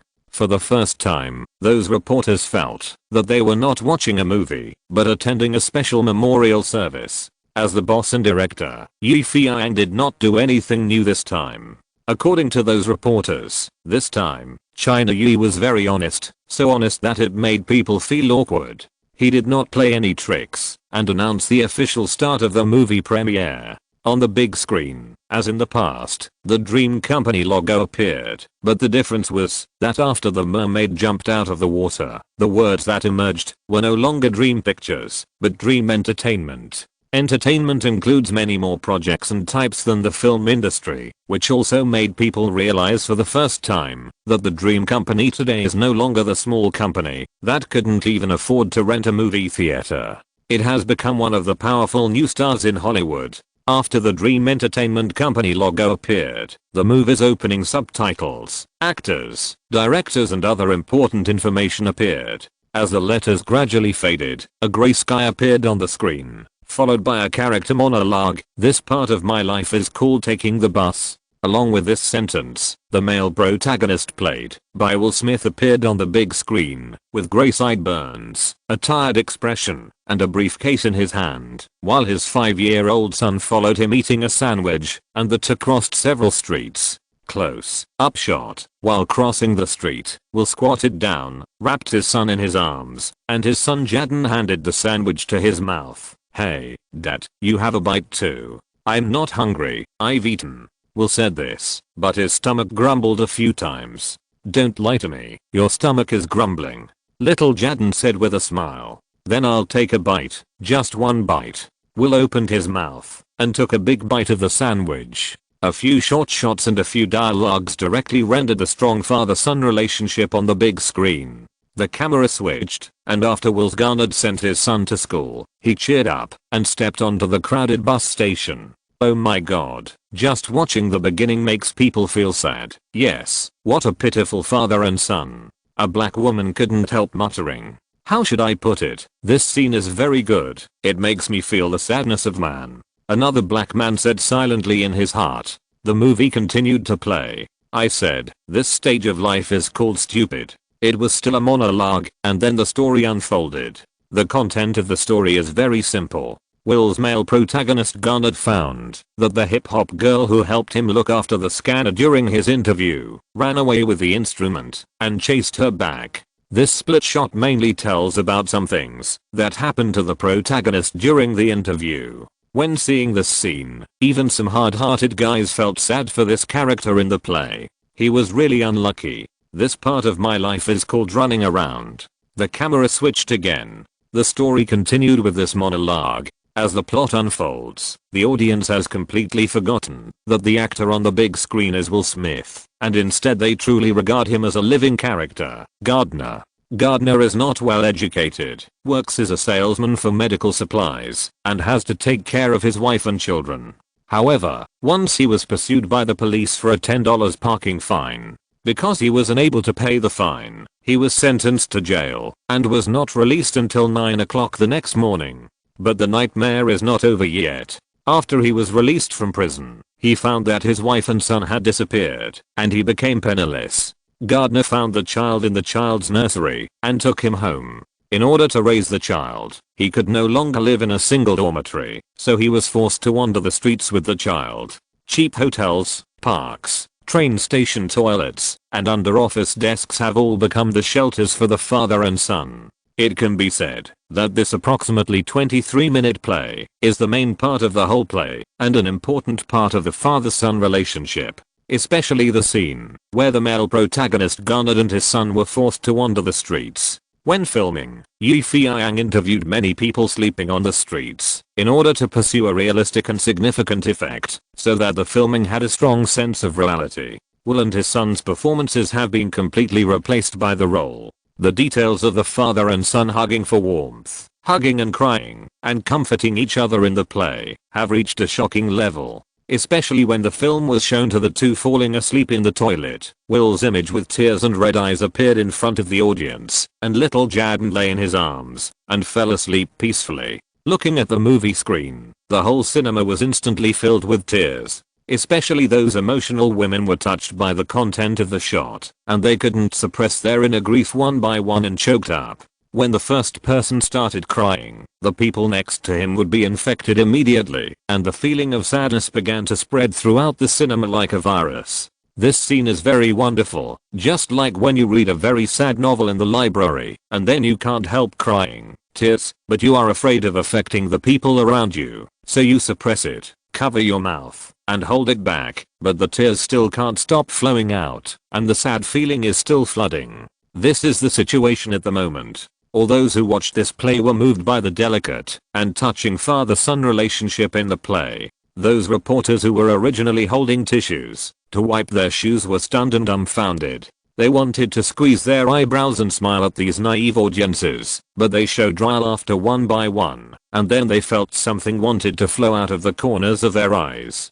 Why is the heart so sad? They asked themselves. Sitting in the back row of the cinema, Feiyang silently watched this scene. In the past, he didn't quite understand why tragic films were so easy to become popular, such as Gone with the Wind, Waterloo Bridge, Titanic. Now I understand that people are emotional animals after all. As long as you can move them with emotions, they will be like trapped in a swamp and unable to extricate themselves. As a director, if he can truly control the audience's joy, anger, sorrow, and happiness, then he is a god. The god of directors. The god of movies. Because only gods can manipulate the emotions of others. Now, Feiyang has this feeling. Looking at those audiences who can't help crying silently, feeling the humid atmosphere of the entire cinema, Feiyang feels that he has manipulated everything, using movies, pictures, and characters. Feiyang took a deep breath and looked at the works he shot. He actually felt an irrepressible sadness in his heart. If he cried while watching his own movie, it would be very funny. Thinking of this, Feiyang got up and prepared to go to the balcony to relax. It was late at night, the moonlight was like water, and Hollywood in mid-March was still a little chilly. Feiyang walked to the edge of the balcony, took out a cigarette, and just as he was about to light it, he saw a man smoking sullenly. Looking closely, it turned out to be Durs. Why did this guy come here? Feiyang smiled and walked over, borrow a light. Durs looked up at him and handed over the cigarette butt. Feiyang lit the cigarette with the cigarette butt, took a deep breath, and then looked at Durs, who was quietly looking at the sky and couldn't help asking, "Dude, are you okay?" Durs always gave people the impression of being steady and capable, unlike now he is sentimental and deep, which makes people a little uncomfortable. Not too good. Durs said, "Your play touched me too deeply. To be precise, it reminded me of my daughter." Feiyang was stunned. You know, Durs has always only talked about work and never took the initiative to talk about family affairs, so that Feiyang didn't even know whether he was married or not. I didn't expect that he even had a daughter. Sorry, I really didn't know. You have a daughter? Feiyang handed the cigarette back. Her name is Alia. Durs took the cigarette, but took a deep puff, and said sadly, "Alia looks very much like her mother, which always reminds me of those things. I feel that I owe her a lot, but I don't know where to start to make up for it. God, if Alia can accept me, I can give up everything." Feiyang was silent. At this time, how could he have any opinions? Besides, he didn't know much about other people's family affairs. After a long while, Durs said slowly, "You don't understand. When you lose everything, and there is a child who needs you to take care of, you can't even give her a place to live, how painful it is." Oh, isn't this the plot in my movie? Could it be that Durs has also experienced it? Exclamation mark. Feiyang became even more curious, and the fire of gossip burned. From the moment Durs said this, Feiyang knew that he was about to start talking about the next part. For Durs, who always cherished words, this was the first time. Thinking of this, Feiyang was relieved and listened to Durs's narration seriously. Durs seemed to have opened up his mouth at this moment, and continued, "My wife and I got married because we were pregnant. Little Alia is very pretty and cute. However, 3 years after we got married, I found out that my wife was having an affair with an Italian chef. I beat that guy up and was later detained. When I came back from the police station, I found that my wife had left our daughter behind and had gone to Italy with that chef. All the valuables in the house had been taken away. That moment was the lowest point in my life. I felt like I was an inexplicable victim. Yes, I was hurt. I started drinking, borrowing money from my family, and started decadent and degenerate. At that time, I was very depressed every day. I was afraid that I would be suddenly crushed by that damn life. I didn't know if I had the courage to face everything. Would I give up everything I had, including my life? Feiyang put away his previous smile, then nodded slightly, and said seriously, I don't have a child, so I don't really understand what it feels like, but I have also been desperate. Don't look at the halo around me now, but behind the halo, there are countless struggles and countless efforts. When he first came to the United States, Feiyang's state was very similar to that of Ders before. There was no hope at all, and he had to face the pressure of not having a green card and being caught by the police at any time. If it were a pessimist, that huge pressure would really collapse at any time. Fortunately, I survived. Until today, when he looked back at the road he had walked, Feiyang was able to smile and tell others that there was nothing to be afraid of. The key lies in the choice between giving up and persisting. Feiyang, like Chris, chose to persist. But I know that when facing these hardships, I can't give up, not for myself, but for my daughter. She is still so young, and she hasn't even experienced many things in this world. At this point, Ders's emotional fluctuations gradually expanded, and his eyes slowly began to redden. He stamped the cigarette butt hard on the ground, and then he continued, at that time, I often left my daughter at home, and I often got drunk in bars and pubs alone. Whenever I woke up, I saw little Alia standing beside me, touching my cheek with her soft little hands. At that moment, I felt that I was still alive. Yes, I began to cheer up and wanted to be a good father, but it was over. Her damn mother actually came back from Italy to fight for the custody of her daughter. I had no job, unstable income, and even no place to live. You can imagine the result of the final court verdict. I lost my daughter and owed a lot of debts. In order to pay off the debts, I had to be forced into the top movie. You probably know what happened next. Company. Ders wiped his eyes gently. Do you know why I'm working so hard now? The reason why I do this is, on the one hand, to forget the pain in the past, and on the other hand, I want to save enough capital to get my daughter back. Yes, I'm willing to do it, no matter how much it costs. She was 3 years old when she left me, and now she is almost 6 years old. God, I haven't celebrated her birthday for 3 years, and I haven't heard her call me dad. I don't know how tall and how old she is now. If possible, I'm willing to use everything I have to exchange for her love. As long as she can say to me, Dad, I love you, I will be satisfied.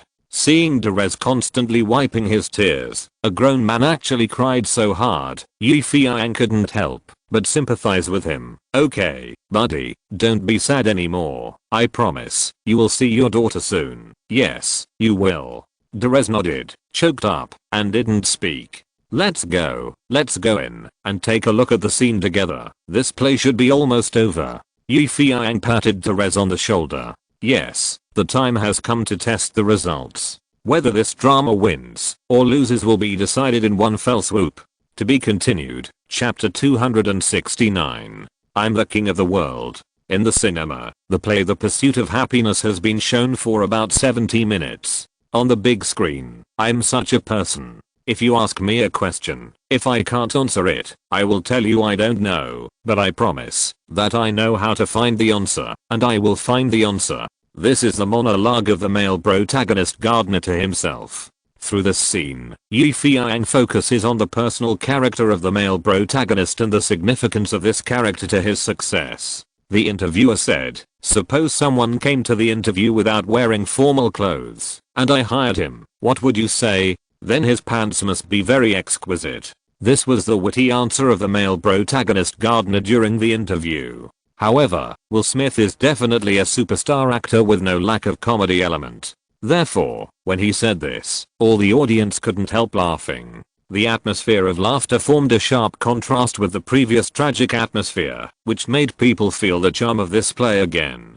Don't let others tell you that you can't be talented, even me. Originally, this scene was what the male protagonist said to his son when Gardner and his son were on the basketball court. If you have a dream, you have to defend it. Those who have not achieved anything will say that you can't achieve anything either. The truth is simple. The more calls you make, the more opportunities you have. The more opportunities you have, the more clients you have. The more clients you have, the more money you have. During the training period of the assessment agent, this period of time is also the darkest and most touching part of the whole movie. At this time, Garnet not only has to face the trouble of raising a child alone, but also has to collect relief because he has no money and no house. Similarly, this is also the part of the whole movie where the father and son interact the most. Undoubtedly, this scene has once again become a tear gas bomb, making all the audience sad again. Oh my god, I admit that I lost to China Yi. This play has almost made me cry several times. Damn it. The tissues I gave out are not enough. What should I do? I'm crying again. The audience exclaimed and murmured, and they were completely immune to the bitterness of this play. Fortunately, the bitterness on the screen soon passed, and the plot turned to the last glorious part. This stage in my life, this very short stage is called happiness. With this last paragraph, the movie describes Garnet's struggle after becoming a broker. This is a feeling of sweet success after bitterness. When the days of suffering are over, and he can give his son a happy life, he makes such a monologue. On the big screen, the last shot, the successful Garnet rushes out of the securities company, runs all the way to his son's school, and hugs his son tightly. At that moment, the whole world only has them, father and son, and the whole world only has them. They are happy. Happiness finally knocks on their door. Along with this happy embrace, the subtitles gradually fall, and the lights in the cinema light up. Feiyang suddenly stands up and looks around. For him, now is the moment to enjoy success. When the other crew members didn't understand what Feiyang meant, the audience seemed to have a telepathic connection, and they applauded with all their strength at the same time, and turned around to look at the creators in the back row.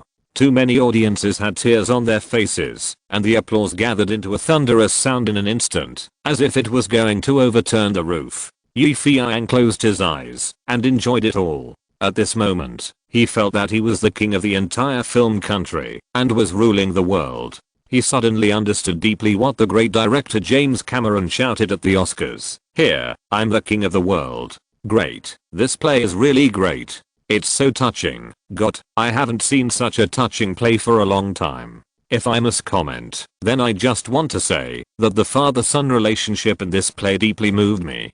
Countless audiences commented and were excited. They surrounded Feiyang and clapped hard. At this moment, it seemed that only applause could express their feelings and only applause could express their inner emotions. Those reporters who originally disdained this play were stunned. It can be said that at this moment they witnessed the birth of a classic. Among the reporters, one person suddenly came out, China Yi, I admire you completely. Yes, you are really successful this time. This movie is so well made. The reporter walked up to Feiyang and shook his hand vigorously. Feiyang recognized the other person. He was the guy who used to look down on him the most. He was very famous in the journalist community. Unexpectedly, he showed indescribable enthusiasm now. It seemed that his play really conquered him. So Feiyang smiled brightly. Thank you for the compliment. I hope you will come to support me next time. This time, the test of the audience was undoubtedly very successful.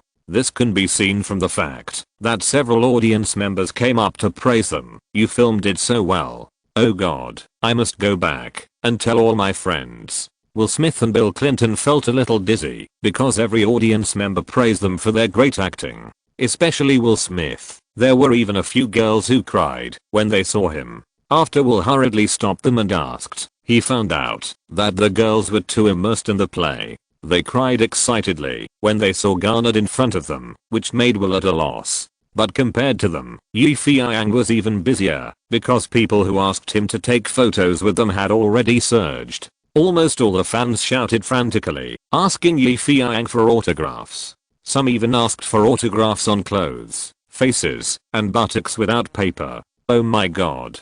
Feiyang is a genius. From the horror and excitement of Saw, to the beautiful youth of Dancing on the Dance Floor, to the fashion classic of The Devil Wears Prada. This time happiness is so touching. I really don't know what kind of movie Yi Feiyang can't make. Yi Feiyang was born for movies. Yi Feiyang, we love you. It's so touching. I've never seen such a touching movie. Yi Feiyang, you once again made me, a hard-hearted person, cry. Yi Feiyang, you are the greatest and most talented director in the world. All kinds of cheers, all kinds of screams, the jubilation in the cinema, and the passionate confessions of many black people almost made Yi Feiyang unable to bear it. The red-eyed audiences were extremely excited, standing up, clapping wildly, and screaming loudly, as if they were crazy. At this point, the premiere of The Pursuit of Happiness was completely over. But the storm it caused was not over yet. It is undeniable that the movie The Pursuit of Happiness is definitely an extremely excellent movie, whether in the past life or today. Yi Feiyang also has high expectations for this movie, because as mentioned earlier, with the development speed and pace of dream entertainment movies in Hollywood, Yi Feiyang has begun to consider taking the classic route. Before, whether it was Saw or Dancing on the Floor, these were all commercial movies of entertainment nature. The whole atmosphere is there. It is a commodity. You pay for the ticket, I make you laugh, and everyone does not owe each other. But this movie is different. Why? It has connotation. Through this movie, people get not only entertainment, but also deep ideological connotation. In other words, whether a movie can become a classic, you only need to use time to judge. 100 years later, you show it to people again. If people can still be moved, then it is eternal. It is a classic. Otherwise, it is just a play, a cultural fast food that makes people feel very happy after watching it. That's all. As I have said before, from an artistic point of view, Yi Feiyang intends to change from a simple businessman full of money to a filmmaker with rich connotations. Just like a rich upstart, once he has money, he is eager to catch up with the upper class. Unfortunately, if you are born in a low-class family, you can't get on the stage. If you really squeeze in, you will only be laughed at. Yi Feiyang is a little different. Although he is not a film major, he has a rich foresight, which has brought him the opportunity to approach the level of film masters. Speaking of which, now that the movie The Pursuit of Happiness has been released, it has shocked the entire Hollywood film industry like a stone breaking. Starting from that poor neighborhood that was not looked down upon, the reputation of this movie is like a tornado, sweeping across North America. A black movie, an inspirational movie, can actually resonate with the entire American black people. This is definitely a rare thing. The film critics who were not optimistic about this movie were stunned.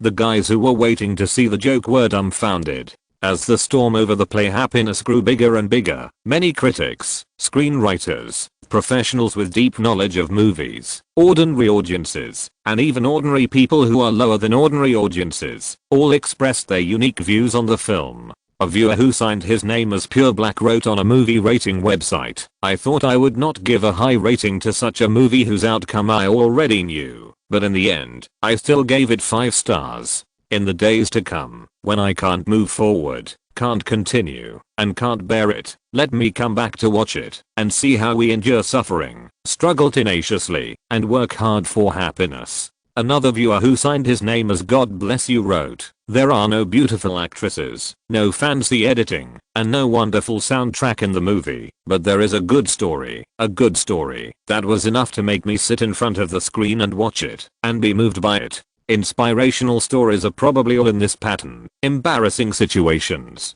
difficult lives, struggle, endless bad luck, and then a glimmer of opportunity, and finally a ray of light. It is meaningless to demand that such a film be novel and surprising. We will be excited because those who struggle finally succeed, precisely because it is difficult for us to persevere.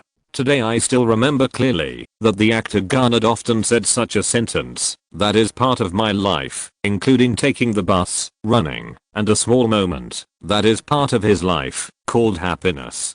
Finally, a famous Hollywood film critic wrote, "The Pursuit of Happiness is a rare and excellent inspirational film. I personally regard it as a future classic film. The reason why I like this movie is because it is touching." When the father and son were sitting in the restaurant, watching the family eating happily in the distance, The repaired machine lit up, as bright as if it came from heaven. Garnett's eyes were red, and he shook hands with his superiors one by one, then rushed out to the kindergarten, and hugged his son. So this part of his life, this small part, is called happiness. Just as everyone makes mistakes and sparks occasionally, everyone will inevitably have a part in their life called being losers, being bankrupted by the tax bureau, being kicked out by the landlord, and even your family leaving you, and you, staring with dead eyes, don't know what to do. Some people will compromise and accept life.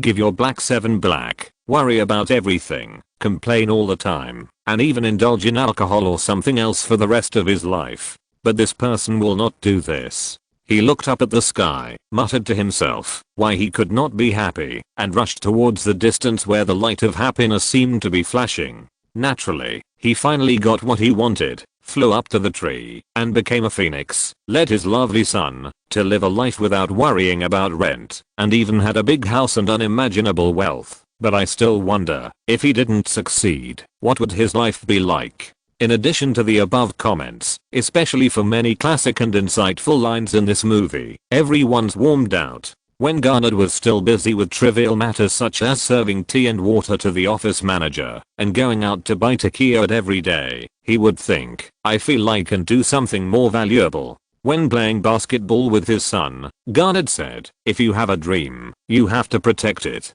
What you want, you have to work hard to get it.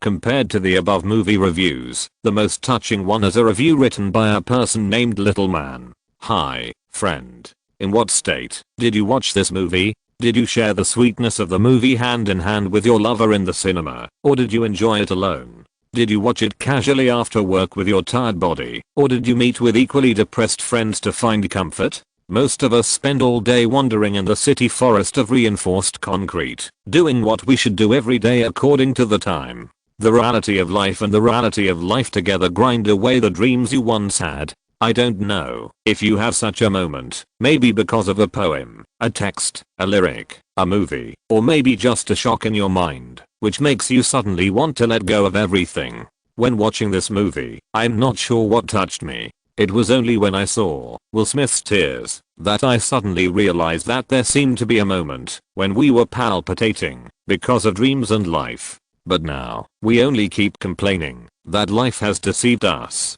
Perhaps, each of us expects happiness to knock on the door, but what about hard work? Who has ever tried hard?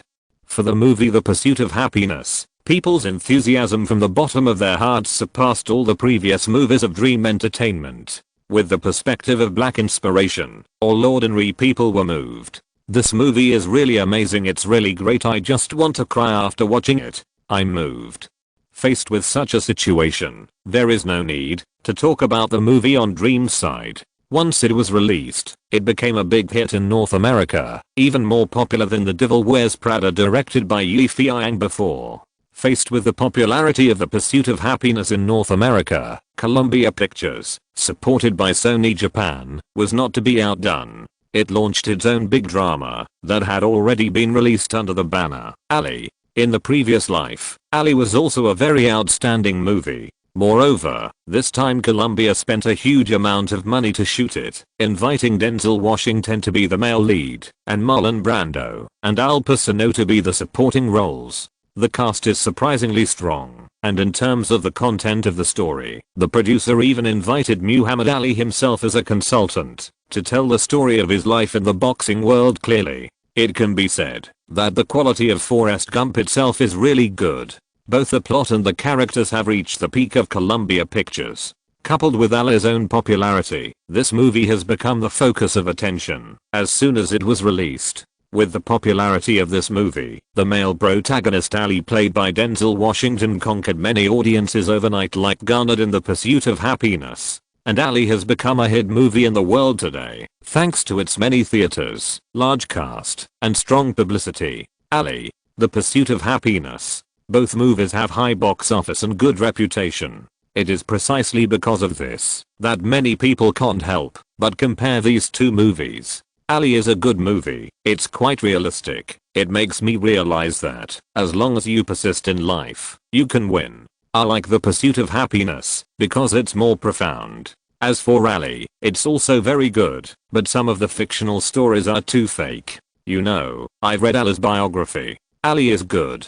Because I like it. I also like the male lead Denzel Washington. I still prefer The Pursuit of Happiness, because it can touch our hearts, and is closer to life. As usual, the war of words happened when everyone expressed their opinions. As the influence of these two movies expanded, there were inevitably some arguments, and as the arguments expanded, they became disputes. As the disputes developed, they became quarrels and fights. The war of words brought shock to the entire Hollywood film industry, because these two movies were really too good, and people couldn't tell the good from the bad. Even if they consider themselves professional filmmakers, after watching these two movies, they have to sigh, oh my god, it's hard to tell which is better. Yes, it's hard to tell which is better. Whether it is the daily box office or the excellent reputation, these two movies are entangled, and it is difficult to tell which one is better. It seems that we can only wait until the weekend box office rankings are released. This is everyone's final conclusion. Although the box office cannot represent everything, it can show which movie is more popular. It can be said that, although the box office is not the only truth to test whether a movie is good, it is the only weight to distinguish the superiority. To be continued, Chapter 270. The Hunger Games Auditions. Although the box office is not everything, it can tell which movie is more popular. It can be said that the box office is not the only truth to test whether a movie is good or not, but it is the only weight to distinguish the good from the bad. Now, The Pursuit of Happiness and Ali have similar reputations and both are making a lot of money at the box office, but who is the real winner depends on the North American box office rankings this week. After a long wait, the box office rankings are finally out. Sony Columbia Pictures, Ali, weekly box office. $35.58 million US. Dream Entertainment Film Company, The Pursuit of Happiness, weekly box office, $330,000 US. The two were released almost at the same time, but the weekly box office difference was more than 7 million. More than 7 million is not a small number. For the two movies, it is obvious that the winner is judged immediately. Wow, we won. Muhammad Ali defeated that damn salesman. Some fans of the king jumped and shouted, oh damn, how could this be? There is a difference of more than 7 million US. Fans of Happiness sighed. Ali is awesome. We knew you were the best. Impossible. How could Happiness lose so much? Indeed, the difference between the two is too big. Although there are many factors that determine the box office of a movie, such as the number of viewers, the number of theaters showing it, and the distribution strength of the producer, etc. Before this, Ali and The Pursuit of Happiness were almost evenly matched in these aspects, whether it was strength, theaters, or the number of viewers. But the result was unexpected. No matter what, the facts have proved everything. This week, the king won and Happiness lost. At this moment, Abbas, the producer of the movie Ali, was looking through the box office data in his hand with pride, and then issued an order. Go, book all the other 48 cinemas. I want 2/3 of the cinemas in Los Angeles to show our movie. That's right. China Yi, this time I'm going to kill you with money. Haha, those Japanese guys are really rich, and can come up with such a vicious trick. Abbas squinted his triangular eyes, imagining Li Feiyang's movie box office defeating him, crawling at his feet, licking his shoes, hurting others with his own money, playing a private theater. This trick is very vicious, only a bastard can think of it. In the previous life, many bad film companies also played this trick. Their own company booked their own movies. It didn't matter whether anyone watched it or not, as long as the box office could climb high. Today, Columbia actually used this trick. Obviously, the new play of Dream Entertainment has been forced into a dead end. How can the box office be improved? Seeing that more and more people are watching Ali, it seems to be more popular than The Pursuit of Happiness. All those who are jealous of Li Feiyang and complain that Dream is developing too fast are now clapping their hands and laughing. Look, this is the consequence of complacency. China Yi, you have come to this day. However, Hollywood opposes and prohibits this kind of unfair competition. Therefore, everything at Columbia Pictures is done in secret. However, there is a saying in the world that paper cannot cover fire. as the second week box office rankings are about to be released. Rumors have also spread. Colombia has booked the theaters and the box office is fake. Ali is suspected of cheating, and the North American Film Association has entered an investigation. The box office battle has triggered a fraud storm. Who can dominate the weekly box office will be determined this week. The wind vane of public opinion is blowing more and more violently. As the parties involved, Columbia and Dream Entertainment, have not made any comments. Of course, the North American Film Association's investigation has explained everything. Don't forget that Abbas himself is the chairman of the association, so the investigation results are inconclusive. Of course, Abbas also directly ordered the people who booked the theater to stop. This time, no matter what, it will be a tough battle, and he is bound to crush the bones of China Yi. A week later, the North American movie box office rankings were released again. Sony Columbia Pictures, weekly box office $33.26 million. Dream Entertainment Films, weekly box office $370,000. Columbia still occupies the top spot, and Dream is firmly in the second place. However, anyone who is interested will find that the gap between the box office of Dream Entertainment and Columbia is gradually narrowing. In addition, the box office of Ali is shrinking overall, while the overall box office of The Pursuit of Happiness is steadily increasing. What does this show? Exclamation mark. It shows that The Pursuit of Happiness has great potential, and the number of viewers is increasing. In comparison, Ali is already a spent force. Incredible. Absolutely incredible. The big cast, big lineup, and big investment of Ali can't beat the new movie of China Yi! Exclamation mark. God, is China Yi going to create another miracle? Who could have expected that the boxing champion couldn't beat the salesman?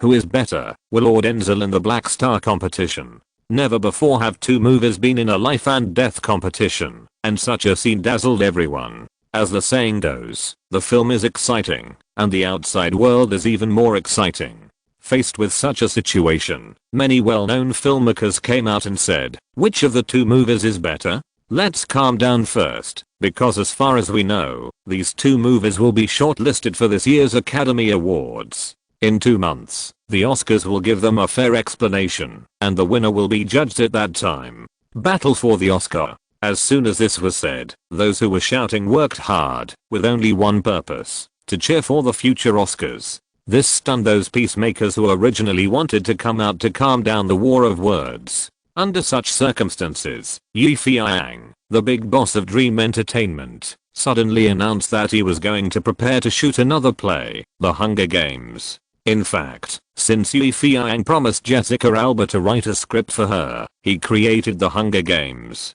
And in order to form an influence, Feiyang also specially hired someone to adapt the script into a science fiction novel for publication. The effect of the novel is very significant, especially among teenagers. Originally, in the previous life, this play was first adapted from a novel into a movie, but now it is just the other way around. The movie has not yet started shooting, but the novel has been widely circulated in the United States. As we all know, the United States is the country where science fiction and fantasy works are most popular, and the play The Hunger Games itself has both science fiction and fantasy element. Especially the plot is very wasteland characteristics, and the characters are full of vitality. In popular terms, the characters are yaoi enough and the story is bloody enough, so many people like to watch it. There is a book sales list in the American book industry, which will select the most potential sales books and the best-selling books every week and every quarter. Since its publication, the novel The Hunger Games has been ranked first in the most promising weekly rankings, and then directly entered the quarterly best-selling rankings.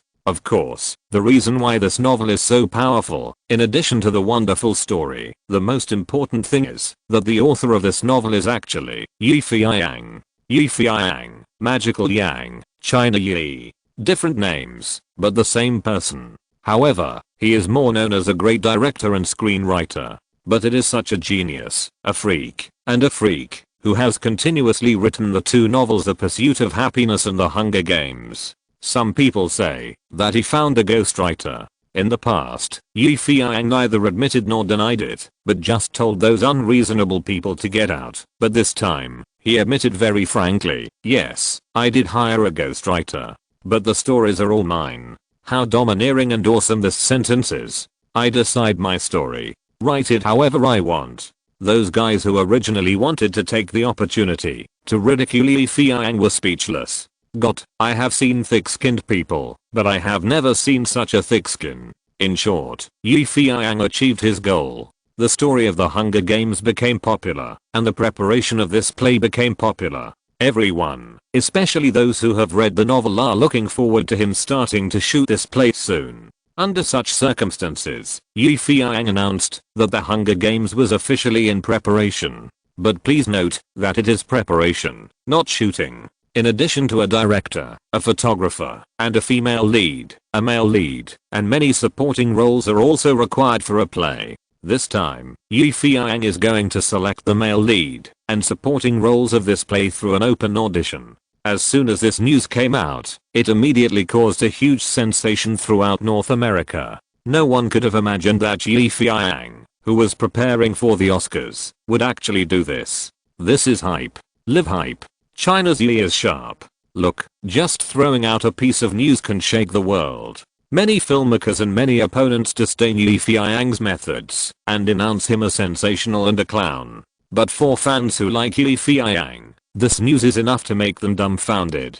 Yes, Li Feiyang's fans simply couldn't believe the news. Which big director doesn't look for roles among already famous movie actors? Which big director would actually look for roles among ordinary people? Never heard of it. Subject to the box office, eyeball effect, and trustworthiness, directors are always worried about those fresh faces, and among the fresh faces, those who can become famous and remembered are indeed too mediocre. Only some small directors who have just embarked on the road of directing will choose some unknown actors because of financial pressure, but at least they will also choose from professional actors who would just randomly hold an audition, and then the final champion will become the protagonist of the movie. But then again, China Yi is also an extremely bold guy, never taking the ordinary path. For example, which of the 4 major actresses in his company graduated from a junior college before? Which one has acted in a play? But now, whether it is Anne Hathaway, Jessica Alba, Hilton Paz, or Ivanka Trump, they have almost become hot super female stars.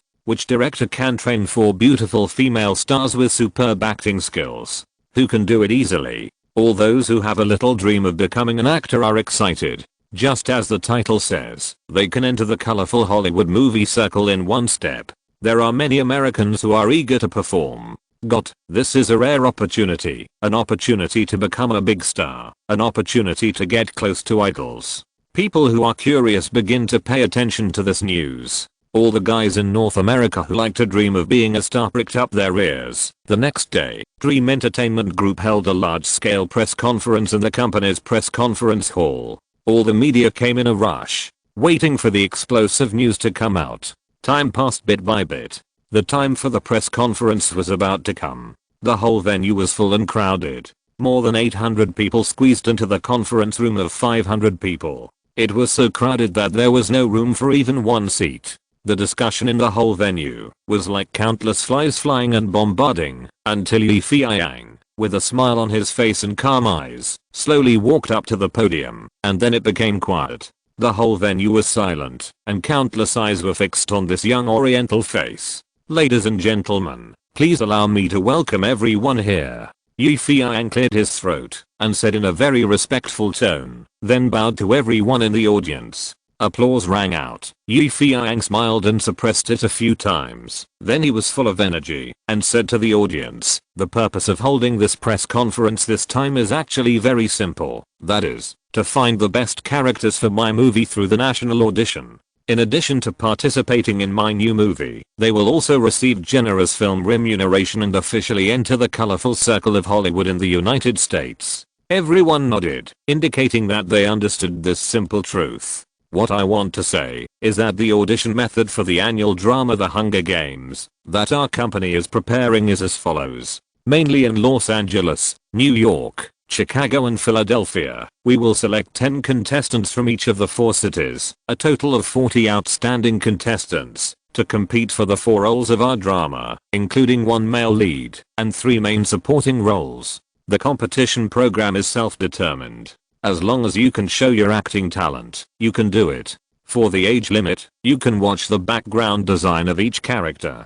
Finally, the 40 contestants who are successfully shortlisted, whether they are finally selected or not, will become the new contracted actors of Dream Entertainment. Of course, if you refuse to sign, you can get a reward of $100,000. Thank you everyone. Oh my god, is this true? Exclamation mark.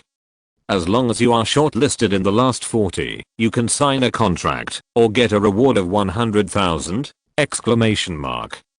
Just as all the media reporters were amazed, Vice President Durs walked onto the stage and said, "Now, on behalf of Dream Entertainment, I would like to officially announce to the industry the auction items for the Hunger Games selection event, which include the event naming rights, beverage supply rights, and TV live broadcast rights, etc. This is a rare opportunity to promote your products and corporate culture. I hope everyone will actively participate in the auction." Oh my god, what is this doing?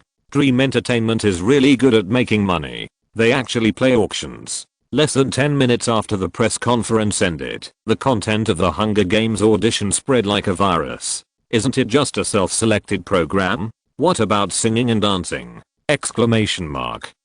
Anyway, there are 4 roles. As long as you can participate, there is always one that suits you. Many people are very excited to try their luck. But more people are just curious. Anyway, the selection of the 4 major cities is right next to them, so wouldn't it be more fun to go and see the audition site in their spare time? People in North America who like to dream of being a star are trapped in Feiyang's palm and can't extricate themselves. Therefore, the people with lofty ideals in the United States are either in the 4 major cities designated by Feiyang, or on the way to the 4 major cities for the audition. Before the people of North America received this shocking news, the senior executives of major TV stations across the United States felt the shock of an 8 magnitude earthquake in advance. What? China Yi wants to put the drama of selecting the male lead on TV for live broadcast? Damn, this is really a crazy and interesting idea. Audition? What kind of program is this? Why is China Yi always so unexpected? However, I think this idea is not bad. Is this a good idea? This idea is simply a genius invention. Oh god, hurry up, send someone to contact China Yi. Our TV station must get the live broadcast rights of this talent show. Countless TV station owners, big and small, have keenly noticed what this idea will bring to their TV stations. It is a rare expansion opportunity that only comes once in 1,000 years, and it is a wonderful move to break the current TV pattern.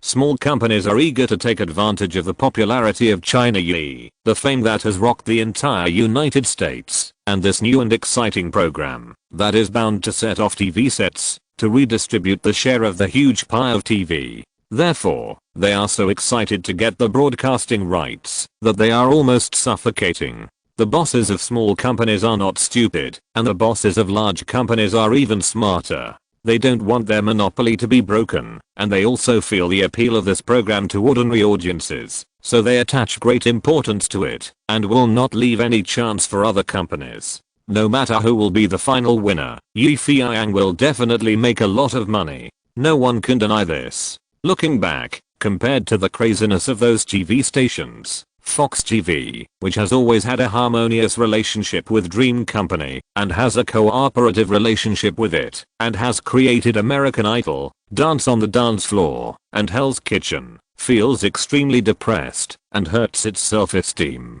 It thought it was China Yi's best friend and the most harmonious partner, but now China Yi obviously doesn't take it seriously. Otherwise, why wouldn't it contact itself directly? Exclamation mark.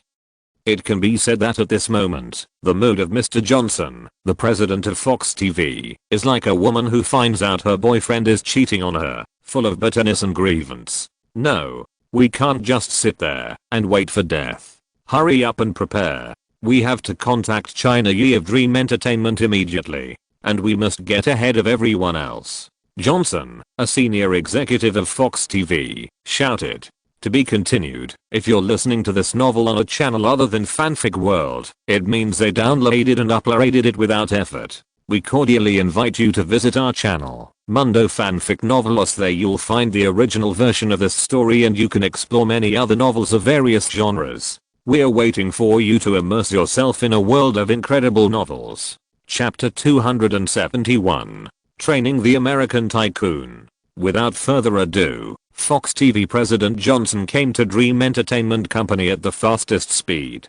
"Hi, I'm Johnson from Fox TV. Is my dear Yi here?" Johnson asked Yi Feiyang's secretary very arrogantly. The secretary smiled and said, "Excuse me, Mr. Johnson, our boss is in a meeting in the office. If you have something to talk to him about, you can go to the next meeting room and wait for a while." Well, damn, what a coincidence. Johnson walked into the nearby meeting room with an arrogant attitude. "Excuse me, would you like coffee or tea?" the secretary asked kindly. "No, I'm here to see your boss, not to drink coffee. So please ask him to hurry up."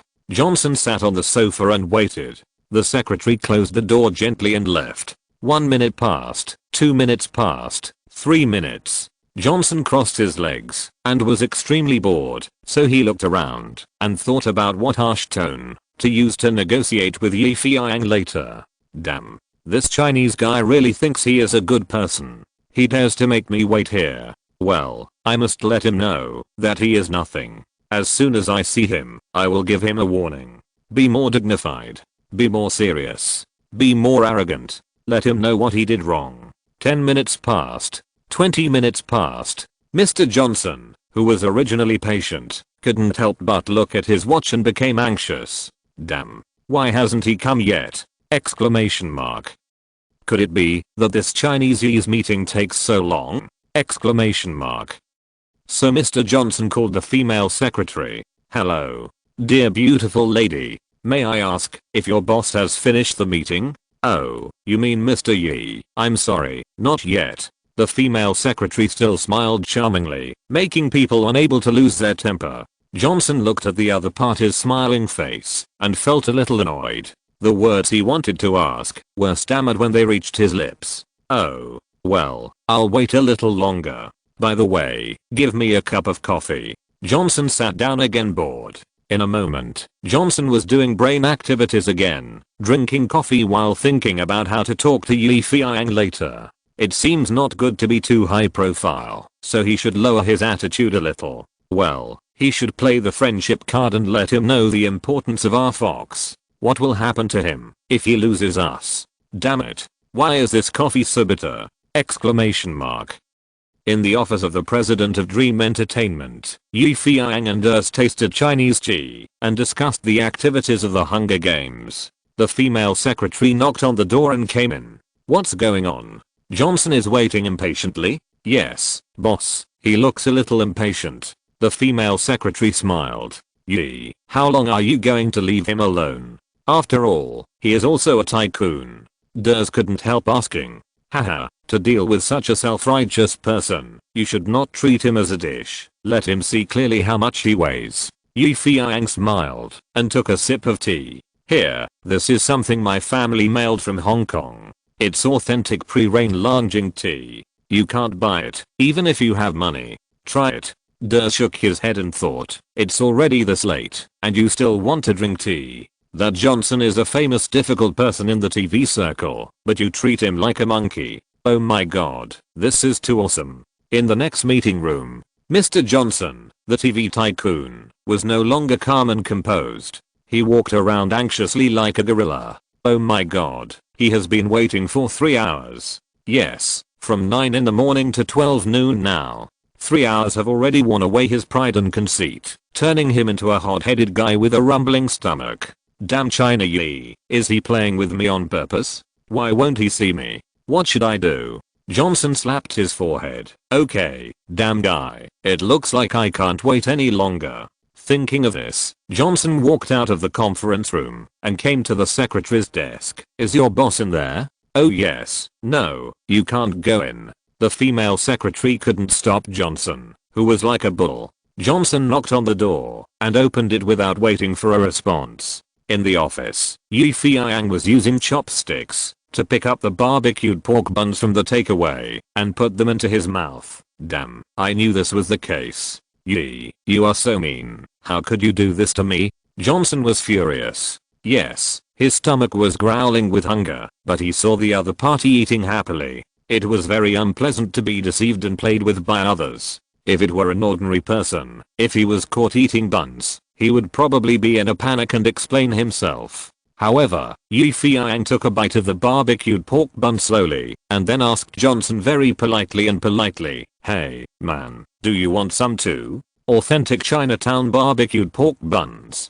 Johnson, who was furious, speechless. I thought I was shameless enough, but here is the real shamelessness. Let me tell you, man, I'm not here to eat. Yes, absolutely not. Johnson roared. I just want to know why you refuse to cooperate with us and have to do some auction? Don't you care about our friendship at all? Facing Johnson's harsh questioning, Feiyang picked up a napkin to wipe his lips and then threw the tissue away casually. Friendship? Do you mean the friendship between us? Oh man, it's ridiculous. What's ridiculous? What's so ridiculous? Since you've brought up friendship, let's talk about your so-called friendship. Feiyang put his hands together and said seriously, since our dream entertainment company cooperated with your Fox, how much benefit have you gained? Not to mention that the status of your TV station has risen several levels. The 3 programs Dancing Show, American Idol, and Hell's Kitchen alone have earned you hundreds of millions of advertising fees. But as people who value friendship very much, how much benefit have you given us? 20% or 30%? It is true that you eat meat and we drink soup, but there are only 1 or 2 times in this world, not 3 or 4 times. Now I'm very unhappy, that's it. So we have to conduct an auction and find a better and less greedy partner. Feiyang's words made Johnson's old face blush. What did you say? Damn it. Which of those entertainment programs doesn't use the resources of our TV station? Human and material resources, and all the cooperation of our company? And you are just sitting back and reaping the benefits. It's already very good to be able to share those profits with you, isn't it? Facing Johnson's rebuttal, Feiyang smiled and said, Dear Mr. Johnson, perhaps you have forgotten one thing. In addition to physical labor, there is also a kind of labor called intellectual labor. If I provide the manpower and material resources you just mentioned, why do I need you as a partner? I can work alone. Why should I let you take the lion's share and share so much profit? Don't you think this is the truth? Feiyang looked at Johnson with a contemptuous attitude, which made him feel uneasy, but he could not defend himself, Okay, Mr. Yi, even if what you said makes sense, what do you want now? I just want to continue to maintain our friendship and our cooperative relationship. Johnson stopped arguing with Feiyang and asked directly. It's very simple. Feiyang stood up suddenly, with great momentum, tapping the table with his fingers and said, First, we must revise our cooperation conditions on the basis of equality and mutual assistance. Second, regarding the profit sharing, we require a 50-50 split. Third, I will assign people to participate in the work of the TV station, and you must cooperate. Just these 3 points, either agree or leave. Faced with Feiyang's arrogant momentum, Johnson was directly dwarfed. Oh no, your conditions are too harsh. Yes, very harsh. Then I'm sorry, please leave here, I still have work to do. Feiyang smiled and sent him away. You can't do this. You can't drive me away. Johnson complained like a grudge. I need to call the head office first. Yes, I need time. Call? Sure, but I'll only give you 5 minutes. I hope you can seize the opportunity. Feiyang shrugged and made a gesture of invitation. Johnson went to the side to make a phone call with his head down. Feiyang smoked leisurely, flicking the ash from time to time. Johnson was holding the phone, looking very anxious, mumbling something from time to time. His tone was very nervous and urgent. Feiyang completely ignored his existence, only occasionally checking the time. 5 minutes passed quickly. Feiyang knocked on the table. Okay, man. Time's up. How about it? Have you guys negotiated it? Johnson hung up the phone with a sour face. It's already been negotiated. Yes, your conditions are too harsh, so. Oh, it's okay. It doesn't matter if you don't cooperate. Yi Feiyang smiled. I almost forgot to tell you that the CEOs of the 4 major TV stations in the United States are waiting to meet with me. So please, Mr. Johnson, see you later. Oh, you can't do this. You can't do this to me. When Johnson heard that Yi Feiyang was going to meet with the heads of the 4 major TV companies, he was anxious and no longer cared about his face and shouted, in fact, I haven't finished speaking yet. Although your conditions are very harsh, in view of our immeasurable friendship, the board of directors of the head office has decided to agree to all your conditions. Yes, all. At this moment, Johnson was like a defeated rooster, completely without the previous momentum. Yi Feiyang, who had already anticipated the outcome, extended his hand. I knew you were a smart man, so I wish us a happy cooperation. Johnson shook his hand. He knew that he had lost this war without gunpowder, and lost miserably. At that moment, Dream Entertainment took another big step forward in expanding the television industry, a very big step. Chapter 272. Super Audition. Dream Entertainment, led by Yi Feiyang, continued to cooperate with Fox TV in the United States to create the Hunger Games audition program, which made many American TV stations jealous. They didn't quite understand why Dream, which was originally going to bid, suddenly cooperated directly with Fox. Guess 1. The 2 companies already have a close cooperative relationship, and they will continue to cooperate this time. Guess 2. Dream Entertainment and Fox TV signed some kind of mysterious secret agreement privately, and then they cooperated again. Guess 3. Mr. Johnson of Fox TV personally took the Chinese Yi's favorite barbecued pork buns as a gift, visited him and begged him, and finally succeeded. In short, the cooperation between Dream and Fox again made many North American TV stations feel extremely painful. For those Americans who were eager to participate in the audition activities, this is good news. At least there is no need to add an extra step to conduct an auction, and the audition activities can be held directly. This is indeed the case. After Dream Entertainment and Fox announced their cooperation, the 2 companies directly announced to the public that the Hunger Games role audition activities have officially begun. Activity content: select 1 male lead and 3 main supporting roles for the Hunger Games, a total of 4 people. The participating programs are self-determined, including singing and dancing, talk shows, and even stage performances. Activity location: 4 major cities in the United States: New York,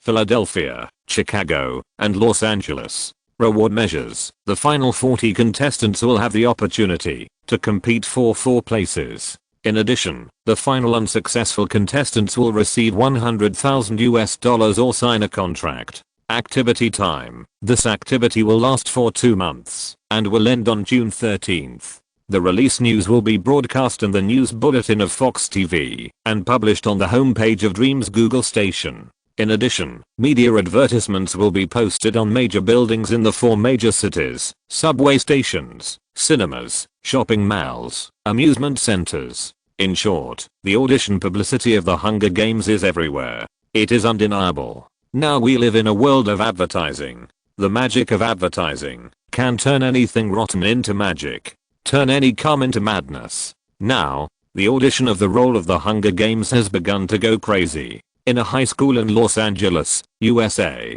the bald history teacher was giving a lecture on the stage, and the bad boy Adam focused his eyes on the clock on the wall. The clock was ticking and jumping. Adam's heart was also jumping. Finally, the second hand jumped to 4 o'clock. Ding ling ling. The bell rang loudly. Adam picked up his school bag and ran out without waiting for the history teacher to announce the end of get out of class. The bald teacher's loud voice rang. Adam Lambert, where are you going? I haven't announced the end of get out of class yet. Bad boy, wait for the punishment. Without taking the bald teacher's punishment to heart, the 17-year-old American boy Adam Lambert rushed out of the classroom like the wind, leaving the teacher's roar behind him, and even more, so the worry that he might be punished to stand in the next class. He ran away from the bored classroom with anticipation and excitement. Outside the school gate, several boys of similar age had already been waiting there, looking forward to it, and were extremely anxious. Damn it, Adam hasn't come yet. Let's go. Today's audition will be over soon. A fat blonde-haired boy kicked the stone on the roadside in dissatisfaction, his face full of impatience. Wait a little longer. We can't go to the audition by ourselves and leave our dear Adam aside. We are a team, right? Besides, the more people we have, the greater the chance of promotion.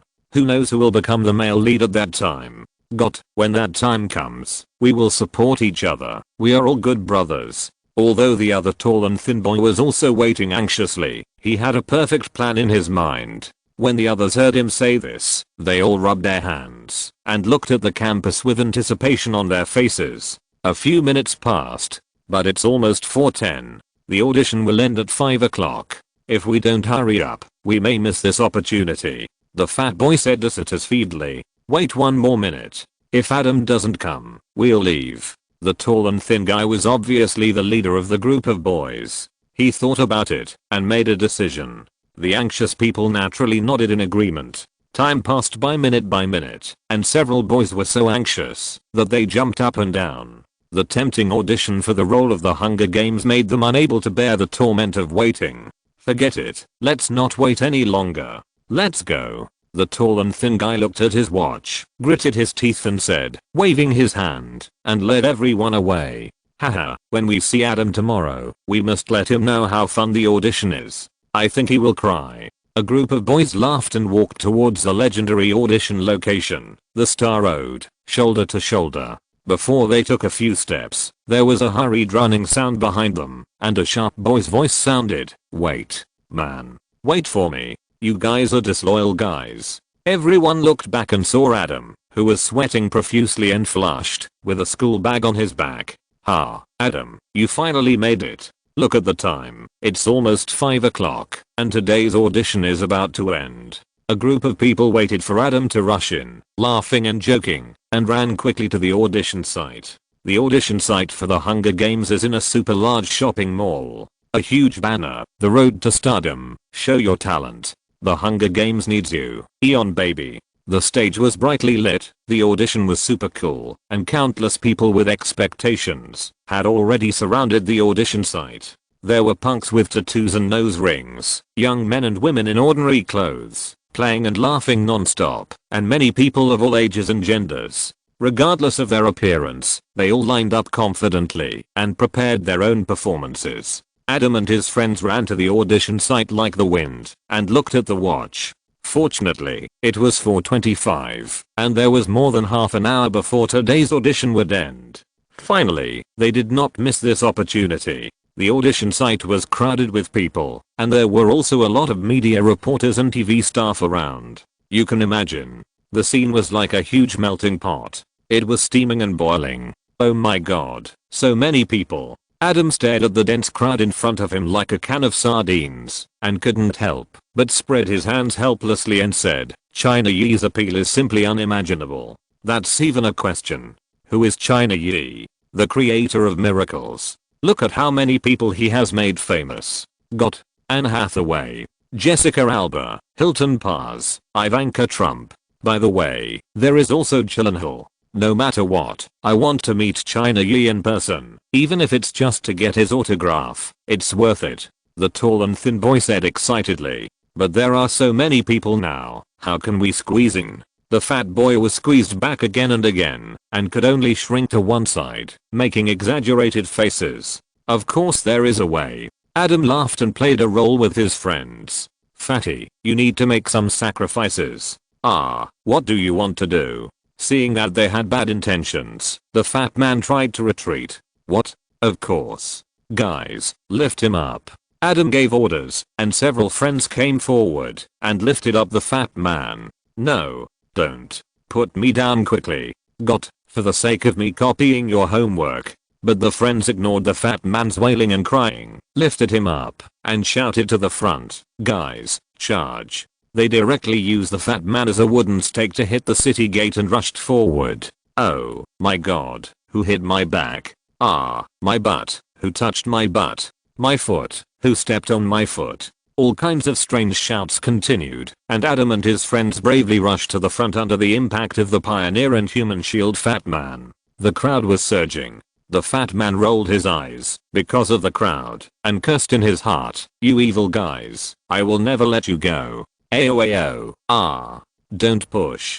Don't push. Please keep order." The security guards of the mall are now busy and sweating. Fortunately, the mall owner is more far-sighted and knows that the charm of this Chinese director Yi is extremely strong, so he made sufficient preparations in advance and hired a lot of people temporarily. Now, there are more than 100 security guards assigned around the audition site, using police lines to separate the crowd, to avoid excessive crowding and accidents. Adam and his friends finally squeezed in. Thank God, they got the opportunity to participate in the competition amid a round of scolding. The interview is divided into two large areas, the male lead interview area and the supporting role interview area. Adam went directly to the male lead area, and the thin man and the fat man went to the supporting role area very self-awarely. At this moment, the audition site is simply a terrible pass site. Contestants are often passed out for various reasons within a few seconds. Especially in the interview area for competing for the male lead, the speed is amazing. Pass. You can't even walk, how can you act? Pass. You're too ugly, you'll scare the audience. Pass. What we want is a young male lead, not a vegetable vendor.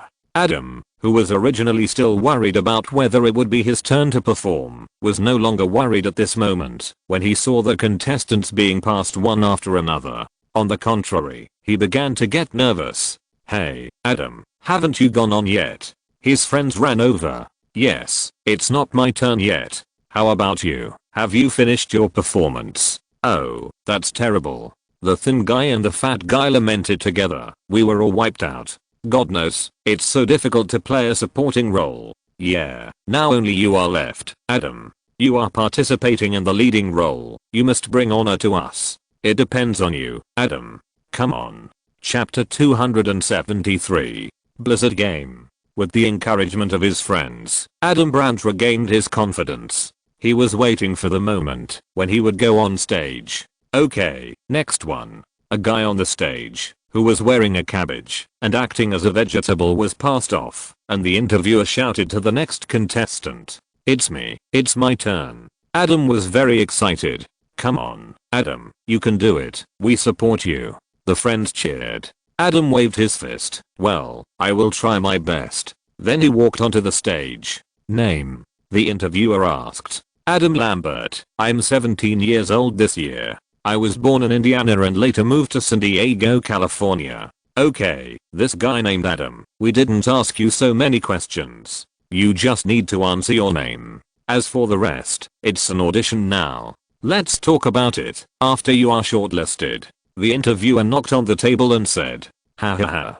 People laughed. "Look, this stupid boy really thinks he is a star." The constant ridicule made Adam blush. "What are you going to perform?" the interviewer asked, looking at the little guy who looked like Elvis. "Can I sing?" "Of course." "Well, I'll sing Michael Jackson's Thriller." As we all know, the album Thriller was originally named Starlight and was a work that Michael Jackson intended to dedicate to his mother. In the post-production, because he was dissatisfied with the mixing effect of the song, the perfectionist Mike re-recorded the entire album at the risk of being sued by his boss for breach of contract. As a result, Thriller achieved unprecedented success, sweeping the global music scene and becoming the best-selling album in world history. According to statistics from the World Record Statistics Association, as of 2001, nearly 100 million copies have been sold. "Hey, Adam, are you sure you want to sing this song?" The interviewer had a good impression of this handsome little guy and reminded him, "This song looks average, but it is actually very difficult to sing. You have to be careful." "Thank you, I will." "Well, we don't have much time, just sing a few words." The interviewer yawned in boredom. For a whole day, the audition was almost boring, with no highlights, which was really drowsy. "Well, let's pack up and go home to eat potato pancakes with a bottle of cold beer and chili sauce, which must taste great." "But there doesn't seem to be any accompaniment music here." The interviewer laughed. "Hey man, this is a promotion match. No one will prepare accompaniment for you. Just sing a cappella." "Well, you'd better hurry up. There are people waiting behind." At the beginning, everyone was noisy, waiting for Adam to be passed directly. Only Adam's friends were sweating for him. But when Adam started singing, the whole audition side suddenly became quiet. Yes, it was strangely quiet. Everyone looked at Adam silently, looking at the young man singing Thriller on the stage. At this moment, Adam had forgotten everything. He sang to his heart's content, as if he was on a big stage that belonged to him alone. He was born to be a star, shining on the stage. He looks pretty good, this guy. This song is hard to sing, but he sings so well. He should participate in the reality talent show American Idol. Countless people talked about it. They were slowly conquered by Adam's singing. In the eyes of many people, Adam sings very well and should participate in reality shows earlier. In fact, no one knows that in his previous life, Adam Lambert was the super champion of American Idol. In that time and space, Adam not only became an idol of the entire United States, but also went beyond North America and captured many fans in Europe and Asia. His wild beauty and enchanting beauty have been hailed as one of the most popular singers in the world. But now, the current Adam has participated in the audition for the role of the Hunger Games in advance, because he has a dream. That is, it was to meet his idol Feiyang and to film a movie directed by him. In Adam's bedroom, there were countless Feiyang's personal posters. Adam even collected all the news magazines and newspapers about Feiyang, cut out his reports, and made them into a booklet. Sometimes, Adam even thought strangely that he seemed to like this super magical Chinese director, his youth, his handsomeness, and his talent. That's right, Adam Lambert in his previous life was a homosexual, a world famous out male star. At this time, Adam didn't realize that his surname was his sexual orientation is very strange, but he has a very strange liking for Feiyang. This liking made him come to the audition for the role of the Hunger Games regardless of everything, with only one goal: to be infinitely close to his idol. On the stage, in order to achieve his goal, Adam has thrown away everything and sang. His voice is mellow and loud, especially in the high notes, which can reach the level of mics rich and sharp. Incredible. It's incredible. At this time, the interviewer had long forgotten the agreement to let Adam sing a few words casually and listen to this song Thriller with relish. And Adam seemed to be just singing, he couldn't express his feelings. So he imitated Mike's performance in the MV of Thriller and actually danced the zombie dance in a very cool posture. As we all know, in 1983, in order to shoot the zombie group dance in the MV of Thriller, Mike's production team spent hundreds of thousands of dollars, and this dance became the object of imitation for many American youths at that time. Now, almost 20 years have passed, and everyone has seen this wonderful and explosive dance again. The feeling is like finding the feeling of first love. Without a doubt, Adam has advanced. The audition for the roles of the Hunger Games has been going on for almost a month, and the whole United States is boiling over this audition. People who like to be stars have made this a hot topic. You know, this is the United States, Hollywood, and a star-making factory. But often those big stars are products of star-making factories, or they are top students trained by a certain film school. It is undoubtedly a foolish dream for ordinary people to want to become stars and superstars. But now it is different. Feiyang has given them an opportunity and a stage to show their talents. As long as you have talent, please come immediately. The Hunger Games needs you. The Hunger Games is waiting for you. The boiling United States, the boiling 4 major cities, New York, Philadelphia, Chicago, Los Angeles. You can see those posters posted for the audition of the Hunger Games at any time and any place, and you can hear news about the audition of the Hunger Games in any place and at any time. In short, the lives of the American people are surrounded by the Hunger Games. Whether it is entertainment media, TV stations or computer networks, they are all full of news about the Hunger Games. To quote the pun of US President George W. Bush, now, we are all hungry. It can be said that the effect of the audition event for the Hunger Games was beyond Feiyang's expectations. What was even more unexpected for him was the huge advertising profits brought by this event. Not to mention anything else, the naming rights of this event alone were sold directly for $10 million US. According to all advertising fees collected, after the end of this event, Dream Entertainment Group will be able to obtain at least $123 million US in advertising fees. For the first time, Feiyang felt the charm of American advertising business, which is more profitable than making movies. However, soon, his idea was sneered by Vice President Ders. Dear Yi, the most profitable thing in this world is not making movies, not playing stocks, and not collecting pitiful advertising fees, but online games. This awakened the dreamer. Feiyang, who was originally complacent, immediately smelled the smell of money rolling in. Others may not understand the meaning of Therese's words, but Feiyang, who has been through it, knows very well that online games will be a super profitable goldmine in the future. What about World of Warcraft, Legend, Crossfire? As long as there are people playing, they will pay you money continuously. What do you pay for? Buy equipment. Yes, there are so many people in this world who are addicted to games. They can and are willing to spend real money to buy the equipment in your game. Maybe these equipment are not too expensive, but there are thousands, tens of thousands, or even hundreds of millions of people. Then the equipment cost you get will become a terrible astronomical figure. Feiyang was excited, really excited. He understood that Therese was never a person who shot without purpose. Since he said so, he must have some big plan. Sure enough, Therese told Feiyang that he had negotiated with Alan Adham, the head of Blizzard Online Games, and was ready to sign a cooperation intention to develop the online game version of the Hunger Games together. Blizzard? !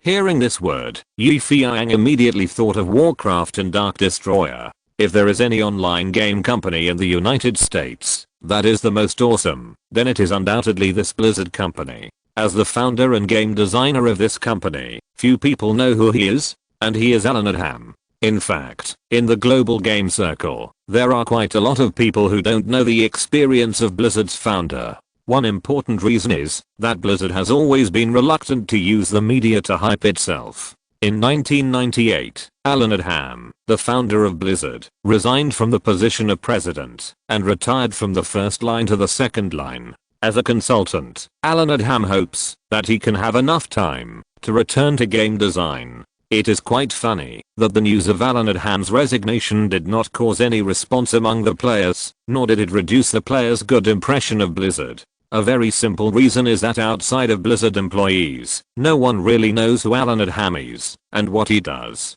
We love game design, but we need to focus on the game products. The joy gained from the game development process is enough to keep Blizzard entrepreneurs away from any external interference. This passion for dedication to their careers makes them work silently, and even to a large extent, they remain close to the outside world. At Blizzard, everyone from the boss to the employees keeps a low profile, and the company's doors are rarely open to the outside world. Blizzard people focus all their energy on their own careers. This is in stark contrast to the strange phenomenon that some companies in China only know the boss's name, but not his products. At this moment, in the reception room of Dream Entertainment Group, Feiyang was waiting to meet this game genius. Yes, Feiyang was a little impatient to meet this genius who created countless classic games. If he was a genius in the film industry, then undoubtedly, this Alan Adham was a genius in the game industry. The time for the meeting had come, and Feiyang looked at his watch, feeling a little anxious. Although Ders had already made all the preparations before this, waiting for Feiyang, the big boss, to sign the agreement with Alan. In Feiyang's opinion, as long as the cooperation documents have not been signed, anything could happen. 3 minutes passed, and just when Feiyang was getting impatient, Alan Adham came. When Feiyang saw Alan, his first impression was that this man was very dull.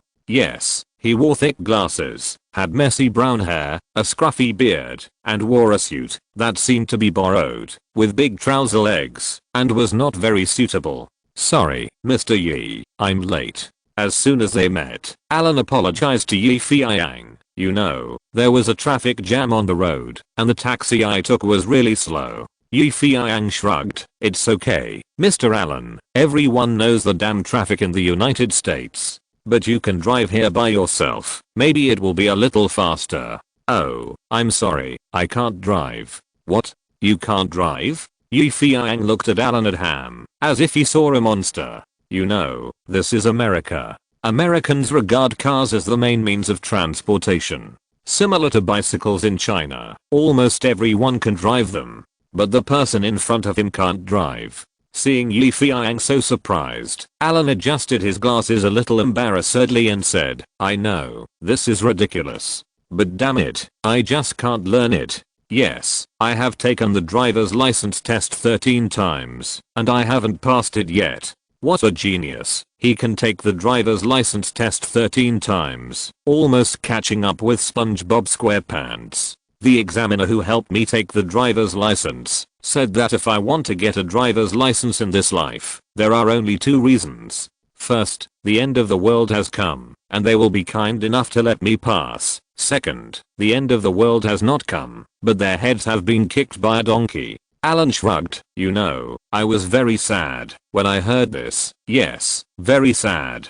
After all, I tried hard, but that damn car just didn't listen to me. Maybe I was an Arab in my previous life, and the only means of transportation was a camel. I didn't expect this Alan to be so talkative. Ahem. Okay, Alan, let's put your driver's license aside for now. Let's talk about serious things. This time I hope to cooperate with your Blizzard company. Yi Feiyang took out the documents that Durs had prepared early in the morning, handed them to Alan and said, our Dream Entertainment company has a lot of experience in making movies, but making online games is a bit. The female secretary came in and placed the coffee in front of them. Yi Feiyang and Alan talked freely. Although they only talked for a few minutes, both of them felt each other's sincerity. You know, people pay attention to fate. Some people feel that they hate each other as soon as they meet. On the contrary, some people feel that they have known each other for a long time as soon as they meet. Yi Feiyang and Alan are such people who have known each other for a long time. To be honest, Mr. Yi, the reason why I chose to cooperate with you is mainly because our company's Diablo 3 is difficult to produce and there is a lack of funds. Therefore, I hope to use your strength to develop the Hunger Games first and complete the accumulation of funds. When talking about the excitement, Alan did not hesitate to tell Yi Feiyang about the company's situation. Yi Feiyang was a big fan of Diablo in his previous life. When he heard what Alan said, he said, it doesn't matter. You can develop 2 games together. I'll pay for the funding.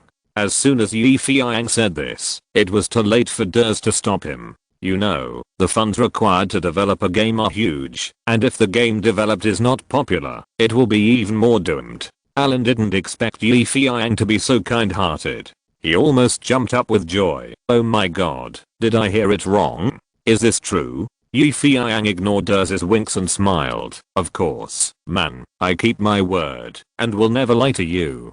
Durs was speechless, and sighed helplessly behind Yi Feiyang. When did this boss become so impulsive? Exclamation mark. Alan Adham was obviously not the kind of person who liked to take advantage of others, so he said, if that's the case, then Yi, you have become a shareholder. Yes, our game company really needs capital investment, but we can't let you invest so much money in vain, so our company welcomes you to join. This time it was Yi Feiyang's turn to be stunned. In fact, from the beginning, he only agreed to help because he liked the game Diablo, but now Alan actually invited him to join. Is this considered inviting a wolf into the house? Exclamation mark. It seems that he has never thought of entering the game industry. Yi Feiyang was still in a daze here.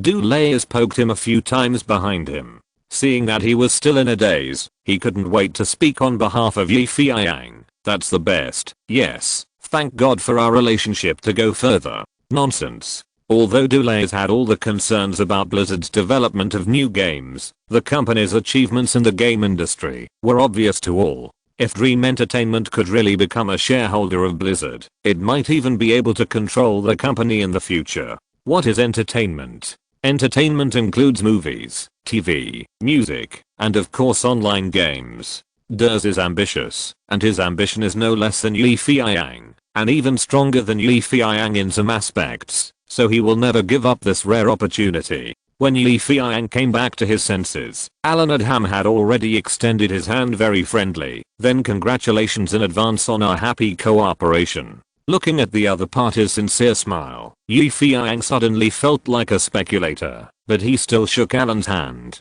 From that moment on, the entertainment in fantasy entertainment has added another online game, and only Feiyang knows how powerful Blizzard will be in the gaming industry of the world in the future. Feiyang couldn't help but feel happy when he thought that he would become a powerful witness and creator of this company, and even the guilt of cheating honest people disappeared. To be continued, Chapter 274. Storm. Once the plan of Dream Entertainment and Blizzard to cooperate deeply and jointly develop the Hunger Games was confirmed, in order to avoid more trouble, the two parties agreed to hold a press conference on May 8 to announce the cooperation. The time soon came. The press conference was held at the headquarters of Dream Entertainment, Los Angeles, USA. There were a total of 18 major international media invited to the press conference, with a total of 50 to 60 people. It can be said to be a large-scale press conference. In the flashing of spotlights, the soul of Dream Entertainment, the Hollywood director and screenwriter, Feiyang, smiled and walked slowly to the high platform in the press conference hall. After he stepped onto the stage, he first looked around, then announced with a smile, "This time, fantasy entertainment has bothered so many reporters from all over the world to come here for one thing. That is to announce that our fantasy entertainment group will work with the American Blizzard Online Games company to jointly create a new game based on the Hunger Games. Starting today, the Hunger Games will be officially derived from novels and movies into a real online game mode, replacing Diablo 3 and entering everyone's field of vision first." As soon as this was said, the reporters in the audience were in an uproar. The Hunger Games has not yet started filming, but it has become an online game! Exclamation mark.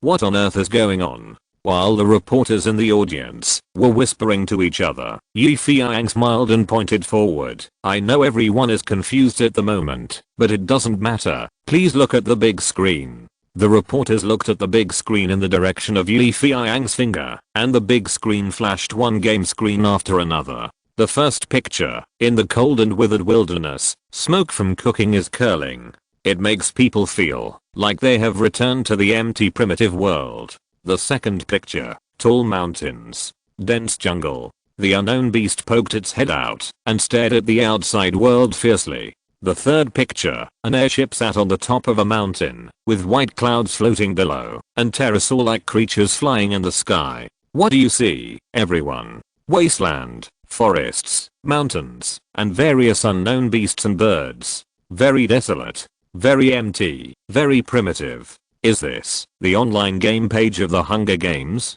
Some savvy reporters answered. Feiyang nodded and smiled. Bingo. You guessed right. That's right. This is the game background picture we designed first. The original land of the future wasteland world. These mountains, rivers, forests, beasts, insects and jackals are all designed with the latest animation. We will bring you the most realistic visual enjoyment and take you into the game world to travel. There was silence in the audience, and the reporters used their professional intuition to realize that the next step would be the explosive news. In fact, we at Fantasy Entertainment don't have much experience in online games, or even a blank. But we are very happy to work with Blizzard, the most creative company in the United States. Blizzard is a leader in the world of games. The Dark Destruction series and Warcraft series they designed and developed have brought us many surprises and shocks. Therefore, we believe that this time we will work together to develop this super advanced online game, which will have an extremely bright future.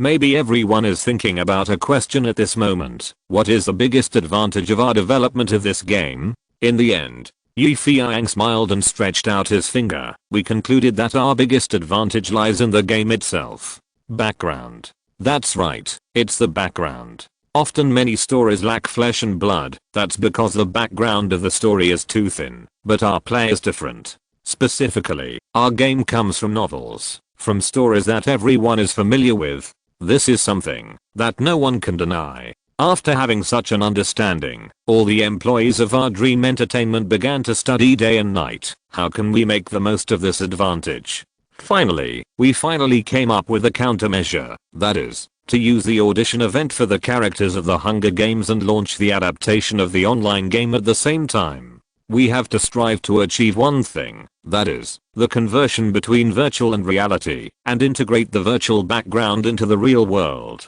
Oh. The reporters all shouted, in pretending to be enlightened. But, in fact, up to now, they still have no idea what Yi Feiyang wants to say. Yi Feiyang knew how to read the minds of the crowd. When everyone was eager for him to reveal the final answer, he began to keep everyone in suspense. He stretched out his right index finger and said, "This is virtual." Then, he stretched out his left and right index fingers and said, "This is reality." Yi Feiyang slowly connected the tip of his left index finger with the tip of his right index finger. Finally, the two fingertips touched each other. The day when virtual and reality are connected is the day when the Hunger Games will truly transform from text into images and become a fusion of the virtual world in the real world. I look forward to it. After saying that, Yi Feiyang bowed slightly and strode off the stage. The reporters were all dumbfounded by what he said and even forgot to applaud. What was going on? Now, Mr. Durs, Vice President of Dream Entertainment, will explain to you the largest media plan in human history, the Hunger Games online game plan. After Yi Feiyang stepped off the stage, the host announced loudly. At this time, everyone realized that Yi Feiyang had said so much just for show, and the current Vice President Durs was going to talk about the main event. It seemed that Yi Feiyang had no intention of stealing the limelight from his second-in-command. In fact, it was indeed the case. The concept of this online game was originally proposed by Durs.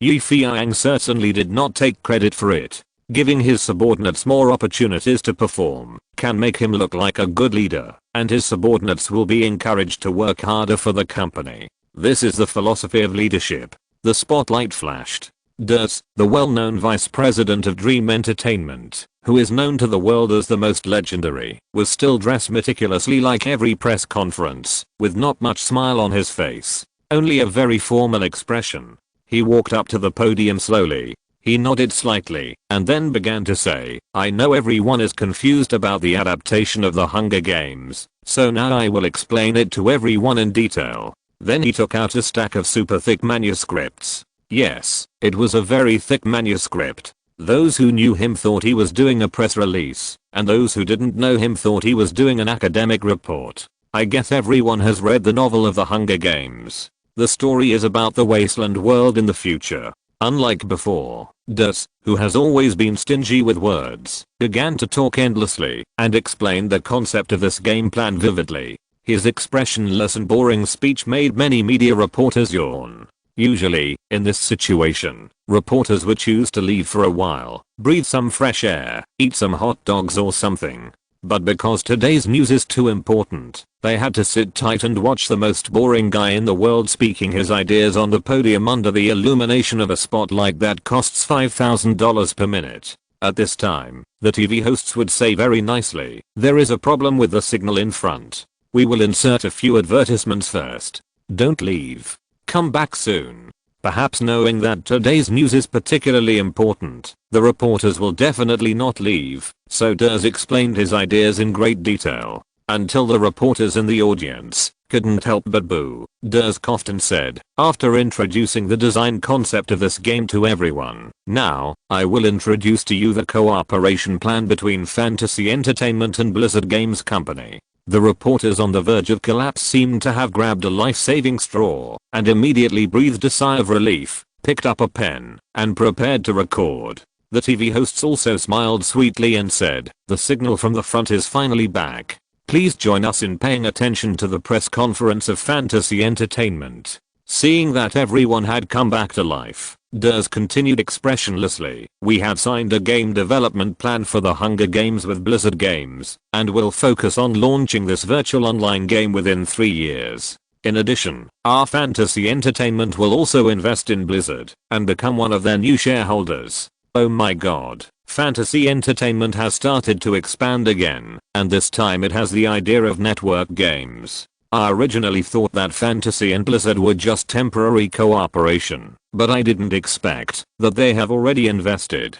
This news is explosive enough. It seems that Fantasy Entertainment is going to take over movies, TV, and online games. Maybe someone will ask, why do we at Dream Entertainment do this? In fact, from the beginning, our dream entertainment has been on the film route and then expanded to the television and music industries. However, these are based on the performances of actors and singers and belong to the real world industry, while online games are virtual and are industries that allow people to immerse themselves in and create characters. One is real and the other is virtual. What we at Dream Entertainment have to do is to combine the two, use a lot of money to create a real game background, like Disneyland, to develop the Hunger Games world, and thus create a new entertainment empire. Now, the reporters finally know what Feiyang meant by the connection between virtual and reality. Genius, really genius. You know, other companies have tried to adapt games into movies, but most of them ended in failure because the games are too popular and the movies can't produce that effect.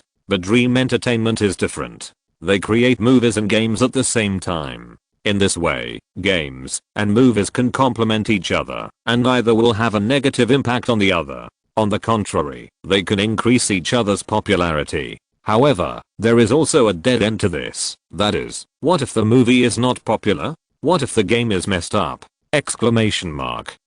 It can be said that fantasy entertainment has made a big bet this time, and it is bound to win but not lose. But is this possible? Let's not talk about anything else. Let's just say that the box office battle between fantasy's blockbuster The Pursuit of Happiness and Columbia's Ally is still entangled, and the Oscar battle is about to begin. Although The Hunger Games has earned enough gimmicks through auditions, Americans are not fools. They will never buy it easily without seeing the goods. Therefore, fantasy's follow-up road is still very far and difficult. The above is the main content of our fantasy entertainment press conference.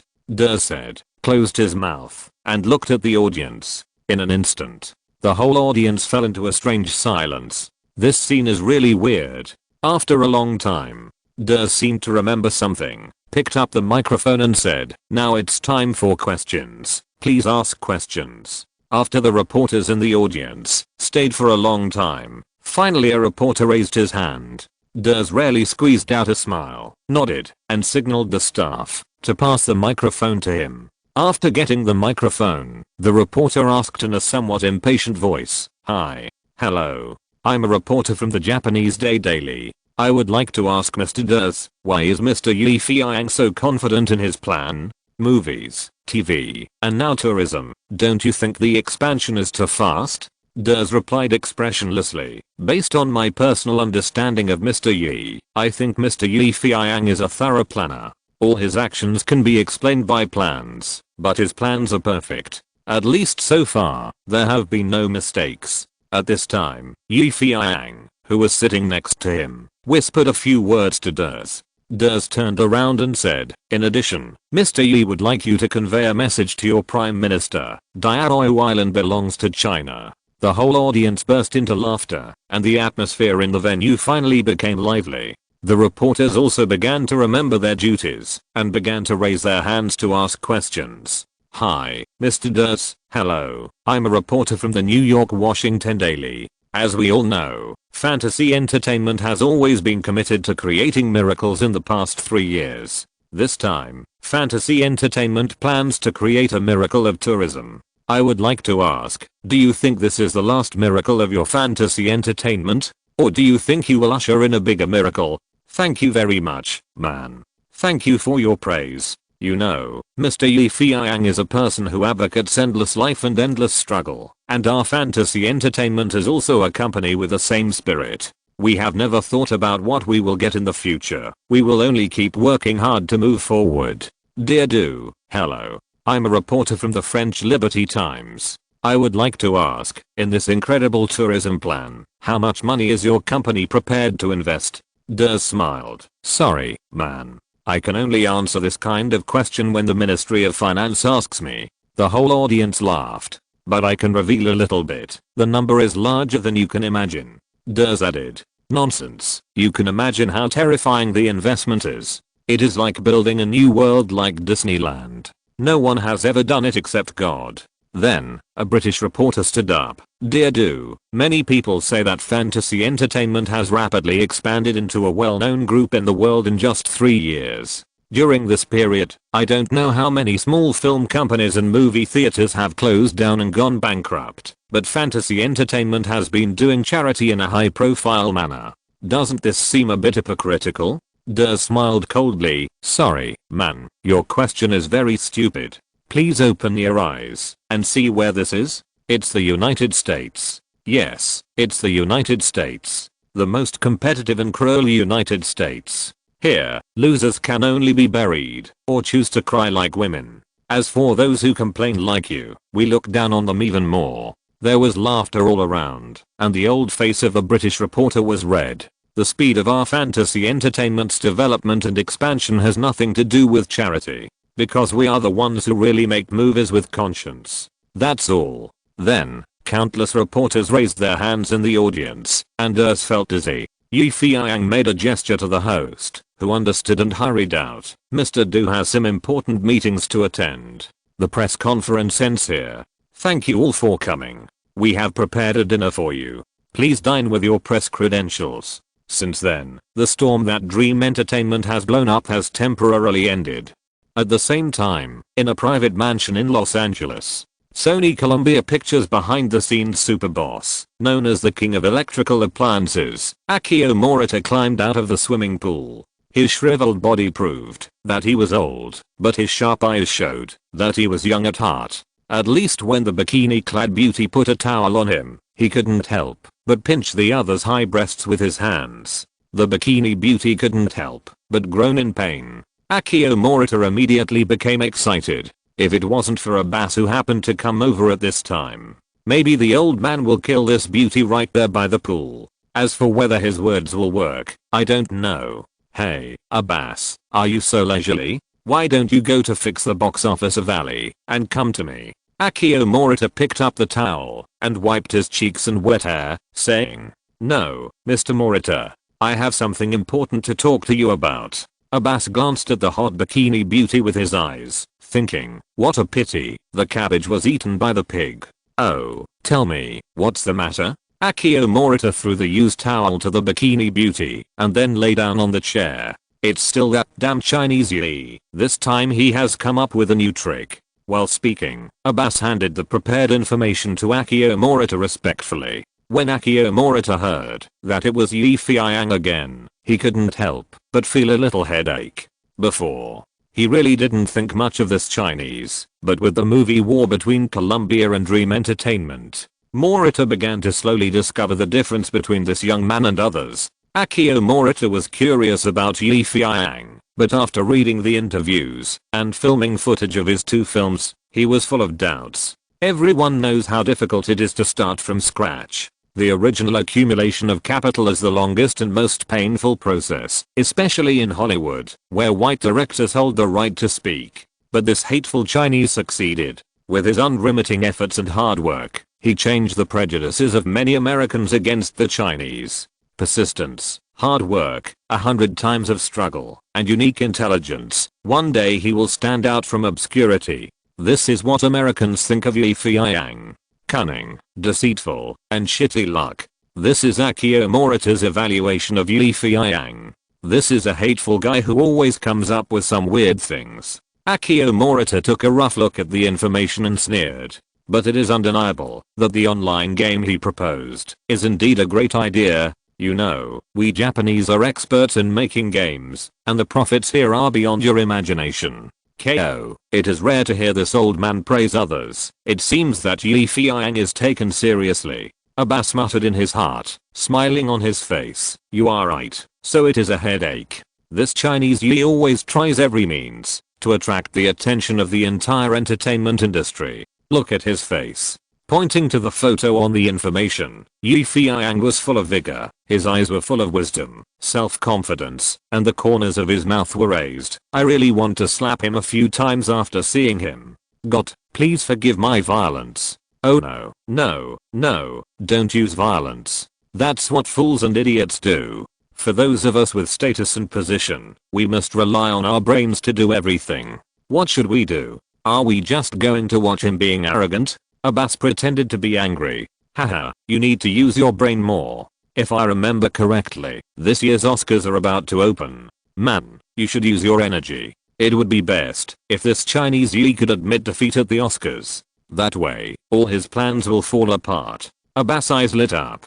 That's right, why didn't he think of it? You know, the reason why Yi Feiyang launched the Hunger Games audition plan was to take advantage of the magnificent momentum of the play The Pursuit of Happiness, and the reason why he launched the Hunger Games tour plan was to take advantage of the momentum of the constantly popular auditions. It can be said that China Yi's plan is one ring after another, one ring after another, one ring after another, and one ring after another, and it is continuous. As long as I destroy the foundation, won't the tower he built collapse instantly? Exclamation mark. But, dear Mr. Morita, the Oscar judges are all very tough. It would be difficult to persuade them to do something behind the scenes. Haha, you should have a better way than me, right? After all, you are American, they are also Americans, and that China Yi is Chinese. What's the reason to give the most important Oscar awards to an outsider? What do you think, dear Mr. Abbas? I understand. Abbas smiled. Yes, this is America, a home court. China Yi, do you really want to win an Oscar? Then let me kick your ass. Chapter 275. 3 Billion Tycoon. The Academy Awards have always been an award that all major American film companies must compete for. Even the highly prestigious Golden Globe Awards pale in comparison to the long-lasting Oscars. Someone once said that, if you think your acting is great and everyone recognizes that you are great, but if you have never won an Oscar, it only means that you are still an actor among many actors, and you will not become a king or queen. This is also the main reason why the legendary Leonardo, has been nominated n times and failed n times, but he still works tirelessly towards the Oscars. A trophy, an honor, a legend, a promise. This is the Oscars. If the Oscars in previous years were lively, then this year will definitely be exciting. Especially Ali and The Pursuit of Happiness were both nominated for the Oscars. This pair of enemies who have been fighting for a long time will once again stage a new round of the century battle at the awards ceremony. Colombia's Ali was nominated for Best Director, Best Actor, Best Supporting Actor, Best Adapted Screenplay, and Best Editing at this year's Oscars, a total of 5 nominations. Dream Entertainment's The Pursuit of Happiness won the Oscars for Best Picture, Best Director, Best Actor, Best Screenplay, and Best Original Score, a total of 5 nominations. It can be said that the Oscar nominations of the two plays are evenly matched this time, but overall, the nomination award for Happiness is more valuable because it has the Best Picture award. In fact, since the Oscar nominations were announced, these two plays have been compared, especially except for Gladiator, which has surpassed other movies. They have become the two most important plays in this Oscar bet. Why is it a bet? You know, the Oscars are the same as the Nobel Prizes. Due to the importance and grandeur of the awards, they have always been the focus of many gambling companies. After the nominations, they will host gambling games according to the nomination list, to attract gamblers to gamble. Therefore, as usual, after the nomination list of the 73rd American Oscars was announced, Atlantic City, Las Vegas casinos, as well as some powerful and well-informed gambling companies, have opened gambling games to buy the wins and losses of the nominees. For example, in terms of the nomination for the Best Actor Oscar, the 5 nominees for this year's Oscars are Russell Crowe for Gladiator, Ed Harris for Pollock, Jeffrey Rush for Quill, Denzel Washington for Ali, and Will Smith for The Pursuit of Happiness. It can be said that in addition to the two veteran actors Ed Harris and Jeffrey Rush, Russell Crowe, Denzel Washington and Will Smith are all popular superstars and hotshots. 2 of them are black and 1 is white, which complements each other. This also attracted the gimmick of Oscar Black and White War. In terms of acting skills, these 3 people are superb. Russell Crowe's steady and domineering in Gladiator, Denzel Washington's brave and arrogant in Ali, and Will Smith's perseverance and diligence in The Pursuit of Happiness are all performed vividly and superbly. It can be said that in terms of acting skills, these 3 have almost reached an incomparable level. In terms of comprehensive strength, Russ Crowe is a late bloomer. He entered the industry very early and has accumulated a lot of experience. This time he has accumulated a lot of experience. As the winner of the Black Oscar for Best Supporting Actor, Denzel Washington is bound to go one step further in his bid for the title of Best Actor. Will Smith, a rising star among black stars, is known as the black star with the best potential for best actor. He has countless fans, but he has not accumulated enough representative works so far, and the most important thing is that he is still too young. From the above, it can be seen that the most likely to win the title of Best Actor at this year's Oscar is Russell Crowe, followed by Denzel Washington. As for Will Smith, he is a mysterious dark horse. Therefore, in the peripheral Oscar betting, the most popular one is Russell Crowe, and the least popular one is Jeff Lalash. Ed Harris and Denzel Washington are evenly matched. Will Smith stands out on the side.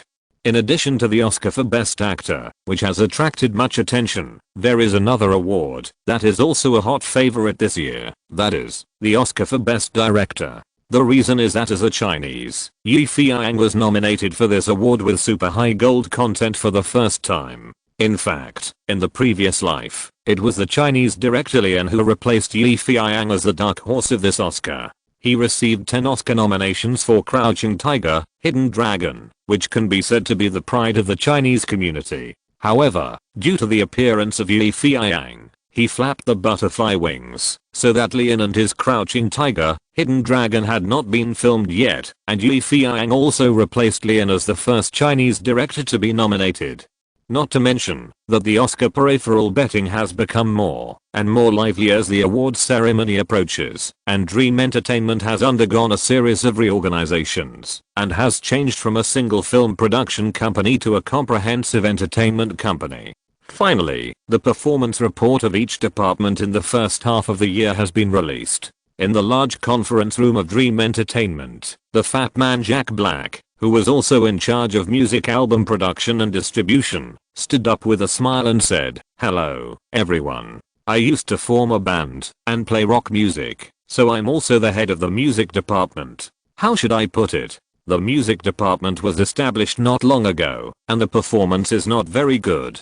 Since its establishment, a total of 10,000 copies of Michael Jackson's new music albums have been sold, with sales of 850,000 and a profit of 74 million. The development and sales of peripheral products are not very good, with sales of less than 2 million and a loss of 16 million. The music department made a total profit of 58 million. Rabbit Bill, who was also the head of the TV department, was shocked. He had never heard of such a number. No company's music album sales could reach such a number. After thinking for a while, Rabbit Bill stood up and reported that the music department's achievements did not belong to him. "Hi, everyone, I'm Bill. I'm responsible for making variety entertainment programs with the TV station. Now we have developed a total of 4 variety shows with Fox TV, namely Dancing on the Floor Season 2, American Idol Season 2, Hell's Kitchen Season 1, and the Hunger Games audition activities. The income of these programs is from inserted advertisements, SMS voting, online voting, etc., totaling 168 million. After deducting the share with the TV station and expenses, the profit is 48 million. Although on the surface, Bill's income is not as high as that of Fatty Jack, but everyone knows that Jack got the golden eggs, while Bill's side is raising golden chickens. With the popularity of these TV variety shows, advertising income will continue to increase in the future, while the record is sold once and it's gone, and there will be no continuous profit. As for the planning department and the marketing department, they are basically departments with only expenditures and no income. Fatty Jack looked very proud because he suddenly realized that, so far, except for the film production department personally managed by his boss Feiyang, his performance was the best. Feiyang and Durs looked at each other and both held back their laughter. Fatty Jack was very proud now, but he would be very disappointed later. In fact, the profit of each department could not be said to be based on its own efforts alone, but the result of overall cooperation.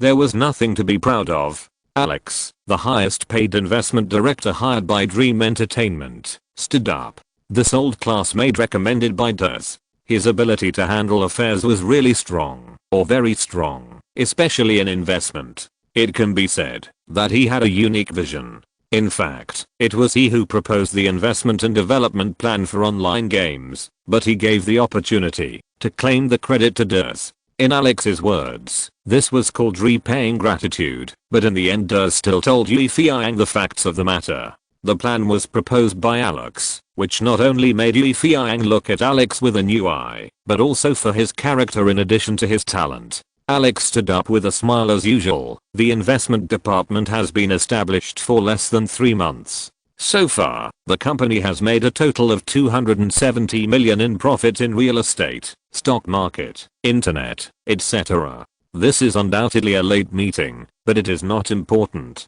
Because the goals for the second half of the year have been set and everyone knows it. In fact, after deducting all expenses, Dream Entertainment still made more than 300 million in the first half of 2001. This number can make everyone laugh so hard that their mouths are split because they know that the more money the company makes, the more they will get. The thing is, although Dream Entertainment is not a listed company, after the accounts are checked by an accounting firm on Wall Street in the United States, the company still announced the total profit of Dream Entertainment in the first half of the year. And after calculations by professional accountants, it is calculated that the current market value of Dream Entertainment has risen from more than 2 billion to 3 billion US dollars. This number is not too high, but a little too low. After all, it has not yet been listed.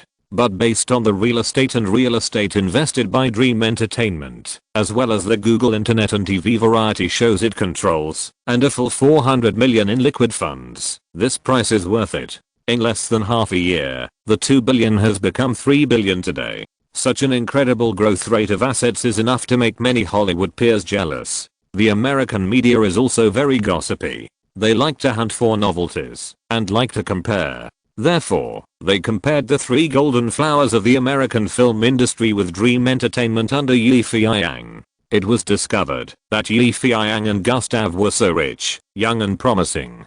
Gustav, the boss of Lionsgate, has assets worth 3.7 billion US dollars, including real estate, stocks, bank investments and other projects. Jus, the boss of Dimension Pictures, owns assets worth billion US dollars, mainly including mining development in Australia. Ed Papa, the boss of New Line Cinema, owns assets worth 2.1 billion US dollars, mainly including shares of NetEase Technology. It is hard to imagine what the media thinks. Perhaps it is because the Hollywood film industry has changed so much recently, and it is dominated by young talents. So they are very keen to rank them. It happened to be the time of the new Oscars, and they were even more excited to rank the richest people in the United States. In the richest people under the age of 40 in the United States in the list, Yi Feiyang was prominently listed, and with his 3 billion fortune, he attracted the attention of all unmarried women in the United States. Of course,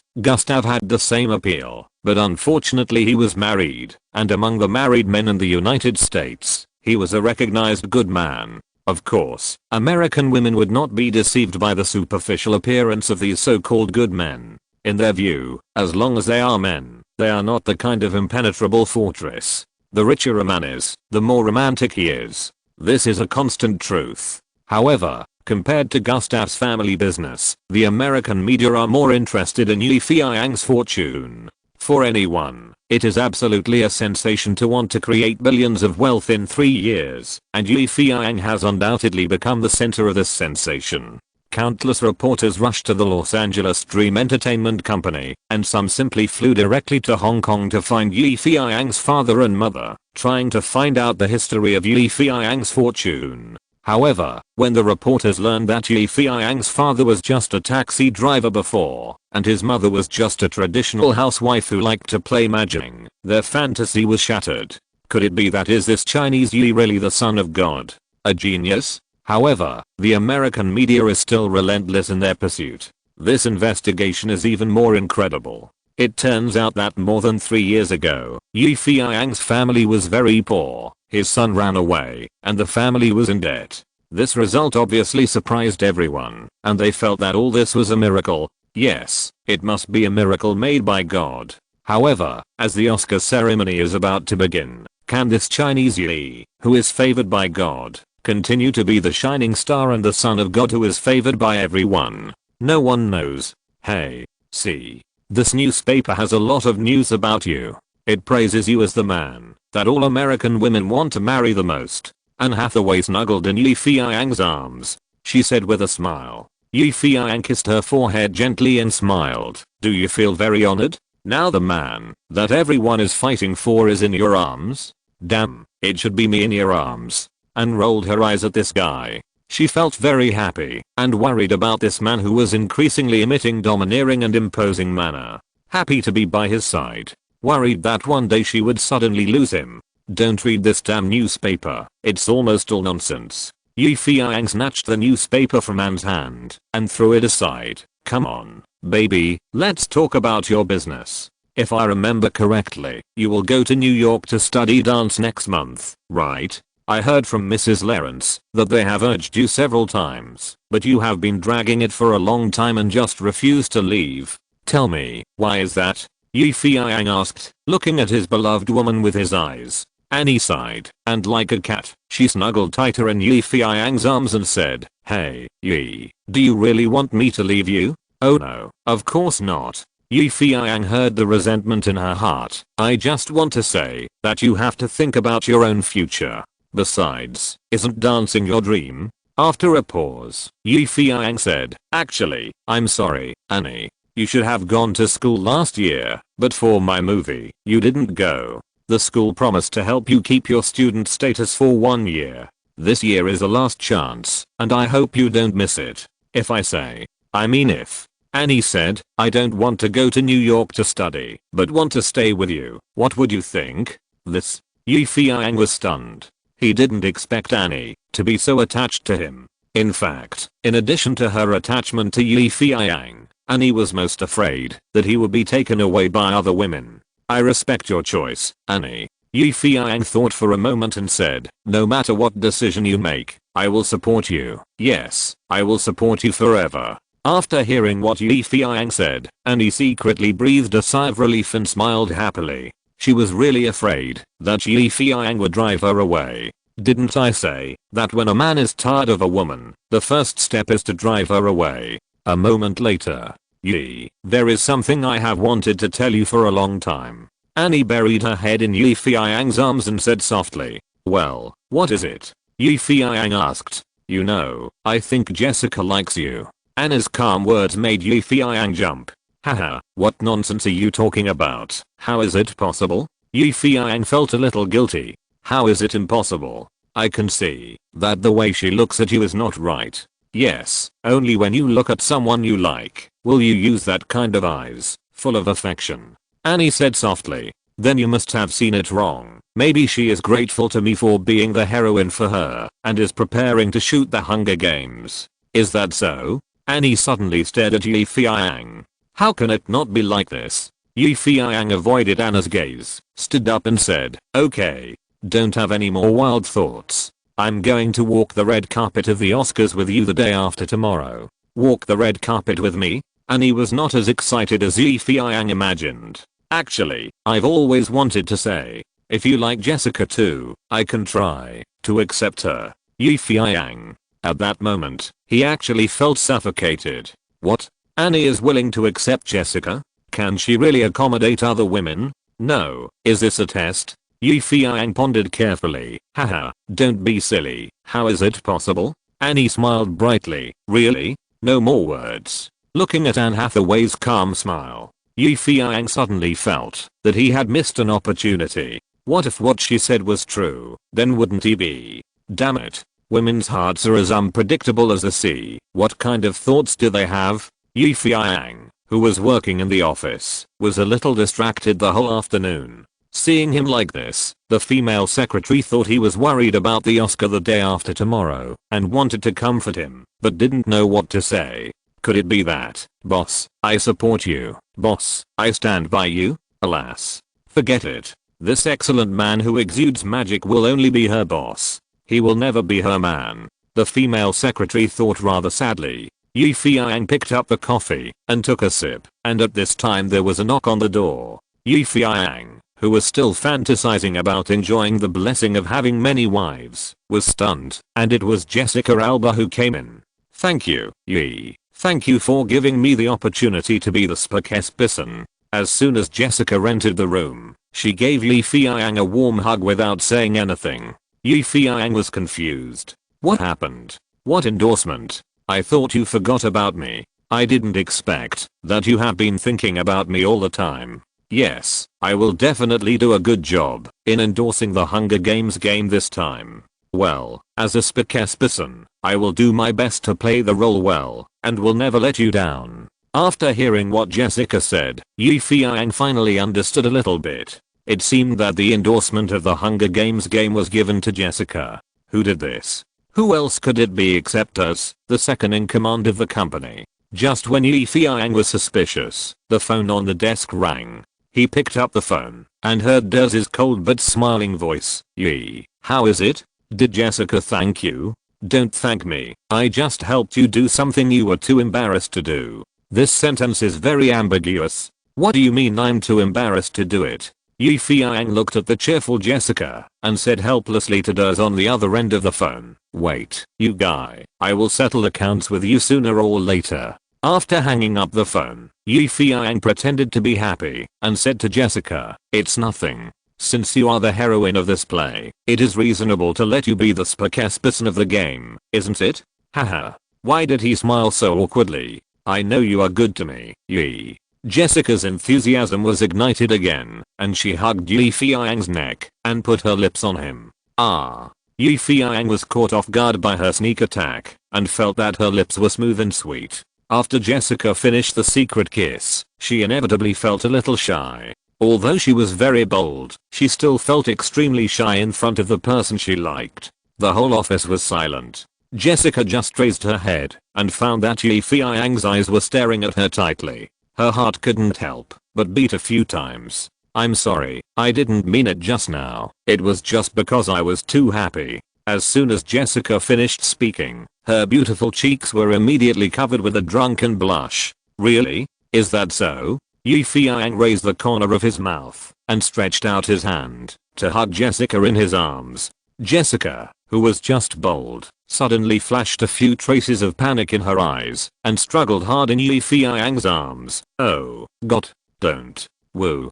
Just after saying one word, Yi Feiyang's lips had blocked her red lips domineeringly, turning all her words into a long and heart-shaking moan. Encountering Yi Feiyang's sudden attack, Jessica's body suddenly stiffened. But within a few seconds, Yi Feiyang began to suck the sweet fragrance from her lips. Jessica suddenly felt as if her body was sucked out by Yi Feiyang, and she instantly collapsed, and her heart also floated up slowly, not knowing where she was. If there was any estrangement between Yi Feiyang and Jessica before, then at this moment Yi Feiyang was really moved. The soft and warm feeling coming from Jessica made Yi Feiyang instantly lost. Knocking open Jessica's tightly closed lips, it was like a bee and butterfly playing with the stamen, enjoying the tender 3-inch clove to its heart's content. Just when the two couldn't help kissing, with a click, the office door was pushed open, and the female secretary stared at the couple kissing passionately. Yi Feiyang hurriedly pushed Jessica away from his arms, and then said to Jessica very seriously, do you understand?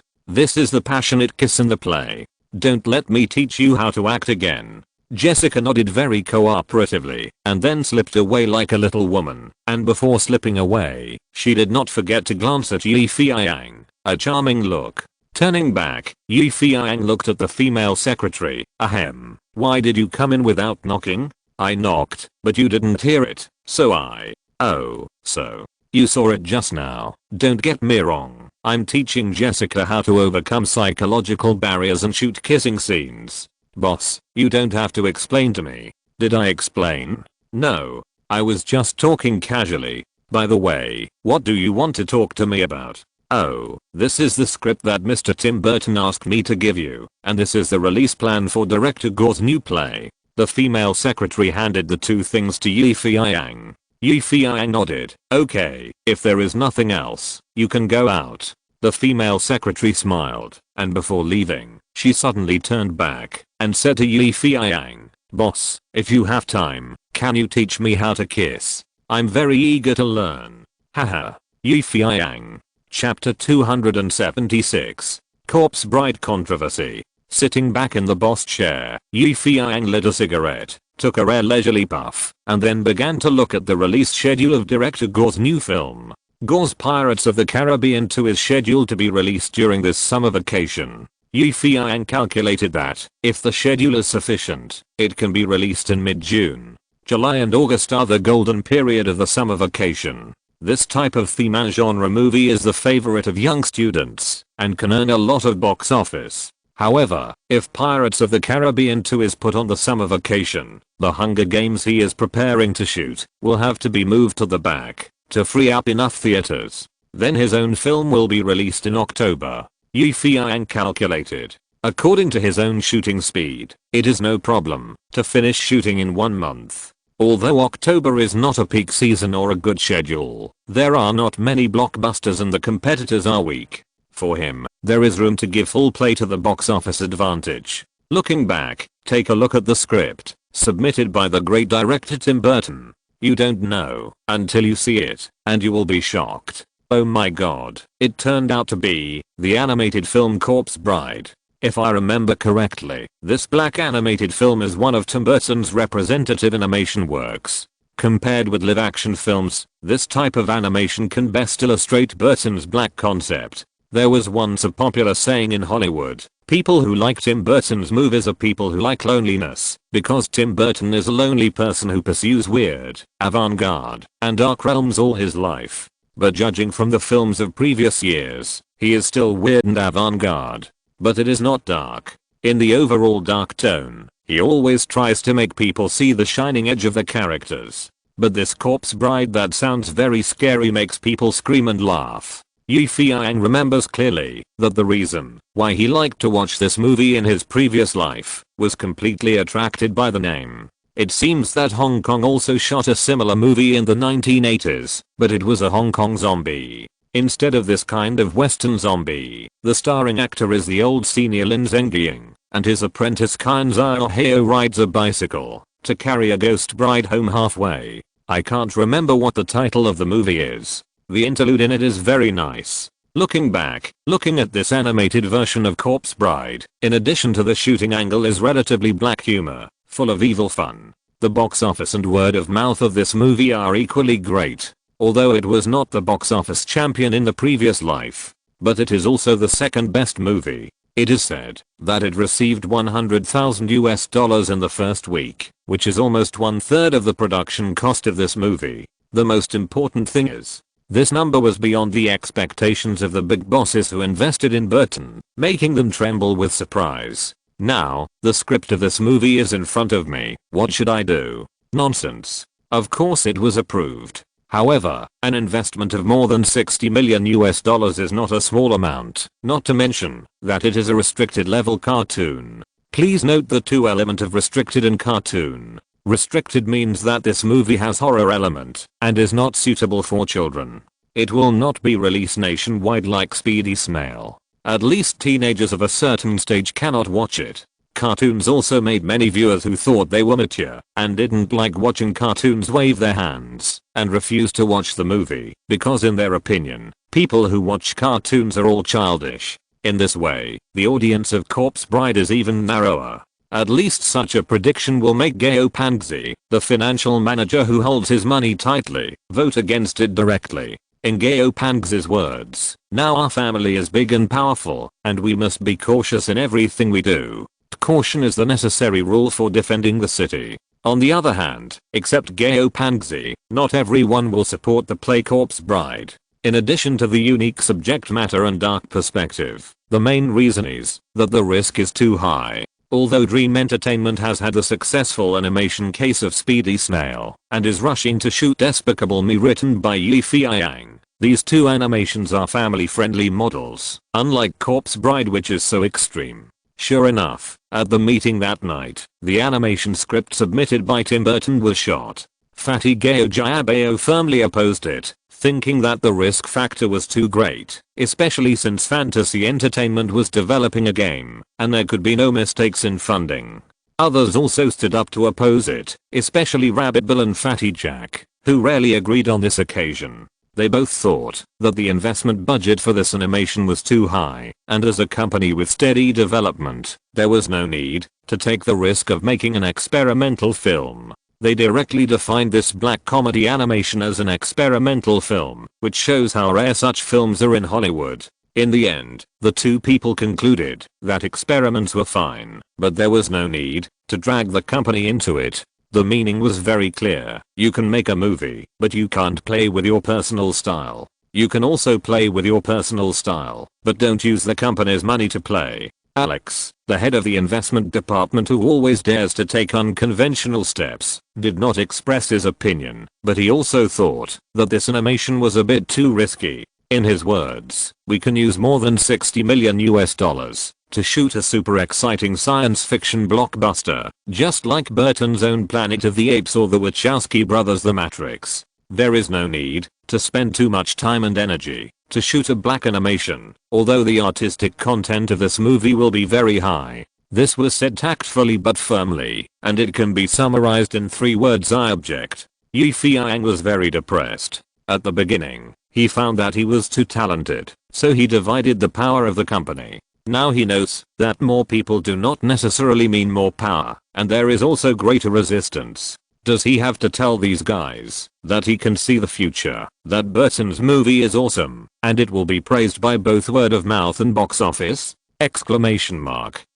After the meeting, Feiyang found Tim Burton privately and comforted him, saying, "Man, I'm optimistic about your film. Since the company has decided not to invest, I will invest out of my own pocket." "Ah, boss, how can you do this? 60 million is not a small amount. You don't have to do this." "Oh, don't worry, Tim. I'm not doing anything stupid. I just think the script is very good. Yes, very good. It would be a pity if it is not filmed." "Is that so? Do you really think so?" "Of course, man. The money in my personal pocket is not blown by the wind. How can it be wasted?"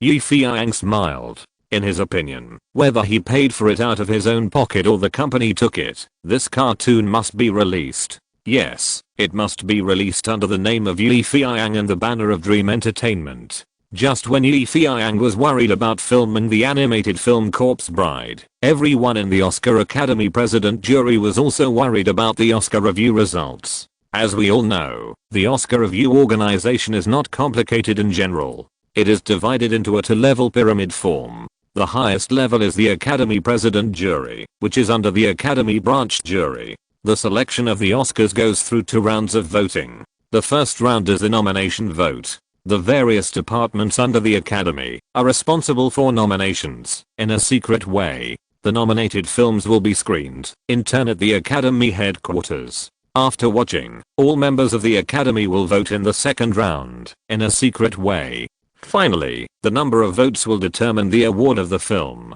The list of winners is highly confidential. After the Academy members vote, all the ballots are handed over to the American accounting firm Pricewaterhouse for counting. The ballots are placed in a safe, and armed guards guard them day and night. After the counting, all the papers are burned and kept absolutely confidential.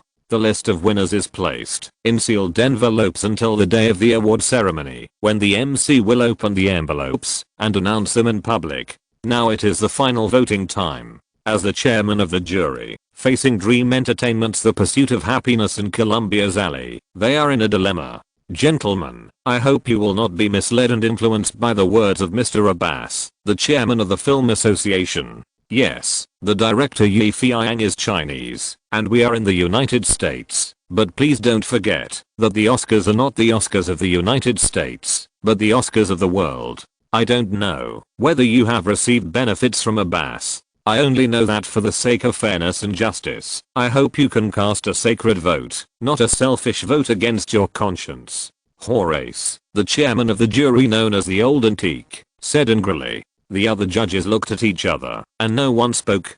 Horace said again, "Why don't you speak? Do you want to use silence to cover up your selfishness? Haha, I know that Abbas is not a good thing. Look at what the North American Film Association has become under his leadership, a tool in the hands of politicians. Do you want the Oscars to become like that? Being treated as a noble plaything, taken out to play, when you are free, as a decoration, to whitewash their facade?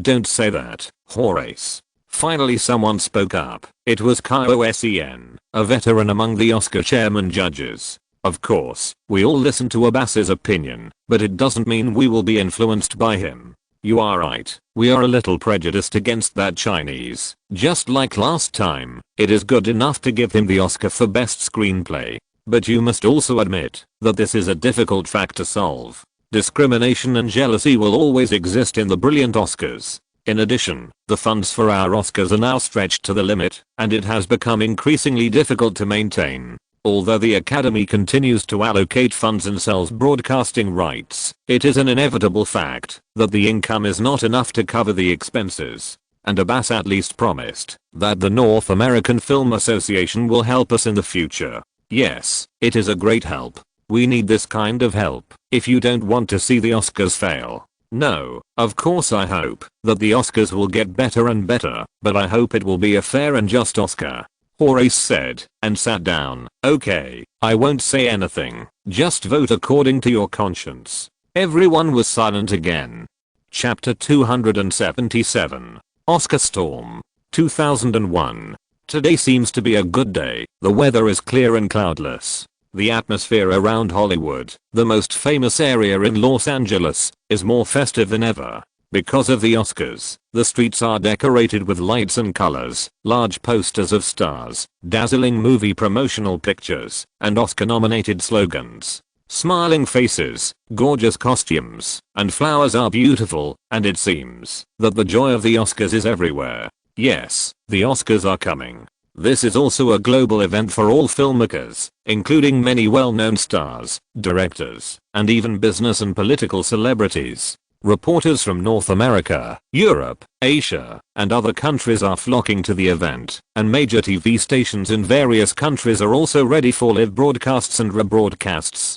Because the inspirational blockbuster The Pursuit of Happiness, directed by Chinese director Feiyang himself, was nominated for 5 awards: Best Film, Best Director, Best Actor, Best Screenplay, and Best Original Score. Many reporters from Hong Kong, Macau, Taiwan, and the mainland also flocked to the event. They all wanted to get any news about the award of the drama Happiness as soon as possible. As the dominant TV media in Hong Kong, Feiyang's hometown, TVB spared no expense and sent its most capable foreign correspondents to fly directly to Los Angeles, USA, to make sure to report on the scene simultaneously, and it would be best if it could interview the legendary entertainment tycoon Feiyang. On that day, more than 10 hours before the Oscars ceremony began, this year's Oscars was held at the Dolby Theatre in Los Angeles, just like in previous years. This year, reporters participating in the coverage had to park their cars in a parking lot rented by the organizer on Sunrise Avenue,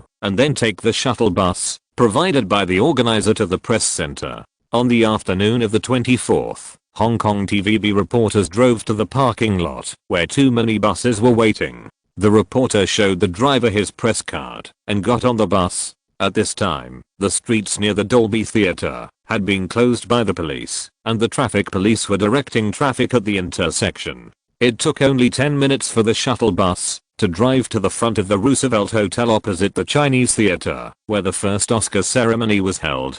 It is only a 5-minute walk from the Oscars press center. The press center is located on the 2nd floor of a hotel next to the Dolby Theatre. The corridor is covered with floral carpets and is filled with snacks and drinks. Several ladies in long skirts and men in formal suits are enjoying their meals. The press center provides workspaces for photographers and reporters. In the area used by photographers, 4 rows of support racks for photographic equipment have been set up. After receiving the Oscar statuettes, the winners will come here from the venue to be photographed by reporters, and then go to the next door to the reporter area for interviews. In the area used by reporters, several rows of long tables have been set up. It can accommodate 300 or 400 people working at the same time. There are 8 large screen TVs installed in the venue. The red carpet show and award ceremony are broadcast live. The dispatched reporter of Hong Kong TVB saw that in the reporter area, a plain curtain with a statuette pattern was hung on the wall facing the main door. There were 2 statuettes more than 1 person tall. There were also staff on duty in the venue, responsible for providing press releases and transcripts of celebrity speeches and helping reporters solve communication problems. As white reporters, those from Europe and North America seemed to be given special care, while most of the reporters from Asia were left out. But it didn't matter, because many Asian reporters, especially Chinese reporters, were very happy, not for anything else, but just because Yi Feiyang was there at this Oscars.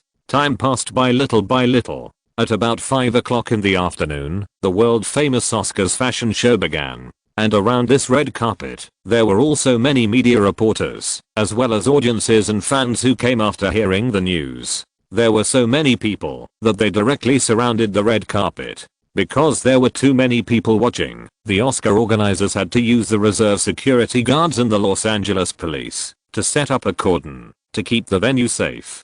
Damn, there are so many people, it's just a sea of people. A fat white policeman said while wiping his sweat. You should lose weight, don't eat so many hamburgers normally. A black policeman laughed. Hey, man, I'm not fat, I'm strong, understand? My wife loves my figure the most. Oh, it looks like your wife has a strong taste. Hey, man, today is my day off, but I have to come here to maintain order. A short policeman complained. You are just on vacation. Today is my birthday, okay? My girlfriend has made pizza for me, and the most important thing is that she has sprayed perfume, washed herself clean, and is waiting for me in bed. The tall policeman said unhappily. So we are brothers in distress. Who said it's not? Oh, this damn Oscar. An hour passed quickly. The entire Oscar red carpet show went from being deserted at the beginning to being extremely lively now. On the red carpet, the stars were shining, the starlight was charming, and countless stars and superstars passed by here, and the cheers made people excited.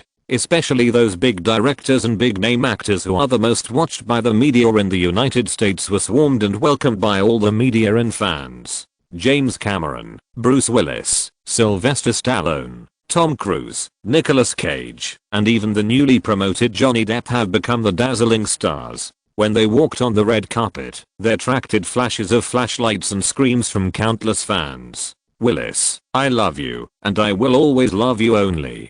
Tom Cruise, I support you, you are the best. Depp, woo woo, my sweetheart. Several big stars accepted a brief interview with reporters. Mr. Willis, how do you maintain such a fit body? Can you tell me your maintenance secret? Oh, it's very simple. I go to the gym often, and I like swimming, especially freestyle. Bruce Willis said with a crooked mouth. A man said that you are too bald. What do you have to say about this? Haha, let this friend who said that I'm bald wait until he is 40 years old. If he still has abundant hair, then congratulations to him. Tom Cruise, what do you think about people calling you an idol instead of a talented actor? Haha, I have been trying to change. Yes, I started with the Mission Impossible series. Don't you think I'm very manly now? Tom Cruise joked. But everyone still cares about your handsomeness. For this, will you deliberately play some ugly roles? For example, the bell ringer in Notre Dame de Paris? I don't think it's necessary. Yes, it's not necessary. Beauty and ugliness are in people's hearts. If I deliberately make myself ugly, then the role I play will lose its flavor. Tom Cruise shrugged very casually. Mr. Depp, some people say that you became famous because of the Pirates of the Caribbean series. Do you have anything to say about this? I don't deny this. Yes, because I like the role of Captain Jack very much. As for whether it is because of this movie that you became famous, that's a matter of opinion. China Yi is your good friend. He is nominated for Best Director this time. Will you cheer for him? Of course. He is not only my investor, but also my good friend. Therefore, I really hope he can win the award. Johnny Depp said sincerely. Faced with such cool superstars, the fans around them wanted to rush in from the protective area, shouting each other's names, hugging them tightly, and crying bitterly. This shows that the charm of superstars is endless, enough to replace chicken blood injections and tear gas, and become a killer weapon. Compared with the excitement of American audiences in the Asian region, or more precisely in Hong Kong, the audiences sitting in front of the TV watching the live broadcast at this moment are waiting for Yi Feiyang to show up. Why hasn't Yi Feiyang come out yet? All the foreign stars are coming out. Wait patiently, he will definitely come out. He is the hero of our Chinese entertainment industry. Wow, the red carpet of the Oscars is so lively, but why hasn't Yi Feiyang come out yet? We are looking at him. Be patient, you haven't seen those big events. The ones who come out at the end are the big names. Yi Feiyang, come out quickly, we can't wait. Yi Feiyang, we support you, come out. Compared to those enthusiastic Hong Kong fans, Yi Feiyang's parents were really excited. His mother, who used to like playing mahjong, finished the game early and sat in front of the TV with her husband, staring at the big TV without blinking, for fear that she would miss her son's shot if she blinked. His father, do you think our Yang can win the award this time? His mother asked uneasily. How should I know this? I'm not an Oscar judge. Go away. Can't you just coax me and comfort me? Life and death are determined by fate. Wealth and honor are determined by God. Why do you worry so much? Humph. Who is as cold-blooded as you? You don't even know whether your own son can win the award. I say, you are making a fuss. What if our son doesn't win the award this time? He is no longer our son. Who said that? He is my son, and no one can take him away from him. Haha, that's not necessarily true. He will get married in the future. As the saying goes, a magpie has a long tail and forgets his mother after marrying a wife. You old man, can't you say some auspicious words? You want to piss me off to death, right? Oh, I see. You think I'm too old and want to piss me off to death and then find someone young and beautiful, right? Dad was completely speechless. After a while, he said, I think you should stop playing mahjong and just apply for the Oscar for Best Screenplay. You have such a rich imagination. Ha, so I hit the nail on the head, and you feel guilty? Don't tickle my armpits. Spare me, my dear wife. Inside the villa, an old man let out a silent whine. If you're listening to this novel on a channel other than Fanfic World, it means they downloaded and uploaded it without effort. We cordially invite you to visit our channel, Mundo Fanfic Novelos. There you'll find the original version of this story and you can explore many other novels of various genres. We're waiting for you to immerse yourself in a world of incredible novels. Chapter 278. A shocking statement. The camera then turns to the Oscar ceremony. The red carpet show lasted for more than an hour. Amidst the crowd of superstars, a super luxurious Rolls-Royce car suddenly drove slowly in front of the red carpet. The expensive car logo on the car seemed to indicate the distinguished identity and status of the visitors. Under the flashing spotlights, Abbas, the chairman of the North American Film Association, got out of the car with his wife. As he got out of the car, the main members of the alley crew, Denzel Washington, Marlon Brando, and Al Pacino also got out of the subsequent cars. In this way, so many stars and great people formed a formation, the Columbia Formation. Oh my god, it's Denzel. Oh, it's Brando. Pacino, it's him, I'm not mistaken. The fans who were anxiously waiting around shouted. Obviously, this supercast formation deliberately created by Abbas directly attracted the attention of many audiences and fans, and made those media reporters press the shutter without hesitation. For a time, the stars were infinite. Abbas was very proud of being admired by so many people. See, these idiots are just a bunch of buzzing flies. You only need to use a little trick to make them pounce on you. At that moment, looking at the excited fans and the media around him, Abbas felt an indescribable excitement, as if at that moment, he was standing on the top of a mountain, looking at all living beings. So cool. But this feeling did not last long, and was broken by a cry of surprise. Oh god, look, who is that? With the cry of surprise, an inconspicuous black car quietly parked in front of the red carpet. People who are familiar with the inside story of Dream Entertainment Company can see at a glance that this car with an extremely low-key appearance is the car of Yi Feiyang, the most legendary Chinese director in Hollywood. Oh god, that's the car of Magical Yang. It's him. He's finally here. China Yi appears. Come and see. Because Yi Feiyang can create miracles, his miracles are almost everywhere, even when walking on the red carpet. At this time, everyone held their breath. Everyone knew Yi Feiyang's car, and everyone knew that it must be Yi Feiyang himself who got out of it, but they still had a kind of expectation, expecting something that would surprise them. Yes, Magical Yang, what will he bring them this time? Exclamation mark. In the expectation of everyone, the car door opened. Yi Feiyang first got out of the car very elegantly and calmly, wearing a black gentleman's hat tilted on his head, with a fiery red men's windbreaker, eye-catching, chic, and unlimited asterisk. Then Yi Feiyang opened the door for the female companion in the car, and joined hands with the most promising female star of Dream Entertainment, Anne Hathaway. Everyone was disappointed. You know, every time Yi Feiyang appeared on such a big red carpet, he was almost surrounded by stars, and there were at least 3 or 4 beauties around him. But this time, it was not a 3p or 4p, but only one. How could this happen? The self-proclaimed Chinese Yi actually only has one beauty? I can't believe that the Chinese Yi didn't do anything unexpected or miraculous this time.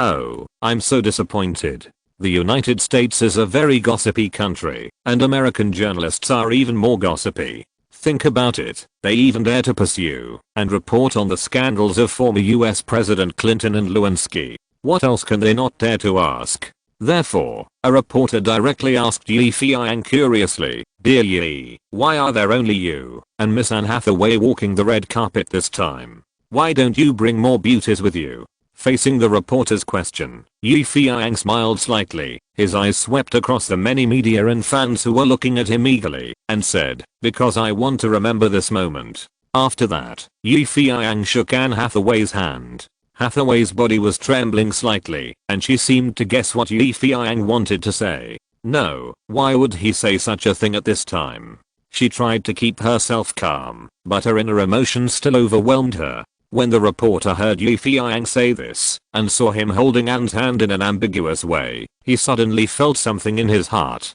"Is there big news?" Exclamation mark. Ahem. "Excuse me, Mr. Yi. I'm very presumptuous to ask Miss Anne Hathaway and you. She's my girlfriend." Thunderbolt. Thunderbolt. Yi Feiyang's light words shocked everyone. "What? Did I hear it wrong? China Yi said Anne Hathaway is his. Oh my god, I can't believe my ears. Yes, is all this true?" Those who were still complaining that Yi Feiyang didn't do any gimmicks or miracles were shocked at once, because they knew that this news was more explosive than any other news. Yi Feiyang's personal life, especially his personal feelings, has always been the object of pursuit and excavation by many media. Unfortunately, Yi Feiyang's confidentiality work was so good that many media and reporters returned empty-handed. In the American entertainment industry, there is also a catchphrase: "It is more difficult to dig out the emotional secrets of China's Yi than to dig out an Egyptian mummy." But now, in front of all the media, in front of billions of TV viewers, Yi Feiyang stood on the world's Oscar stage and revealed that Anne Hathaway was his girlfriend. Oh my god, how embarrassed are the gossip reporters? Exclamation mark. How embarrassed are the female fans who admire Yi Feiyang? Exclamation mark.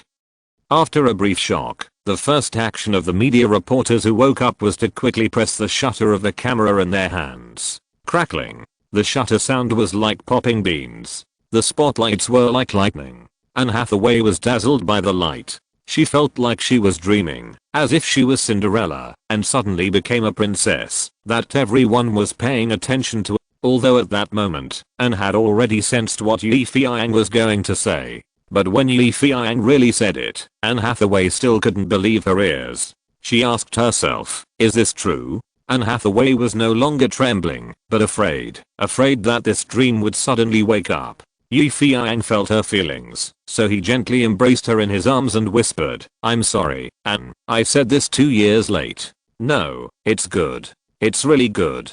Anne couldn't help but shed tears and snuggled up to Yi Feiyang happily. The camera engraved this scene on the film. Although they were used to seeing so-called stars and beauties, Yi Feiyang's sudden confession of love still made the atmosphere on the scene stagnate. Everyone seemed to have lost their voices. At that moment, it was very quiet. Although it was just a pause of 1 second, it was eternal enough. Then there was a crazy flash of flashes. The frequency far exceeded those superstars who had passed by. You know what? At that moment, I thought they were a pair of angels, especially the confession of Yi Ai from China, which almost fascinated all women. Many years later, a female reporter from the Los Angeles Times recalled this scene. At that moment, I didn't even feel like a reporter. I was jealous, and of course, I also had blessings. If there was no jealousy, then I would not be a woman, but if there was no blessing, then I would be a woman who didn't understand what love is. In fact, this moment can be completely recorded in the history of the Hollywood red carpet, but it seems that there is no such history, because the impact brought by Feiyang and Anne Hathaway made some fans outside start to cheer and shout. They surged, trying to see the sexy grace of Feiyang and Hathaway with those reporters who occupied a favorable position. It is hard to imagine that the appearance of a Chinese filmmaker would bring such a huge impact to the Hollywood red carpet. This phenomenon is rare even in the decades since the birth of Hollywood. But now Mr. Feiyang has done this. A nation reporter sighed in front of the camera. It is undeniable that China Yi has created another miracle. This time the miracle is very simple, just a few words, but I believe that this love confession will spread all over the world in an instant. A European reporter exclaimed. I'm very happy to witness this exciting moment. China Yi's declaration of love for Anne Hathaway shows us that there is true love in Hollywood. Come on, Yi. Come on, Anne. A Hollywood reporter shouted. To be continued, chapter 279. Fire Cloud Evil God. The Oscar live broadcast is still going on. The spotlights are flashing. Feiyang is smiling, holding Anne Hathaway's arm, waving to the fans and media around him.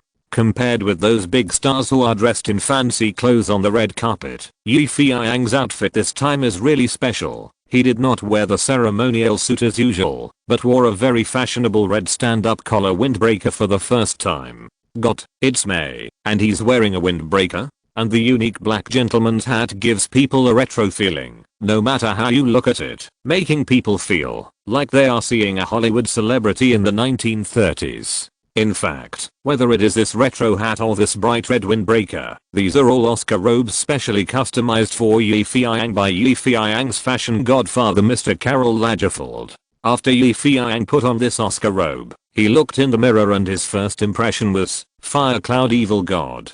That's right, it's the Fire Cloud Evil God. That's the feeling. Feiyang, who has never been sensitive to fashion, just feels that this red robe looks like it was borrowed from the world of martial arts. He doubts whether Lagerfeld has seen the Hong Kong version of Tathagata Palm. However, it cannot be denied that Karl Lagerfeld is indeed very skilled. At least Feiyang's outfit has become the focus of all media. A red man, a man like fire. Look at him, it's like a piece of fire, flying in front of us. A literary reporter who has read Shakespeare recited a poem. Compared with Feiyang's eye-catching and red cool, Anne Hathaway, who he held hands with, is much more low-key. She wears a purple lace evening dress, a not so expensive pearl necklace around her neck, and a not so expensive purse in her hand. But even so, people still think she is as charming as a princess. Why is it so? It's very simple. If you are Cinderella, even if you wear a Patek Philippe, you will be considered a fake. If you are Snow White, even if you deliberately wear a cheap watch, you will be considered $1 million treasure. This is the difference. At this moment, Feiyang, who has transformed into the Fire Cloud Evil God, walks leisurely on the red carpet of the Oscars with Anne Hathaway, who looks like Snow White. Not to mention how many people were surprised by Feiyang's fiery red fashion, and how many people will imitate and worship his outfit in the future. Just say that Anne Hathaway, who is next to him, is wearing a purple evening dress, with a slender body, a pearl necklace on her neck and a diamond ring on her finger, which is very eye-catching. Many women, including Cameron Diaz and Demi Moore, are jealous and say in their hearts, it would be great if I could walk on the red carpet with China Yi. Unfortunately, China Yi has just announced that Anne is his real girlfriend. Oh my god, how come such a good man is already taken? The long red carpet always has an end. At the end, a man was waiting for Feiyang with a smile on his face, a thin figure, black bleached skin, the American pop king who has attracted much attention, Michael Jackson. Yes, it was Mike. Mike has been a very busy man recently. Since Feiyang revitalized his acting career, Mike has started his new life again, holding concerts, producing personal albums, releasing records, appearing as a guest on TV, etc. He is very busy, but compared to his previous empty and lonely life, Mike still likes himself now. His changes are all due to Feiyang, so Mike is very grateful to Feiyang. As soon as he saw Michael Jackson, Feiyang walked over with a smile on his face. "Hi, dear Mike, how are you? How are you doing recently?" Feiyang smiled and extended his hand to greet him. Michael Jackson smiled bitterly. "Dear Yi, do you think I should say yes or no? I used to be able to sleep until dawn, sit by the TV at night and watch Hanson's talk show, and occasionally play with my daughter. But now, I work all the time. It seems that you are very busy." Feiyang expressed his understanding. "Of course." Mike shrugged, "but the good news is that I have almost paid off the money I owed to those Sony guys. Yes, I'm not going to cooperate with them anymore, these vampires." Mike cursed, and then looked at Feiyang. "Yi, will you take me in?" Feiyang was stunned by Mike's sudden words. What did you say? I mean, will you let me join Dream Entertainment? Now I'm homeless, and I'm not good at packaging and marketing. You are the only one left, and I only trust you." Feiyang's mind was confused. What does it mean? Michael Jackson wants to join his company? Did he hear it wrong? Hey, man, did I hear you right? You mean, you want to join Dream? Feiyang asked cautiously. "Yes, that's right. We were just a short-term cooperative relationship before, but I can see that you are very capable. Yes, my records have never sold so well, of course, except for my golden period. Now I have to admit that I'm outdated in some aspects, but I still have confidence in my development. Yi, please accept me," Michael Jackson said sincerely. Feiyang's brain short-circuited, and he was sure that Mike was not joking. The once most awesome American pop king was really ready to jump into his arms. "If you insist on saying that, then I," reluctantly, resisting the joy in his heart, Feiyang said lightly, "Welcome, Mike, welcome to join," and stretched out his hand. Michael Jackson was very happy. He was a little afraid that Feiyang would reject him. After all, he was not the same person he used to be. He used to be very popular and could choose who to work with. But now, his popularity has declined. Many companies dare not easily accept him. To accept him, they must consider the company's strength. Obviously, Dream Entertainment is the most suitable. "Mike, are you interested in filming another movie? Well, to be specific, dubbing for cartoons." Seeing that he had already embraced this pop king, Feiyang was in high spirits and couldn't help but make a small calculation. Dubbing cartoons? Mike was surprised. He didn't expect to have a job so soon. "Yes, you sing well, but the record market in the world is weak now, so I think you'd better expand your acting range. The effect of your previous filming was very good, which directly raised your popularity by several levels. Now as long as you are willing to work harder, I believe that you will soon become the Mike of the past, the Mike who walks sideways." Feiyang thought carefully. Mike immediately understood what Feiyang meant. Yes, he wanted to diversify his career. He almost died because he only knew how to sing. Now he had more opportunities and could give it a try. Seeing that Mike seemed to be convinced by him, Feiyang smiled and said, "This cartoon has not started shooting yet. It is called Corpse Bride. If nothing goes wrong, it will be a movie invested by me personally. Of course, if you are interested, you can also invest a little bit." Corpse Bride. This name is very good. Mike laughed. "As for the investment, just treat my dubbing salary as an investment." "Okay, it's settled." Feiyang laughed. In fact, the reason why he encouraged Mike to invest was mainly because he was afraid that he would quit. Now, with a big name like Mike, Corpse Bride will definitely be popular. You know, in the American animation film industry, there is a very popular rule, that is, to find big stars, to dub the animation characters, and then use the fame of these big names to increase the popularity of their own animations. Besides, Michael Jackson himself has a special affinity with zombies. He danced the zombie dance in the MV, which set the trend. Feiyang thought that, if he could invite Madonna or Julia Roberts to voice the heroine, this cartoon would be a big hit. To be continued, Chapter 280. Outside Gambling. While Yi Feiyang and Michael Jackson were talking happily, the famous director Steven Spielberg, who was the guest of honor for the Oscars, and Martin Scorsese came over. "Dear Yi, we are all optimistic about you this time. If you really win the best director, you must treat us to a big drink." Spielberg, the old friend, said with a smile, "Don't worry, I will treat you, even if you don't ask." Yi Feiyang also smiled, "But why don't you stutter? You can speak so fluently when you ask me to treat you." "Haha, this is my secret." Spielberg blinked mischievously. "By the way, dear Yi, I forgot to introduce you. This is my old senior, the great director Mr. Martin Scorsese.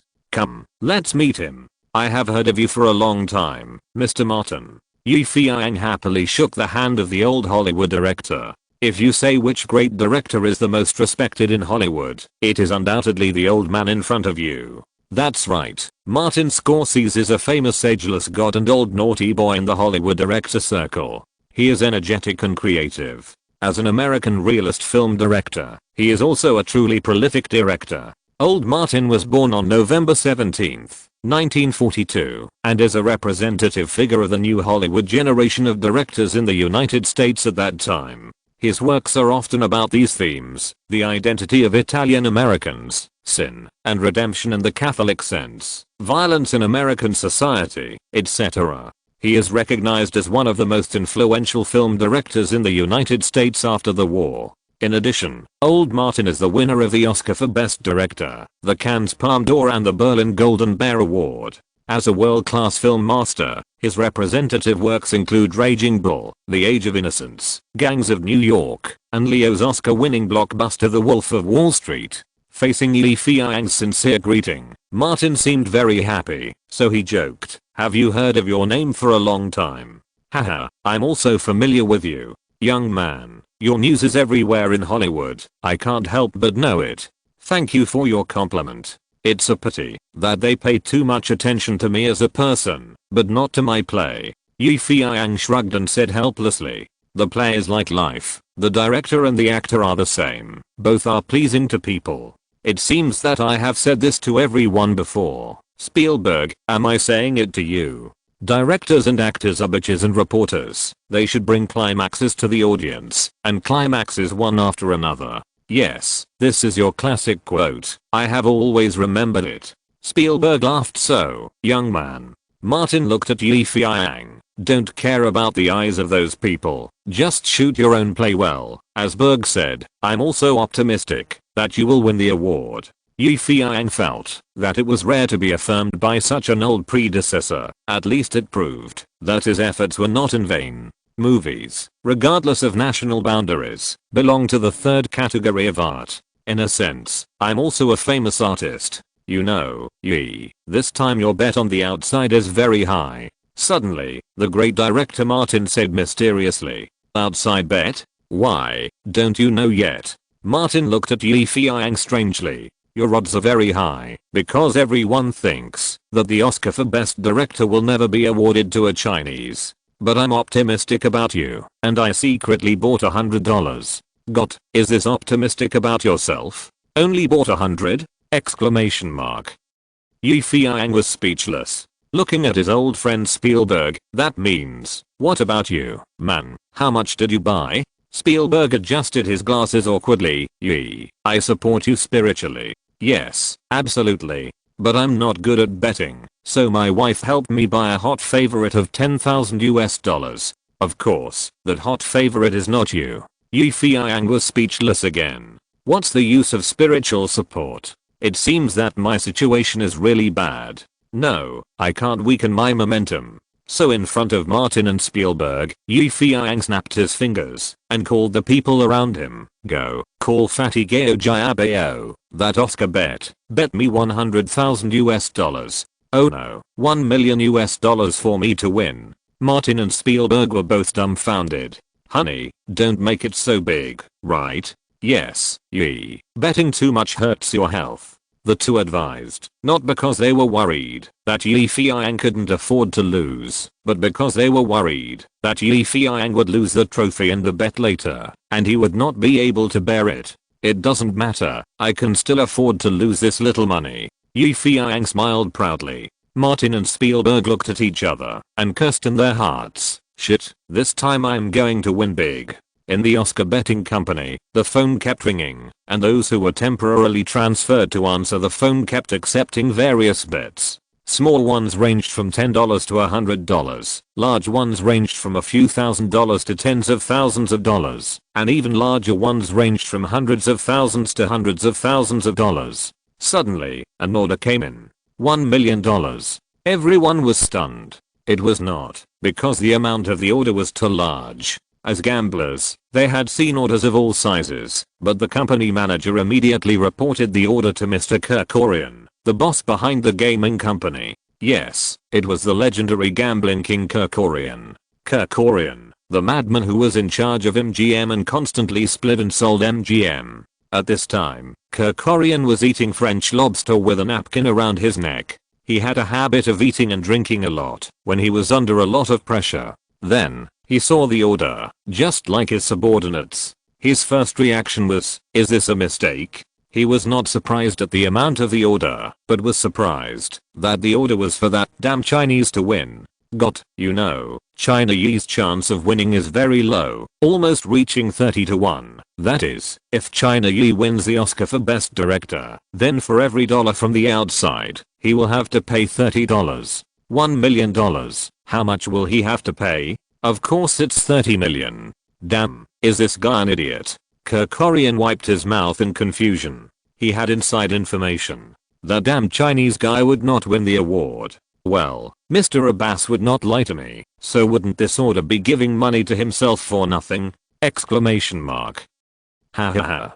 Take this order, I'm going to make this idiot lose his pants. Kerkorian said happily. For a super gambler, the happiest thing is that he knows what the bottom card is, but there are still many fools rushing in. The Oscars are about to begin, and celebrities are in place one after another. Feiyang and Will Smith and other crew members will meet. Will Smith was dressed very cool tonight. Although he was not as eye-catching as Feiyang, he looked elegant in his Black Prince costume. Will came with his wife Jada, and he was holding his baby Jaden, who was also a little actor in the play Happiness. In addition, former US President Bill Clinton, who acted with Will, also attended the ceremony in his best clothes, but unfortunately, his wife Hillary did not come. This iron lady in the American political arena, who is becoming more and more famous, has too many things to do. She is not as leisurely as her husband Clinton. So, as soon as a man leaves his job, he will go from being the pillar of the family to being a slave to his wife. At least, this is the case with Clinton now. Although he does not wash clothes or cook, he really does a lot of housework. Alas, it can be regarded as retribution, because he had an affair with Lewinsky before. Although Hillary did not come, their baby daughter Chelsea came. Chelsea was with Clinton, at least he would not feel alone and weak. Chelsea is not a pretty girl, but she is definitely a lady from a rich family. Therefore, Will Smith's wife likes her very much, and so does Jaden.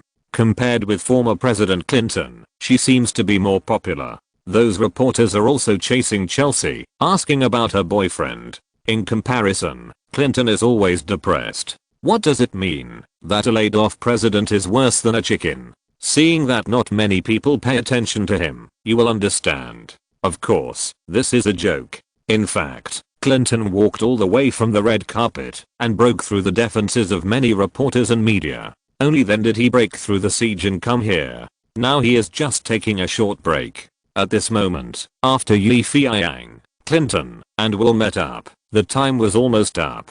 Seeing that the Oscar ceremony was about to begin, the atmosphere of the entire party was extremely warm, but people's thoughts were different. Especially those nominated protagonists. They all want to fight for a place on this stage. Being able to step onto this stage, even if it is only once in a lifetime, is enough of an honor. Then in the future, there will be a line of words in their own movies. Oscar winner, starring so and so. So the temptation of fame is very great, because fame and wealth go together, which also means that the value of each movie starring oneself will go up a level. Being nominated is also a very good honor. After all, Hollywood shoots more than 1,000 movies every year, but there are not many movies nominated this year, especially in the nomination of a single award. There are only 4 or 5 movies competing at the same time. so the nomination itself is a reward for the movie. Feiyang kept enough calm in his heart, but he was still full of expectations for the nomination for Best Director, even though his opponents were very strong, especially a cow movie like Gladiator. To be continued. End of this chapter. Thank you very much for reaching the end. Don't forget to like. Looking for more exclusive content and immediate access? Subscribe to our Patreon. Remember, every like, subscription, or donation encourages us to continue. Thanks to everyone. See you in the next video.